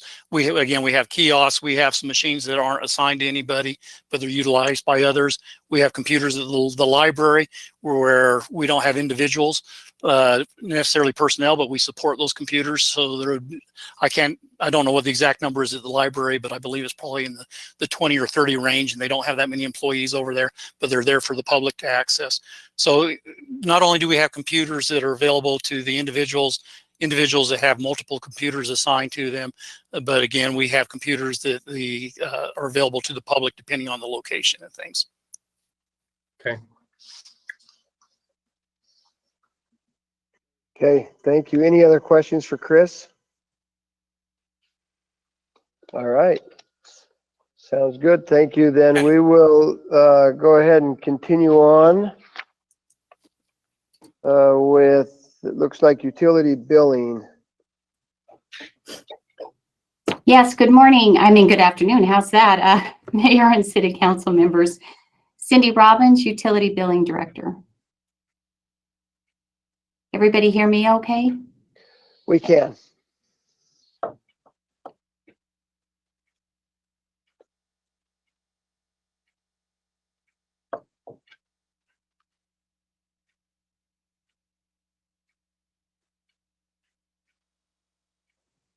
Okay, so the mission statement of the Utility Billing Department is to perform accurate reading of all water meters and provide timely and accurate billing and collection services for water pollution control, and sanitation departments. We also ensure the customer service needs of the city utility customers are met.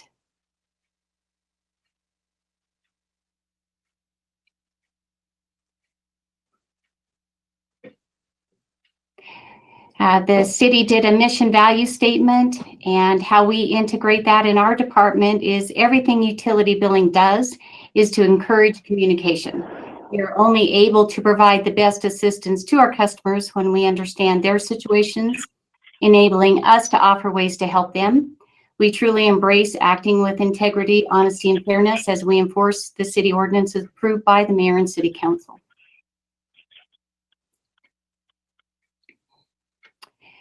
So our billing specialists, we had 2,557 new accounts in fiscal year 19. We reviewed, maintained, and accurately billed over 18,000 accounts. This is each month. And that equates to about 4,500 accounts maintained each month for each employee. Our meter readers, around 218,000 meters are read annually. We do manual reading now for leaks, vacancies, or individuals moving, etc. We had 2,262 electronic radio transmitters installed. That completed our 5-year plan to become 100% radio read.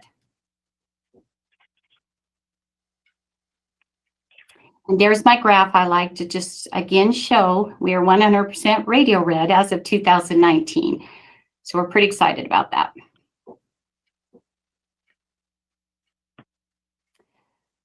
Measures of effectiveness and our key accomplishments. Billing specialists, we received over $30.4 million in revenue, and that's with a 99.999% accuracy. 51% of our payments are manually processed with cash, checks, and credit cards. 49% are electronically processed with bank draft, our online bill pay system, Blockbox. Per the American Water Works Association, the city is in the bottom quartile for cost of managing a single account and we're in the top quartile for billing accuracy compared to other cities. Our meter readers, around 217,000 meters, are read within 30 days of last read, avoiding all the high-low billing variances. Again, we installed 2,262 new ERTs, completing that 5-year plan, excuse me. We continue to replace and maintain ERTs. We did begin this year of another 2 years of replacing the older ERTs we had, and I'll touch more on that on the 5-year plan. So, go there. Next slide. Issues and concerns. I'm not going to read all of the things because this is our concerns that we reviewed last year. I know the IT department and Ashley in a study session March 12th presented an electronic bill and payment platform. This is going before the council on the 21st. While this is moving forward and until a change is made, these concerns for our department are still valid. Most of these will provide us with more options for how people are able to pay us. Move on to the next one, Ashley. All right. So it looks like there's just the increase, the step move increase in there, and you can see that almost 60% of utility billings budget is for personnel. There are 12 full-time employees. Okay. And you can see that there is some movement between the lines there, but overall, well, there is actually a decrease.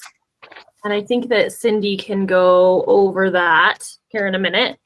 And then this is how utility billing is funded. They get charges for service, and then most of it is interfund revenue, which is going to come from the utilities. So it's set up through the rate study to be able to cover the utility billing department. And so that is where most of her funding comes from. So it's basically enterprise fund driven. So the rates that the enterprise funds charge are calculated to be able to cover the utility billing department. Okay. Cindy, you want to go over this?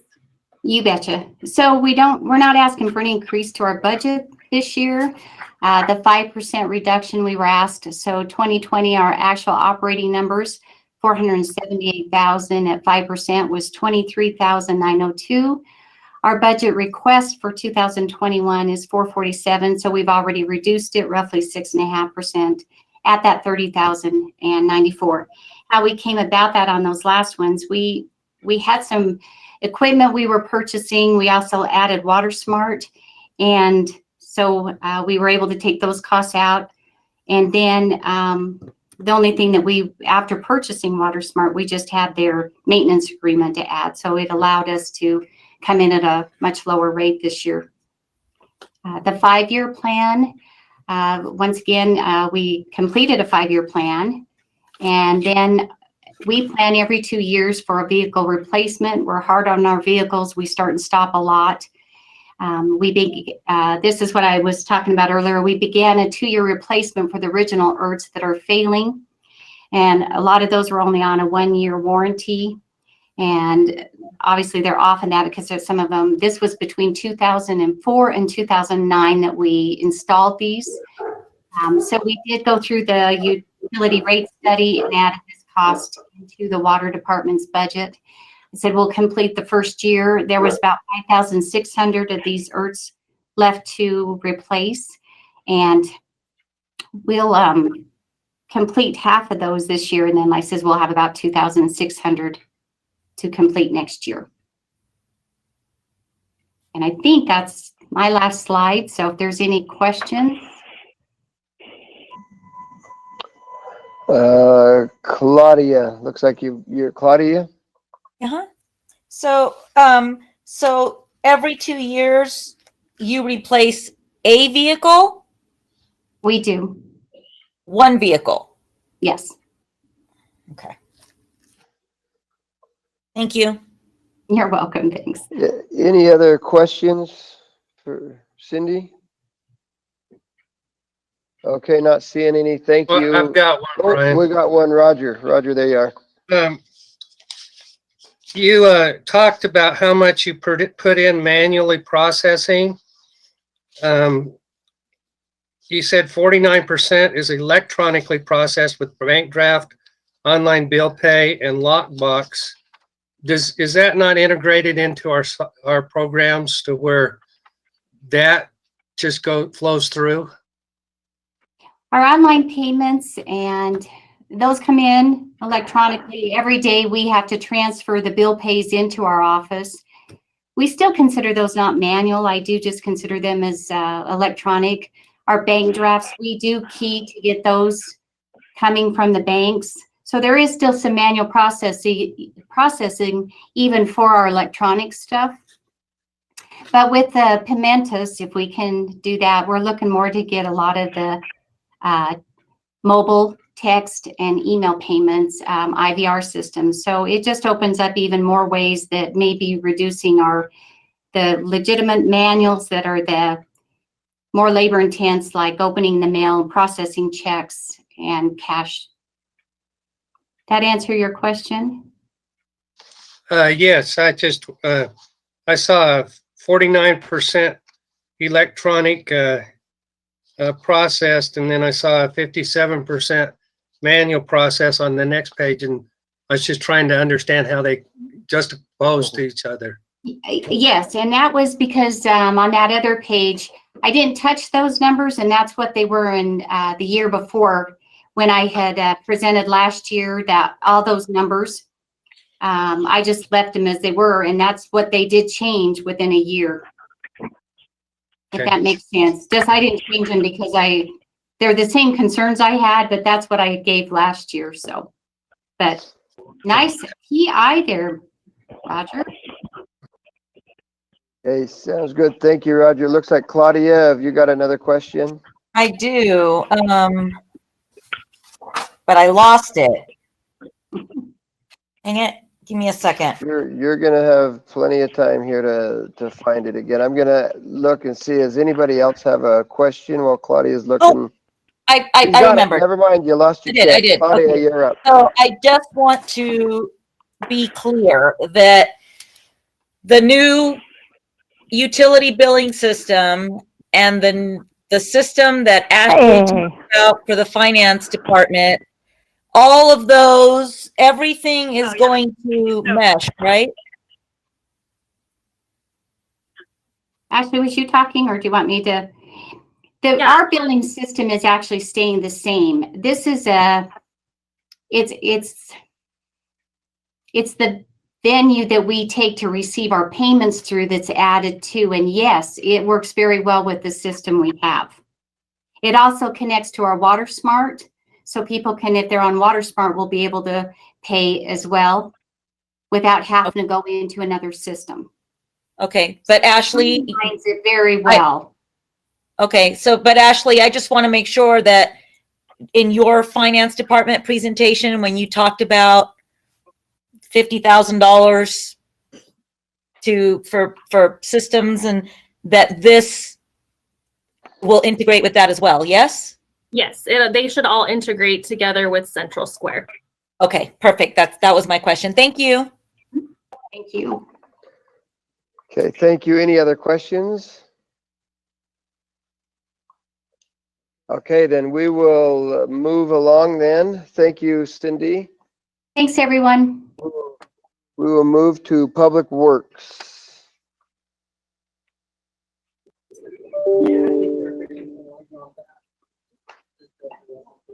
Can you hear me? We can hear you. Great.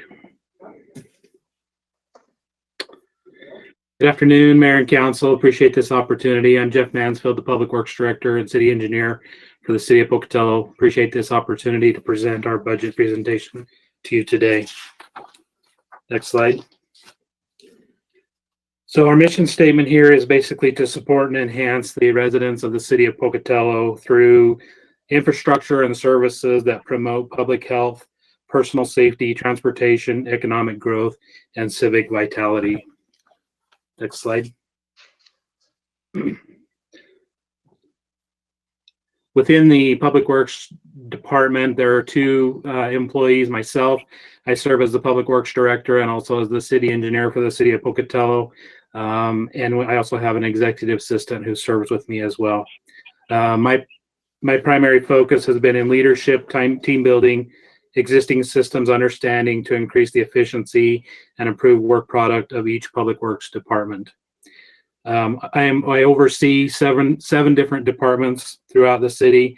These include engineering and GIS, which currently engineering and GIS pay 1/3 of the director's benefits and wages. The fleet department, the street department, science and environment, sanitation, water, and water pollution control.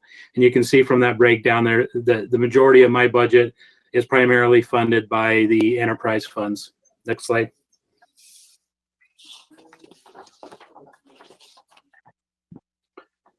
So some of the service measures of effectiveness and key accomplishments. We've increased collaboration between the 7 different public works departments.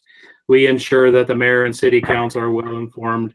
I regularly meet with Jared and make sure that we are coordinating on legal issues and making sure that we are keeping the city out of trouble. We have effective and productive departments.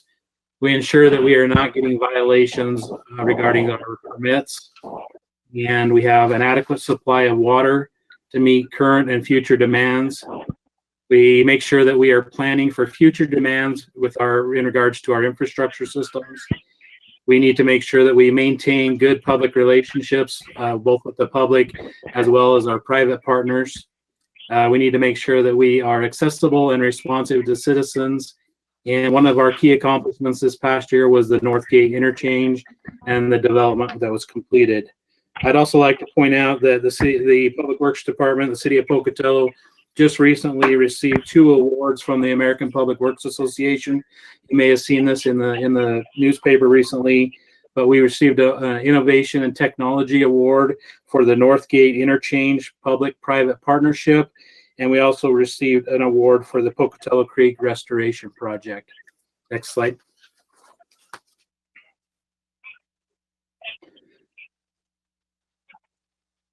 So some of the service issues and concerns that we have within the Public Works Department are infrastructure demands. We're always tasked with doing more with less, and every year we add more infrastructure to our system, and we have to continue to replace that infrastructure as well as add new infrastructure and provide maintenance to that infrastructure. Water rights and planning is a huge component and concern within the Public Works Department. We need to make sure that we have adequate water for future demands and that water has a high quality. Another concern is our upcoming permit limits. As we continue to progress, we get new permits, and these permits tend to be, they're always more stringent and include new requirements, and we are required to meet those permits. Another concern of ours are unfunded mandates, such as our stormwater permit. It seems like we're always getting unfunded mandates. I think Kirk talked a little bit about some of those unfunded mandates, but that's a huge priority and concern to the Public Works Department as well. Just a couple other items that are not on that slide that I wanted to mention as well. As an efficiency, we have looked at one thing that we can incorporate in the future in the Public Works, and that is utility locators. Currently, each of the utility locates are being done by Water, WPC, and the Street Department, respectively. And we feel like we can really accomplish some efficiencies by centralizing that into either engineering or public works, and really accomplish some cost savings there. However, due to the current budget situation, we didn't feel like this year was the right year to bring that. The enterprise funds most likely will touch on it, just to let you know that we most likely will be asking for that next year. In regards to our 5-year plan, it's difficult for me to come up with a 5-year plan. Mine is really focused on in conjunction with the facilities master plans that each of my departments do, and also the rate study. And then another concern that we have is the city hall remodel and looking at configuring that space to be more effective and efficient for our employees. Next slide. All right. So this is the personnel slide, and like I said, some of these numbers look a little high to me, so we're going to go in and verify those. But 62% of the public works budget is for personnel, and there are 2 employees. Okay, and you can see that the operating budget has remained flat. And Public Works is funded from interfund revenues. So this one is also built into the rate study, the enterprise funds. Jeff showed in an earlier slide how it was the percentages that are broken out. So you have street, and then you have the enterprise funds that fund him, as well as like a little bit of the general fund. So that is how this is paid for. And so we will recalculate those numbers as we go through this budgeting process. And he does not have any increases requested at this time. So I think that is all that he has, if there's any questions. I have a question, Mayor. Looks like you're up, Roger. Jeff, the AIC sent out a document yesterday that said we should be planning for a reduction in highway user fees this year of somewhere between 10 and 20%. Are you looking at that, and what would the effect of that be just in this year? Yeah, Roger, I appreciate that question, and I read that article as well, and I actually had a conversation with Tom yesterday, and we'll be addressing that during the street department presentation. But yes, we are evaluating that and trying to figure out ways that we can account for that. Because if we did 20%, that'd be like $500,000. Correct. Yeah, the 10% would be about $250,000, and so that's something that we're looking at, ways that we can adjust and accommodate accordingly. I appreciate the question. Okay, any other questions for Jeff while we've got him here? Seeing none, then Roger, do you have another question? You may. Oh, you just got off. Okay. Seeing none, then Jeff, I'm assuming you're going to be sticking around with Ryan for the GIS presentation.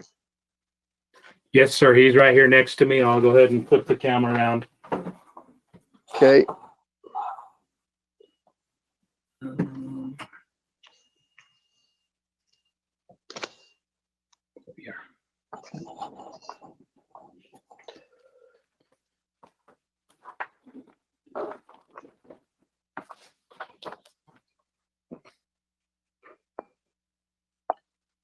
Okay. Hello, Mayor and City Council. I'm Ryan Howerton. I'm the GIS coordinator for the City of Pocatello. Go ahead and go to the next slide.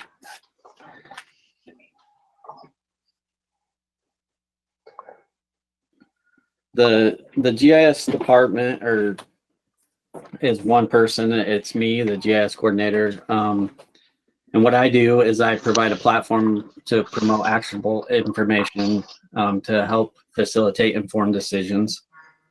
I manage and maintain the citywide geographical information system, which consists of hardware and software. I work on incorporating new data and providing spatial data. And I support projects and consultants in those projects. I work at obtaining aerial flights and LiDAR for data and training all of the users and all of the people who actually feed the GIS. And I work at identifying new applications to better serve the GIS and whoever is using it. I also help provide real-time spatial data in both desktop and mobile access. Go ahead and go to the next slide.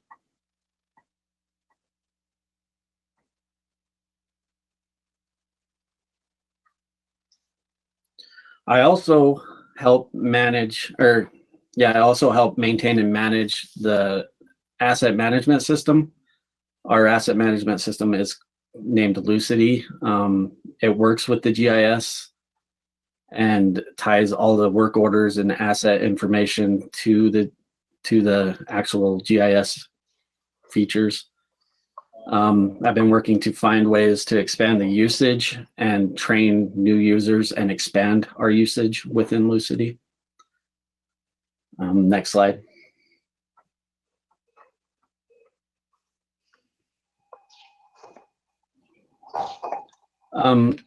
So I've already mentioned this. I maintain the infrastructure for the GIS Lucity and their corresponding database servers. I work with the Census Bureau to provide them census data as far as addresses,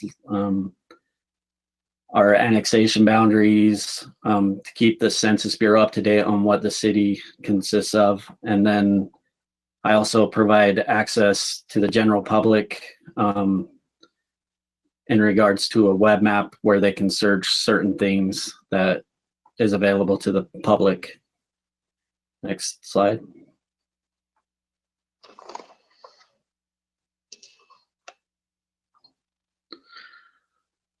With all the data that I collect and use, I'm able to do geospatial analysis for city departments. Some of those examples are the Pocatello Fire Department response time maps. I work with zoning applications. We are working to implement a new thing called ArcGIS Urban, which will allow people to visualize projects before they happen. I also work with all of the departments in updating their mobile applications so they can update information in the field. And I support mapping services with the web page supports and the city maps. Next slide. All right, so this is the personnel budget for GIS.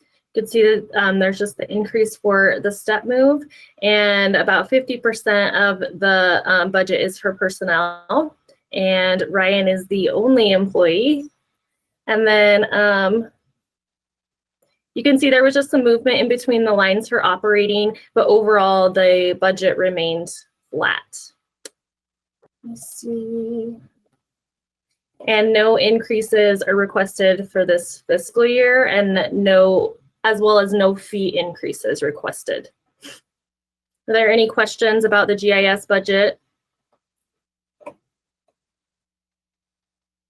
Council, questions for GIS?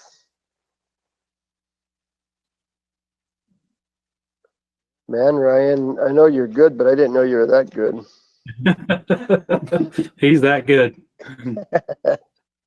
You're talking a language none of us understand, I think, and so we don't even know what to ask. I hope someday that you guys that the GIS will be better understood, and not saying that you guys don't understand it, but I hope to expand it and get you guys using it more on all of your decisions that have spatial relations. So that sounds good. Okay, well, thank you then. We will then move to science and environment with Hannah. Is she? I'm here. Can you All hear right. me? I can hear you. Super.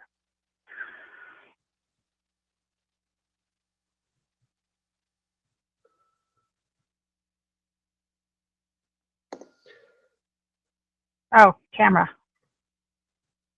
There we go. All right, we should be good to go. Super. All right, next slide, please.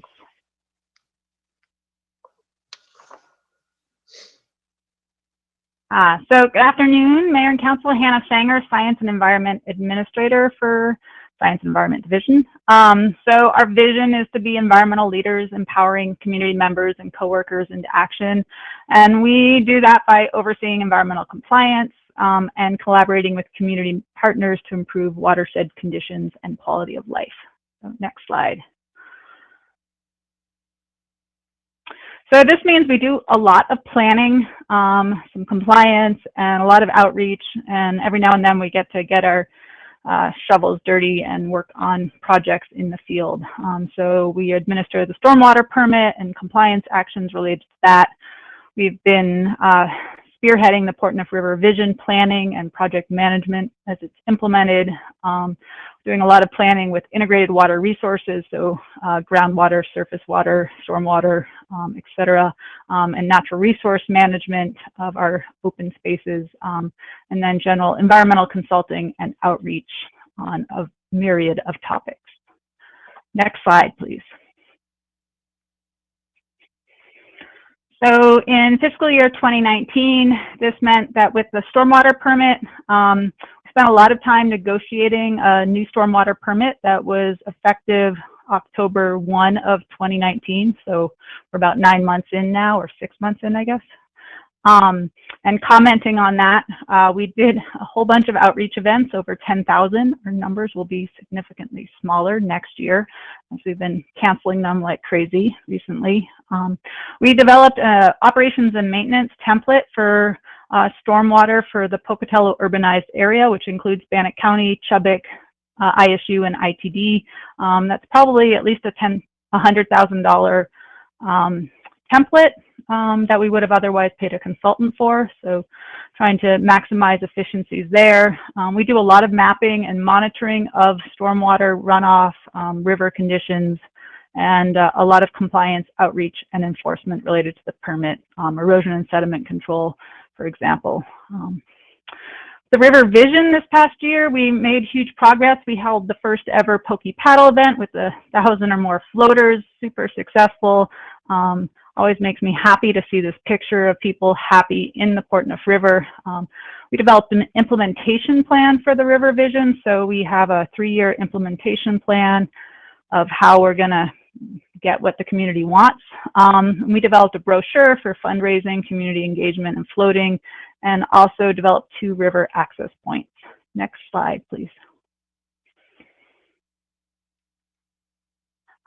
We did a lot of grant writing. Cusick Creek wrote a grant for that and implemented it in 2019 for $10,000 to make improvements to the trail to improve water quality.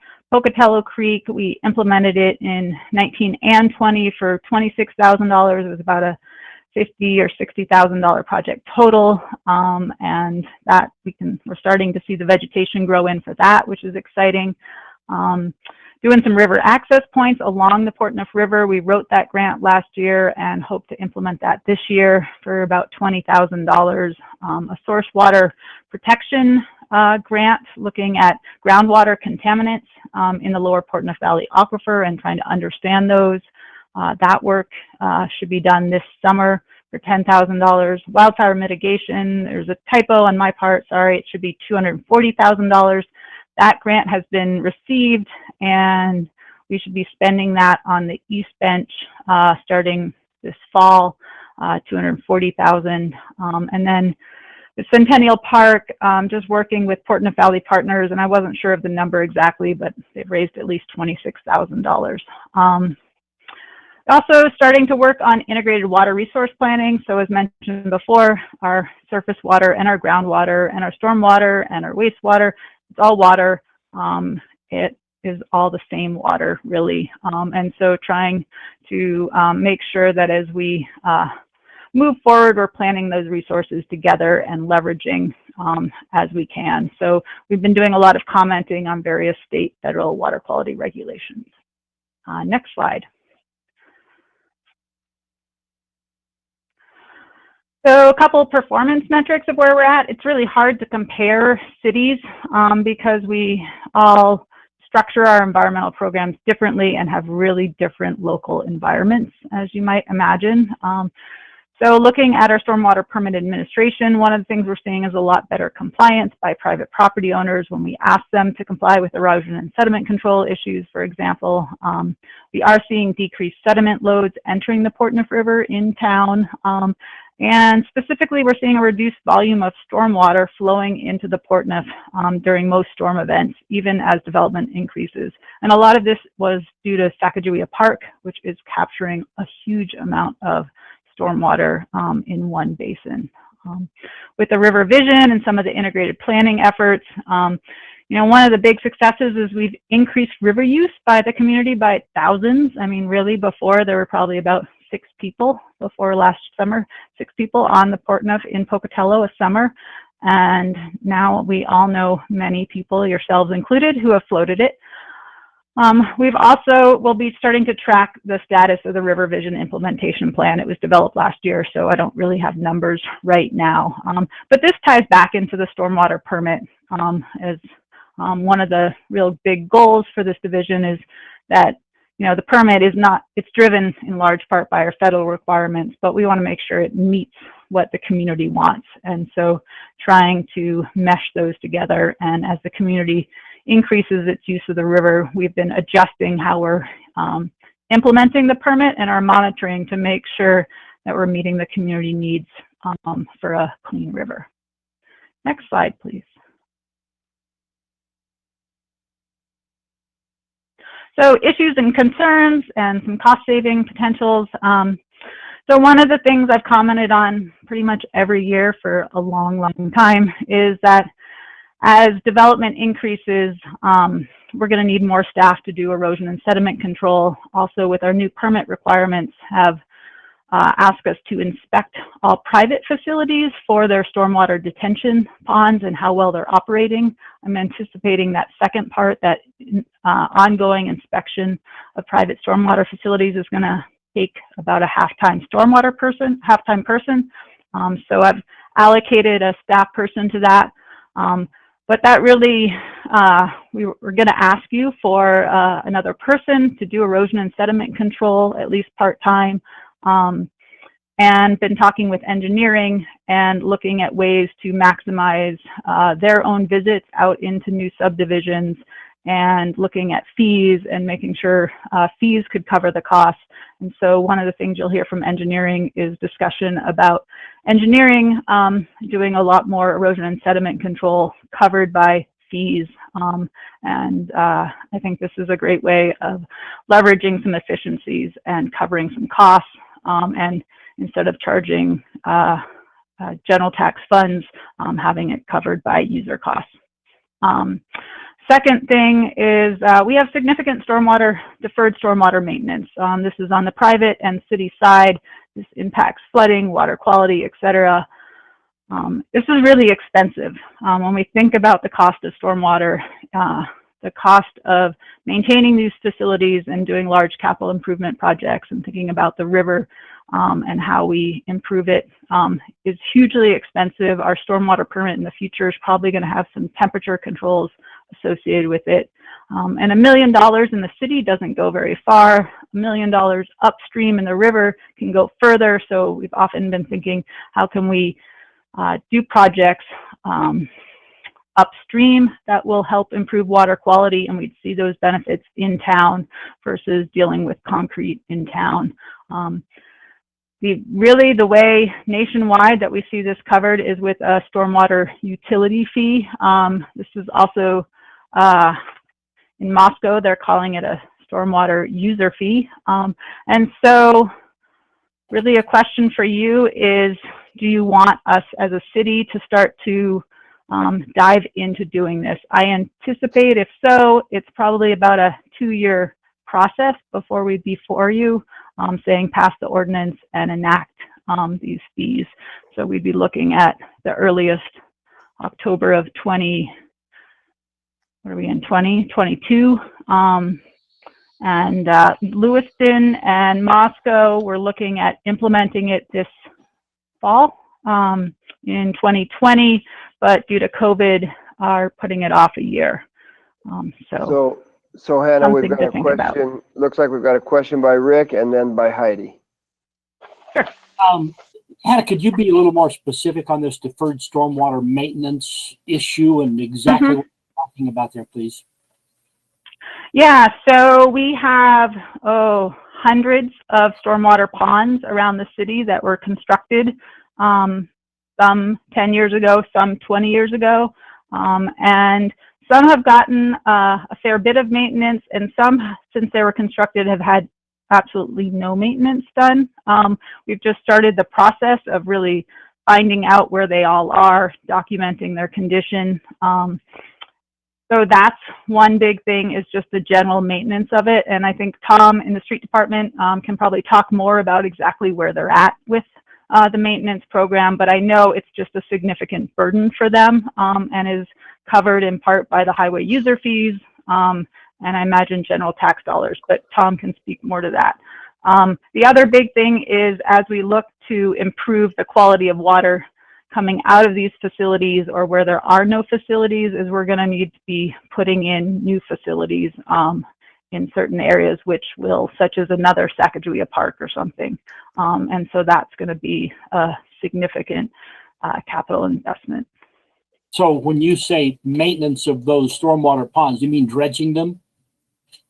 Dredging them, repairing concrete. There's pipes that have, checking out the conditions of pipes and outlets, repairing those as need be, reseeding them. Yes. Okay, thank you. So after Heidi, we've got Linda. So Heidi? Yeah, I just wanted to clarify. I know we've talked about the fees before, and I thought that we were waiting on maybe to check and see what happened in some other cities as far as how they were able to do it and not run into legal issues. Did they get through that? Is that what we're talking about with Lewiston, or can you remind us of those potential issues? Great point. Yes. So just to backtrack a little bit for everybody, the city had passed a stormwater utility fee. I'm getting a lot of feedback. There we go. Just a minute. We've got, before you go on, we've got a lot of feedback from someone. If you're not speaking, everybody go ahead and mute but Hannah. Okay. Hannah, you're up. Oh, much better. All right. Thank you.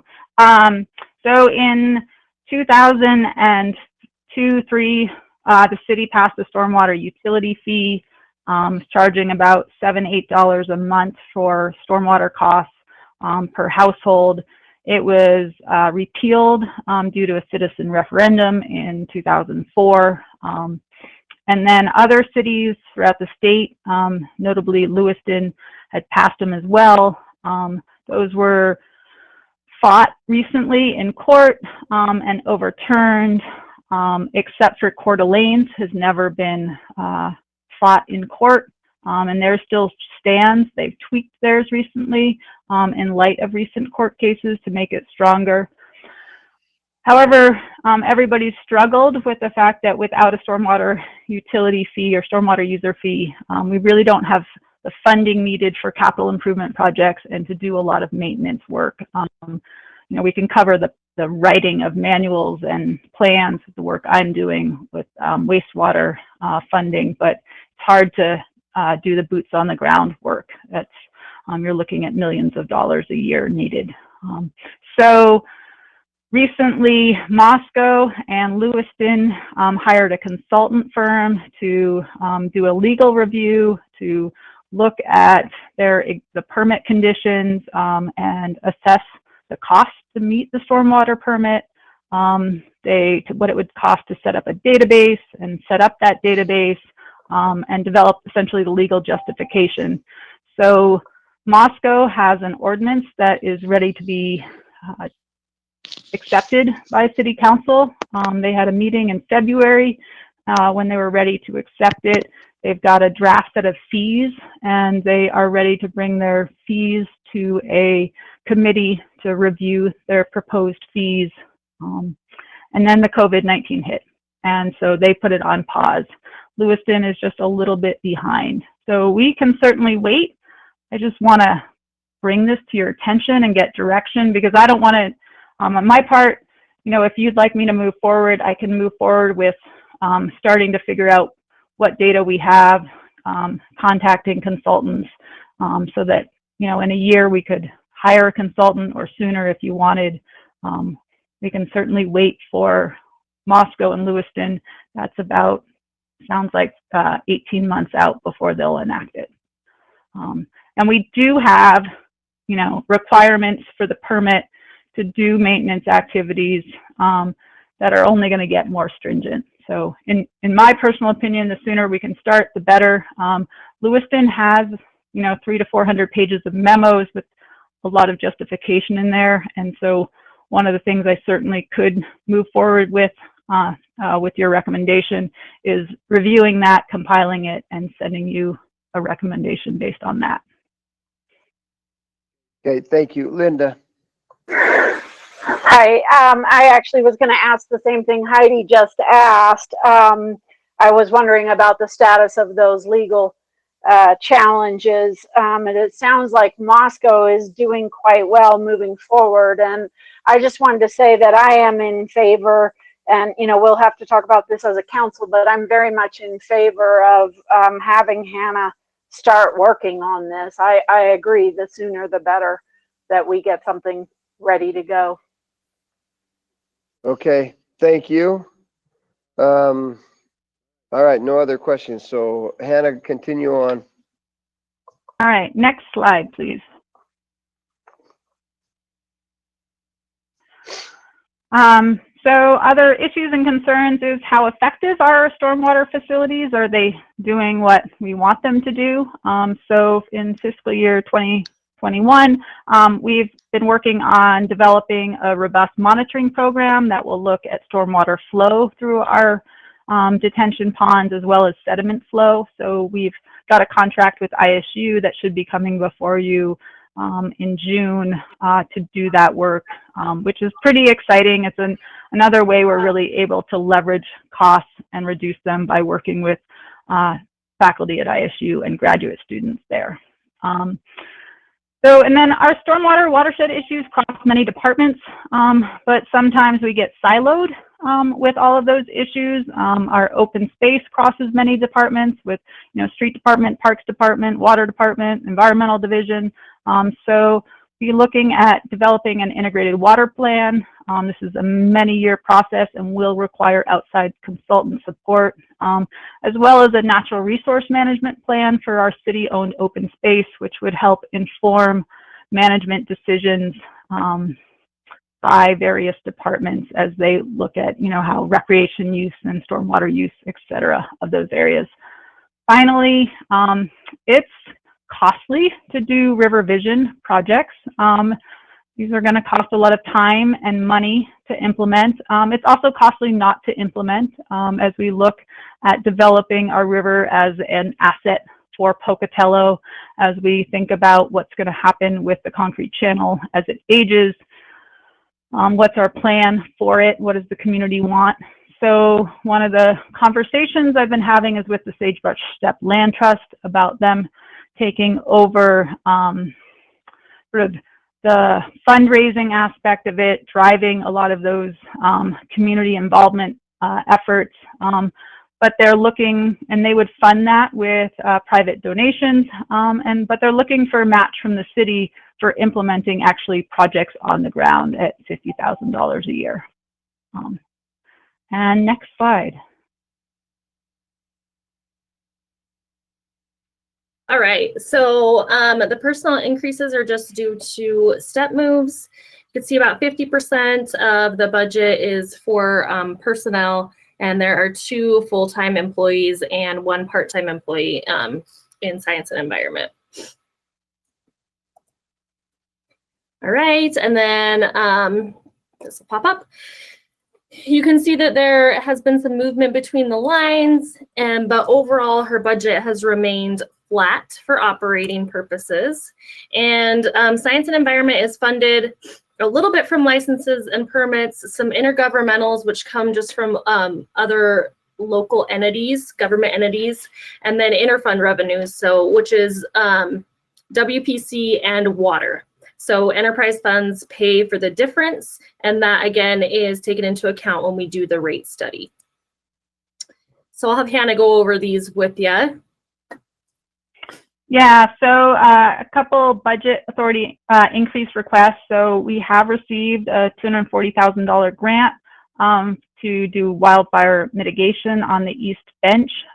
It's grant funded, and it would start in fall of 2020. So I wanted to make sure it got into the budget so we didn't have to do a budget amendment for that. And the council did approve applying for that grant last fall. And then also looking at, with this River Vision capital improvement project, you know, a $50,000 request to do projects on the ground. Council, I might remind you that the $240,000 wildfire mitigation grant is on the agenda for tonight. So. Oh, and Mayor, just that is a second one, actually. So we've gotten one and we've applied for a second one that's on tonight's. So this one is not on tonight. Another one's on tonight. No, another one's on tonight. Yep. Okay. So I might still have another 240,000. Yeah. All right. I stand corrected. Thank you. Yes. Yeah. Questions? That's it.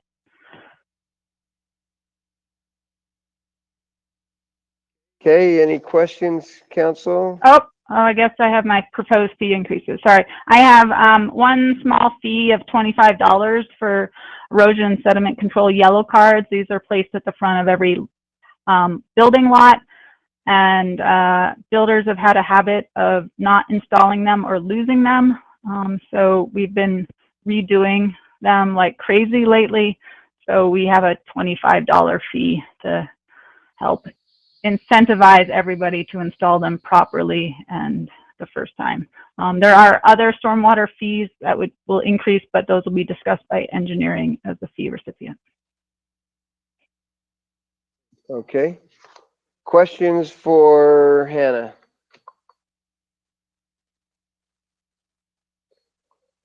Not seeing any then.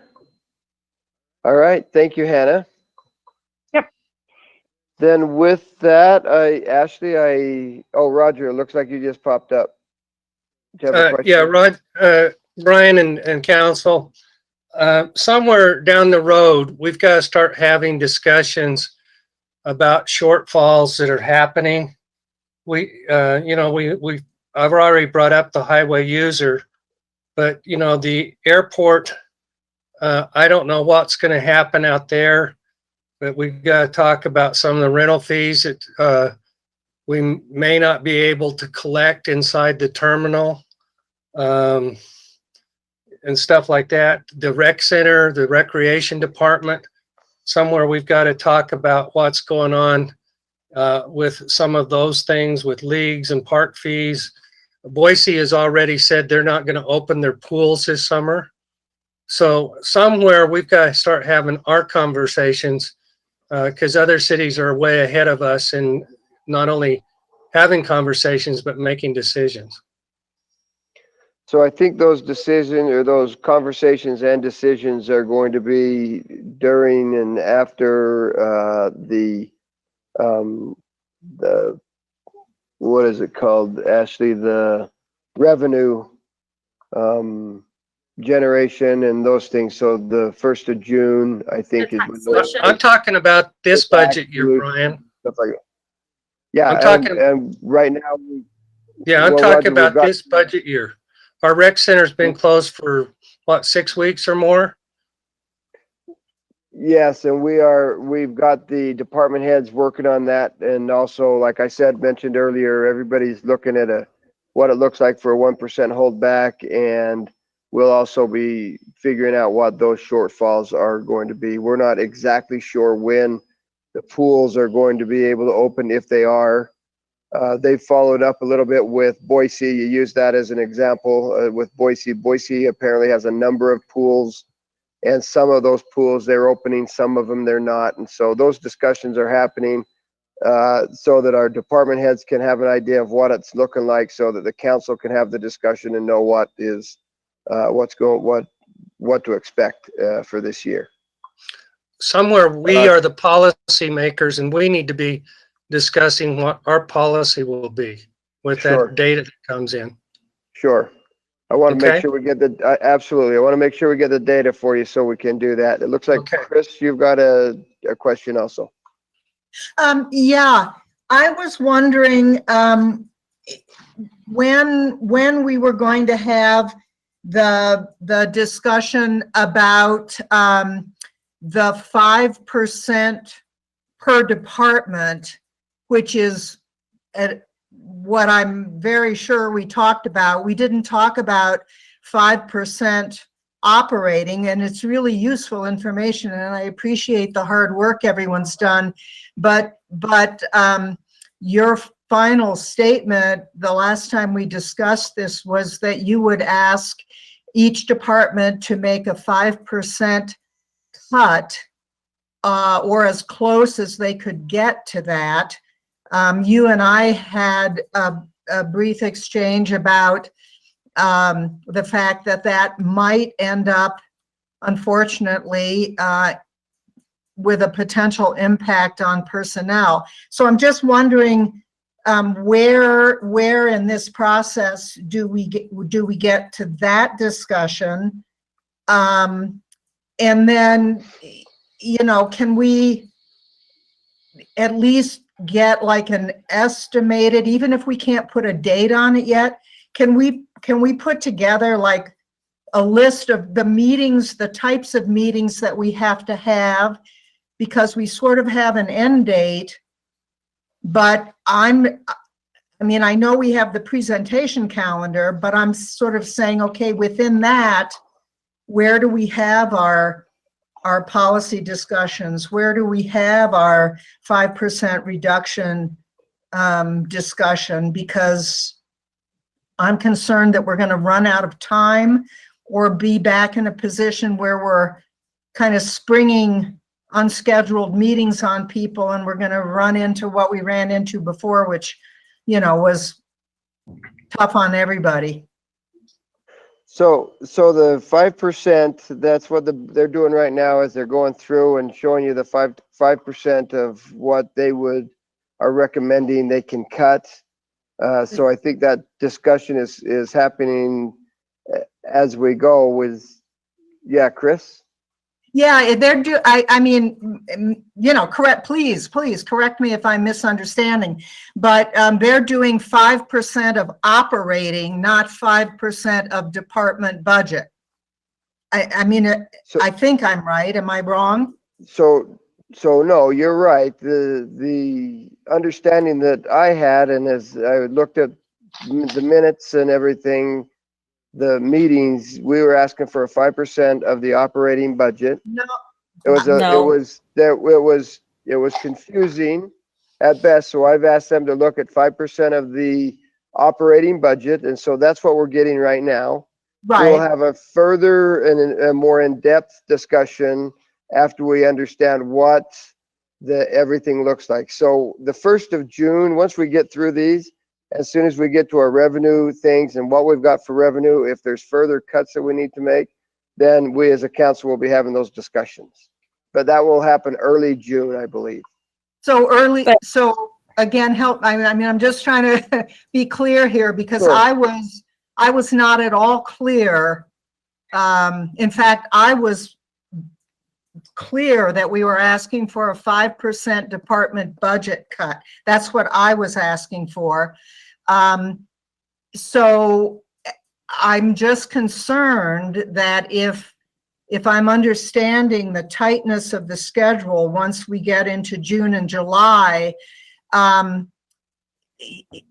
you know, I mean, we don't have a plan, and AIC was very straightforward in their recommendation that cities need to have a variety of plans in place because of the tightness.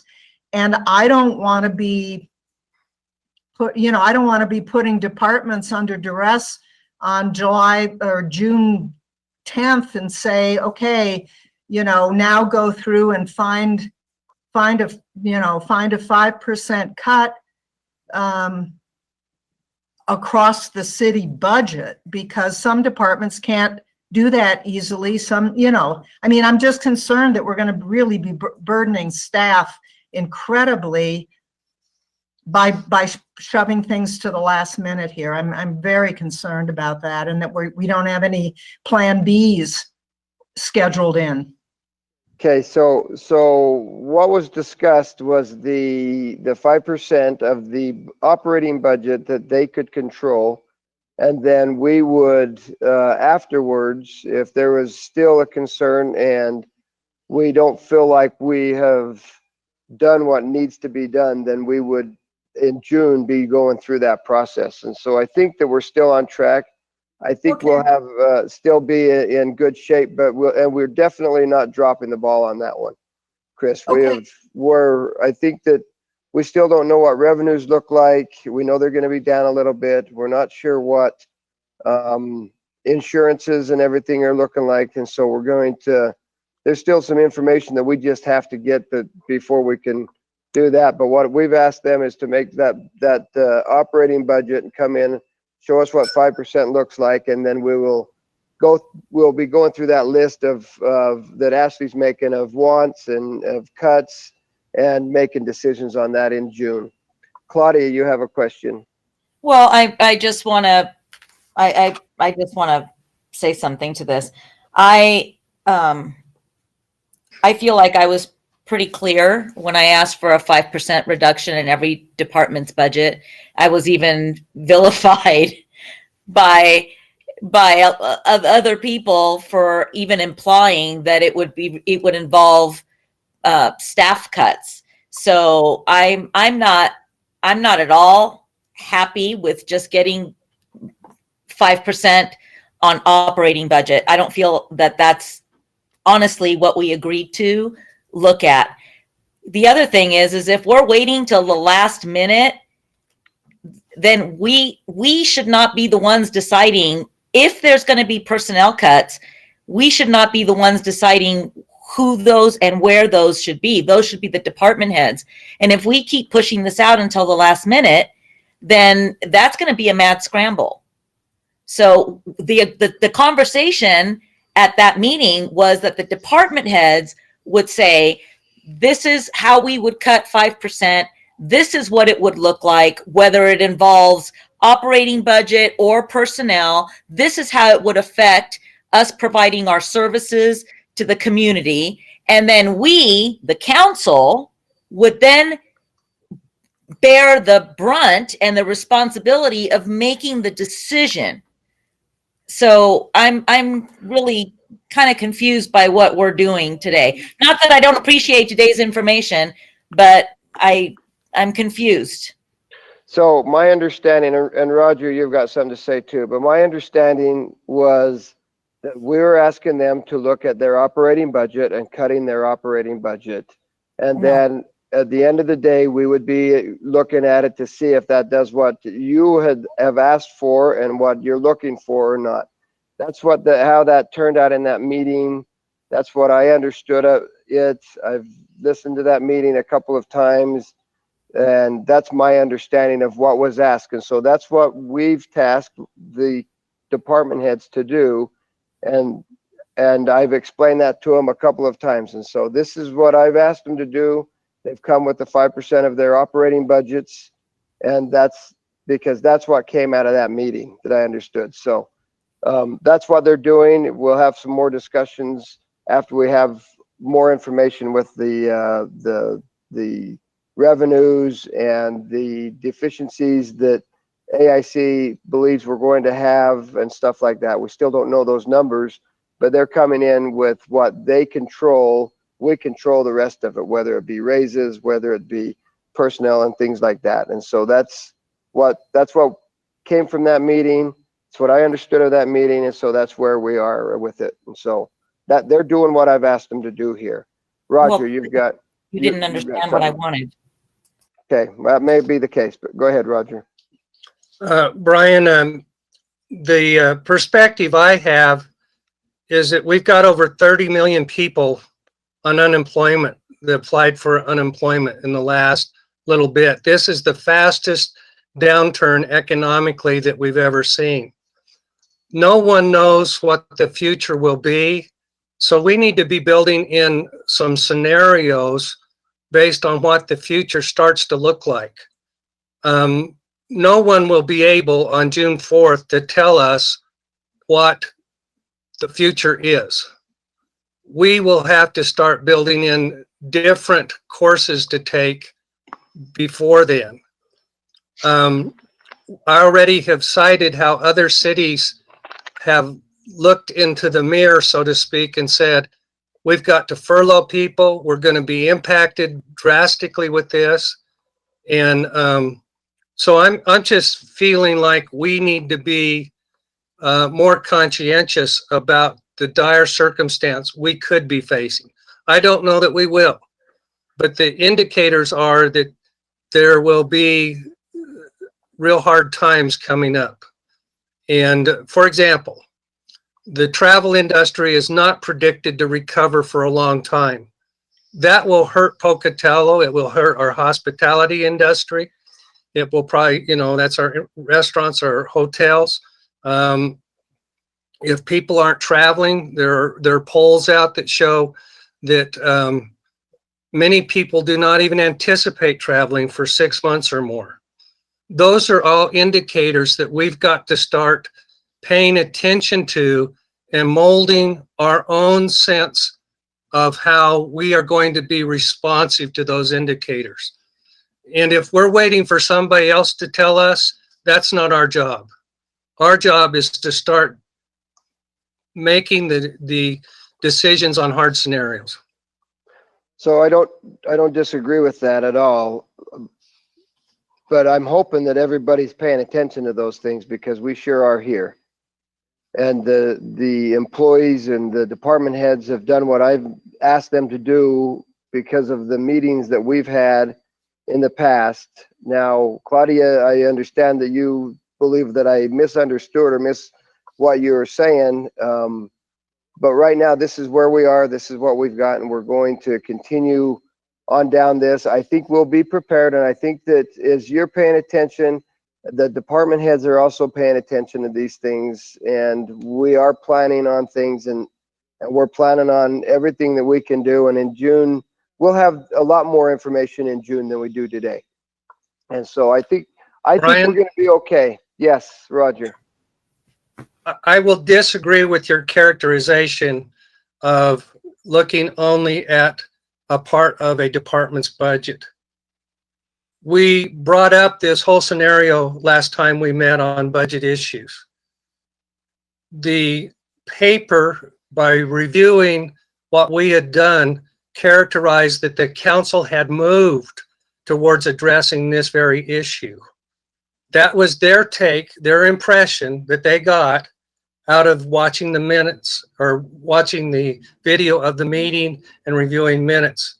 So I really think that we were asking for more than 1% in a department or less than what we've seen. I didn't want to pick on it, but one place I saw there was a 4% raise on one salary that was proposed today. I don't know how we get to there. And so I'm just saying we need to be doing more of our lifting now, because it's going to be too heavy a burden to lift later. Okay, I can appreciate what you're saying there. Claudia. Well, and we have to seriously consider Delta pulling out, because the airline industry is going to have a very difficult time recovering from this. Boeing yesterday announced that because of the reduction in demand, Boeing is going to be laying off 16,000 people in Seattle alone. So if Delta gets permission to pull flights from Pocatello Airport, you can pretty much bet that another airline is not going to fill that. That's going to be seriously impact our economy when people can't fly directly in and out of here. We have to, I agree with Roger, I agree with Chris, and we really need to start being proactive, sitting back and waiting for a specific date, because that's what somebody decided the date's going to be when we start talking about it, I think is a big mistake. I mean, the writing's on the wall. Okay, I can appreciate that, but we don't have the information, and that's why it's important for us to get the information so we can make some of those decisions. I understand that there's a time crunch, and there's no question about it. Rick, I've got Rick, and then I got Chris. Just a note on the airport. There's a very small chance Delta's going to get permission to drop that. This is not the first letter they've sent asking permission to drop airports, and not a single request has been granted so far. The only place it's been done was a little island in the Hawaiian Islands, where the local government asked the flights to be discontinued because they did not want COVID-19 brought to their island. The rest of those requests have all been turned down. We probably will continue with very small service, one flight a day at least, but we will have service at the airport. Okay, Chris. Yeah, this is just a quick question for Ashley, and I don't expect an answer today. But what I would like is just the total tax dollar that we collected. I'm making the assumption that we collected what we needed to fulfill expenditures and weren't making money on the deal. Because then, at least in a broad way, we can take 5% of the money we collected, or we could do it the other way, 5% of our total tax expenditures at the city level, take 5% of that, and that would at least give us a target dollar amount. And we could, that we could say, okay, and 5% might be an incredibly optimistic cut number. I mean, we might be talking about more, but at least it would give us a, okay, 5% cut in tax supported expenditures would be X amount of dollars across the city. Because not every department is going to be able to do, obviously, we've talked about this, be able to do 5% because they're funded in different ways, et cetera, et cetera, et cetera. But at least it would give us a number that we could be thinking about. That's a good point. Good point. And Ashley, can you get that for us? I would say by next week. I can bring it as the beginning of the next meeting. I can have that information. We generally don't get 100% of our taxes collected, but it's like high 90%. So I can take, we can look at what we collected for 19 as an average and see, where our collection rate was and maybe like what we're planning on for FY20 and try to figure that number out. So I can definitely bring that next time. That would be super. I appreciate that. I appreciate that a lot. Super. Okay, thank you. Thank you, Council. And we've got that meeting tonight at 5:30. And so we'll go ahead and I believe that's on the go-to meeting, and then we will just stay on it to go to the council meeting for tonight. Oh, I might let you know the agenda item. I believe it's 9 tonight. It was the for the farmers market and closing the roads and stuff. I think that has been pulled just simply because it's a really truly an administrative action. We have to approve 10 before I can approve 9 anyway, and where they've done it year after year, we've asked them to do that, and that slipped by me to get on, but that will be pulled. We'll make that announcement, but you will know, that's going to be happening and things are going forward that way, and so that we'll go over that again tonight. Yes, Chris, I got you, Chris. Okay, thanks. Yeah, Ashley, would you, I can add the numbers up, but would you be able to also bring in the total amount of the cuts that were presented today? And then, and then sort of have that up front for future presentations, so we're not making more work for you after the fact? Yeah, I can have that. Okay, thanks. Appreciate it. Super. All right. Thank you very much. Thanks, Council. We will see you in about an hour and a half. Thank you.